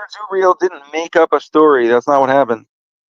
Okay, do you think that Joseph Smith actually had tablets that he was taught by angels to Joseph translate? Smith was a moron. Joseph Smith was a moron. I'm talking about a real doctor. Okay. Joseph So Smith was why not. should we believe that Joseph Smith's bullshit story about having magic tablets and translating them to the Book of Mormon is Because false? Joseph Smith, But Dureal's claims of having the Emerald Tablets is true. What's the symmetry breaker? Because Joseph Smith cannot reference necessitating God when he talks about his worldview. Joseph Smith has no worldview. He's bankrupt of any knowledge or truth. I'm asking you for an empirical reason why the Dureal story is any more believable than the Joseph Smith story. Because Dr. Maurice Dureal was an actual doctor, and he was accredited as a scientist and a scholar. But Joseph Smith was illiterate. Joseph Smith was a belligerent This moron. tells us nothing about the truth of the claim. It's just an appeal to authority. What's the actual evidence? No, it's a from We can't all be scholars like him. It's a that anything Dureal said can be substantiated by anything other than his claim. historical fact that's verifiable and irrefutable, and you cannot refute it. You cannot refute. Hey, Ajax, I think you're coming to the realization that you cannot refute the fact that the Emerald Tablets are real and reference an advanced ancient civilization that was global. And I think that you're coming to the realization that you cannot refute the fact that God is the ultimate that dictates, institutes, and secures what is, can be, or cannot be. Dev, can I ask you, if you convince him, will he be an Atlantean? Yeah. No, because he said before Atlantean has to do with having like the right kind of white guy genes for your descent. You're about as Dav, you're about as good as knowing what realizations I'm going to come to as you are as guessing what number I'm going to pick. Which is to say, you just say wishful shit. You don't need to be gay or black or white or Jew to be Atlantean. You just need to be Atlantean. Atlanteans are a global civilization that still exists today. Like, there's still Atlanteans that exist today. They might not know that they're Atlantean, but they are, like, genetically. Well, so far, every single thing that you've cited as evidence has been complete shit. And when we tried to look into it, is just a joke. Oh, so if you want to produce some evidence for what you believe, maybe you can come back in the future. You're reading the first article. You're reading the first article that comes up. Read out real fast while you're on the stage to roll. Let's get the super chats. Yeah. Thank Tacos. Thank you for your platform. Banana Nut Bird is all yours. Cutlery Duck says, "Bruv, Egypt had architects with rulers and levels." Thank you for the super chat. Egypt didn't build anything. Egypt didn't build anything. Yeah, the aliens did. Everyone knows that. Come on. It was fallen angels. It was angels who built the pyramids of Giza. Thoth the Atlantean was an angel. Can I tell you what's great about you? It's like I throw a net out or like a line out without any bait, and like you get big fish come back. So I just want to thank you for that. You're welcome. Anyway, it was fun hearing crazy crackpot Atlantean stuff. Thanks for coming on, Dev. It has to be great. You've actually thank you guys. Ix, and Ix is actually a very it takes a lot to, I would say, call you a crackpot or to call you out, because we talk with a bunch of people that would say put up with a little crackpot theories. But Atlanteans, that I will say, that definitely made this Sunday. So I want to thank you for that. I want to say sponsored by Lithium, not making fun of anyone who's on any sort of anything. But yes. Well, I wish I was on Lithium right now, but thank you very much. This is thanks for coming on. Too easy. Thank you. Thank you so much for coming on. No, thank you, Dav. I know, thank you. And I guess the other guy left, so I guess we can close out here now. But this was fun. Do y'all have any comments or anything you want to share? I wanted to say I meant no disrespect to any Atlanteans or descendants of Atlanteans or people who are believers in Atlantis, because the reason I asked them about it is because I actually find it really interesting. Like, I think the evidence is strong that Atlantis is a invention of Plato, but I do think Plato cleverly invented something that had enough behind it for people who wanted to try to show that it was real to like justify why they thought so. Because there is this whole region of Northwest Africa that had a famous famous monarch named Atlantia, and a whole like civilization that was basically I forget, there's different words for it. I think nowadays it's modern. What's the name for that region of Africa? The Horn of Africa, Mesopotamia. No, but anyway, there's a whole like bunch of stuff that explains why the story of Atlantis would, be conceivable. And there was a fairly like wealthy civilization in the northwest corner of Africa that is and had cities and like stuff named after at the Atlantic Ocean, right? The idea of an Atlantic civilization is partly relatable to the actual like Atlantic civilization in Northwest Africa. It's just that the story about it, being under the ocean and everything, seems to be something that Plato did so that he could create a fable about an ideal society and like the ability for even an ideal society to sort of fall from grace and succumb to hubris and so on. And like it's part of the whole tradition that came after of utopic societies, which are like fictional societies that are created to illustrate a point or to explain some ideas that the author wants to explore. And I find that kind of literature interesting. I've read a bunch of books like Thomas More's Utopia, that was sort of the iconic one. Atlantis is fun to talk about, but there are better and worse arguments for it, just like there are better and worse arguments for God. And it gave us He the said in the Bioshock side chat, games. Not fictional. He's still arguing. What's that? See, he's just still arguing, saying it's not fictional. Send in love, Rev. Send in love.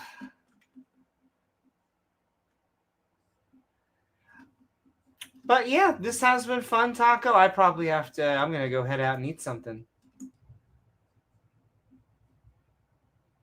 Well, I had a ton of fun, y'all. Thank you so much for joining today. I hope y'all enjoyed this as much as I did. I'm going to be streaming a little bit later in the day. If either of y'all want to come hang out later in the day, feel free to. Probably going to be streaming again here in an hour or so. I want to go watch another episode of that Alien Earth show. Alien Earth? Oh, right. It's like the prequel. By the way, and I look forward to it because I really enjoyed the Aliens franchise. I didn't catch up with the very latest like Prometheus movies. I think I watched Prometheus, but not the follow-ups to it. But they're pretty good. Yeah, I've heard a lot of like analysis of how they expand the lore, and it's interesting. I wanted to do a shout out on abiogenesis since that's one of our perennial topics. I feel like this is one of the first episodes we've ever had where Otangelo didn't call in to reaffirm that he still doesn't understand abiogenesis. But it's definitely possible. There's a recent development in the field. So I'm going to post a link in the chat. This is basically related to the Theoster theory of how like the early like RNA world could have emerged. And this relates to protocells and all the stuff that we've talked about in previous weeks whenever people bring up creationism and we bring up abiogenesis. So in the chat, if anybody wants to find this, you could Google "experiment sheds light on the origin of life supporting the existence of a Theoster, Thioester world before living beings." It's a big breakthrough in the biochemistry of how that could have happened. Can you explain that a little bit? I'm still reading it, so I can't like give a detailed breakdown of it, but it's basically Theoster chemistry is a type of chemistry that has to do with like how like polymers and proteins can form. And it's a plausible explanation for how proteins would form in ways that would favor like energy consumption in a way that would produce energy for a cell to do like chemical reactions. So obviously we know that today most modern cells are reliant on mitochondria to produce energy. And the question is like, what would have been the precursor to mitochondria to produce energy for cells? And Theosters appear to answer that question. It's a much simpler chemical reaction that can produce energy that's comparable to what we get from mitochondria now. Oh, that's pretty cool. I got you. That's pretty cool, dude. Yeah, so it fills in one of the big question marks in early protobiology, and it's also something that specifically is favored in geothermal vents, which is what we predicted would be the most favorable place for early life to have formed, and where we did actually find the oldest precursors of all living organisms, the physical remains behind that we can find. That's cool, man. Yep. Well, thank you to everybody in the audience for watching the stream. Make sure you guys follow Amy on YouTube, and make sure you guys follow me on YouTube. Anybody in Amy's audience, of course. But make sure there's that cross mingling or whatever. Cross-pollination? Right? Cross-pollination, yeah. Make sure that cross-pollination is going down. And thank you, everybody, for watching today. Like I said, I'll probably be online in an hour or two for streaming, probably till way too late in the morning. But everybody have a wonderful evening, and hopefully we can get some bloodbaths going tonight. Woo-hoo. Take it easy, Awesome. guys. Thank you. Thanks for having us, and thanks for everyone in the audience for participating. Yeah, sons in love. Yeah, I Thank you, appreciate Amy. you and everyone in the audience. And I'm turning off the stream now. Thank you again, everybody. We'll see y'all in a little bit. Bye, y'all. Sons in love. Thanks, Politics. Bye, Taco. Bye, Politics. Bye. All right, y'all. I hate to duck and run, though we're running on hour 4. I had a good time. I am sending love to everybody out there. I saw Maya was making me laugh a bunch of times. Darren sending love. Kip, music by Udolph, what's up? I actually remembered. Woohoo! BV, no nickname. Everybody, sending so much love. davegar, BV, Kentucky Atheist. If I missed you, I hope I got you before. Beamsy, I should have said hello to you earlier. Titan, love you all. I think we are going to head out. I am sending love to my co-host, James W. Check out the stream where I truly did some ranting. I might have to do that more often. I actually have a running hypothesis that I might pull a Bill Burr and once a week try to just upload an audio-only upload. Because if I could just record myself for an hour without having to put my face on or whatever, like I'm doing here, it'd be much easier to get it up. But then I want to do that along with more pods, just doing more stuff with James and more streaming and stuff. All right, but this has been Theist Helpline, the show where we ask theists what they believe in and why. We hope you had a good time. Please don't forget to like, follow, and subscribe, and then hit that bell icon to all so that you can see our premieres or join our live streams. I'll try and get some titles up there, generally speaking, with the high-level topics where it's tonight. But I do want to thank all the people of the Skeptic and Ranting community. I want to thank all the people in chat, our amazing mods and viewers like you who make this stream even possible. If you enjoyed the show, like I said, you probably hear it a million times. The like, follow, and subscribe is going to be written into a history book. The most generic phrase found in this year was like, following, and subscribing. They then said it, and I was going to say something very dark. And then go get coffee. That's better than what I was about to say. I'm sorry, YouTube algorithm. We love saying it. Thank you. Along with all of our fantastic channel members. You see it now, the like, follow, subscribe, in a lot of horror movies. People are doing podcasts, and they're doing it, and then, they say that. It shows that they're an influencer, and then they get murdered. All right, I got to that dark place anyway. I'm sending so much love. Yo, what was that conversation? And remember, everyone, I love everyone, but that was that was up there. That was with, having sex with God.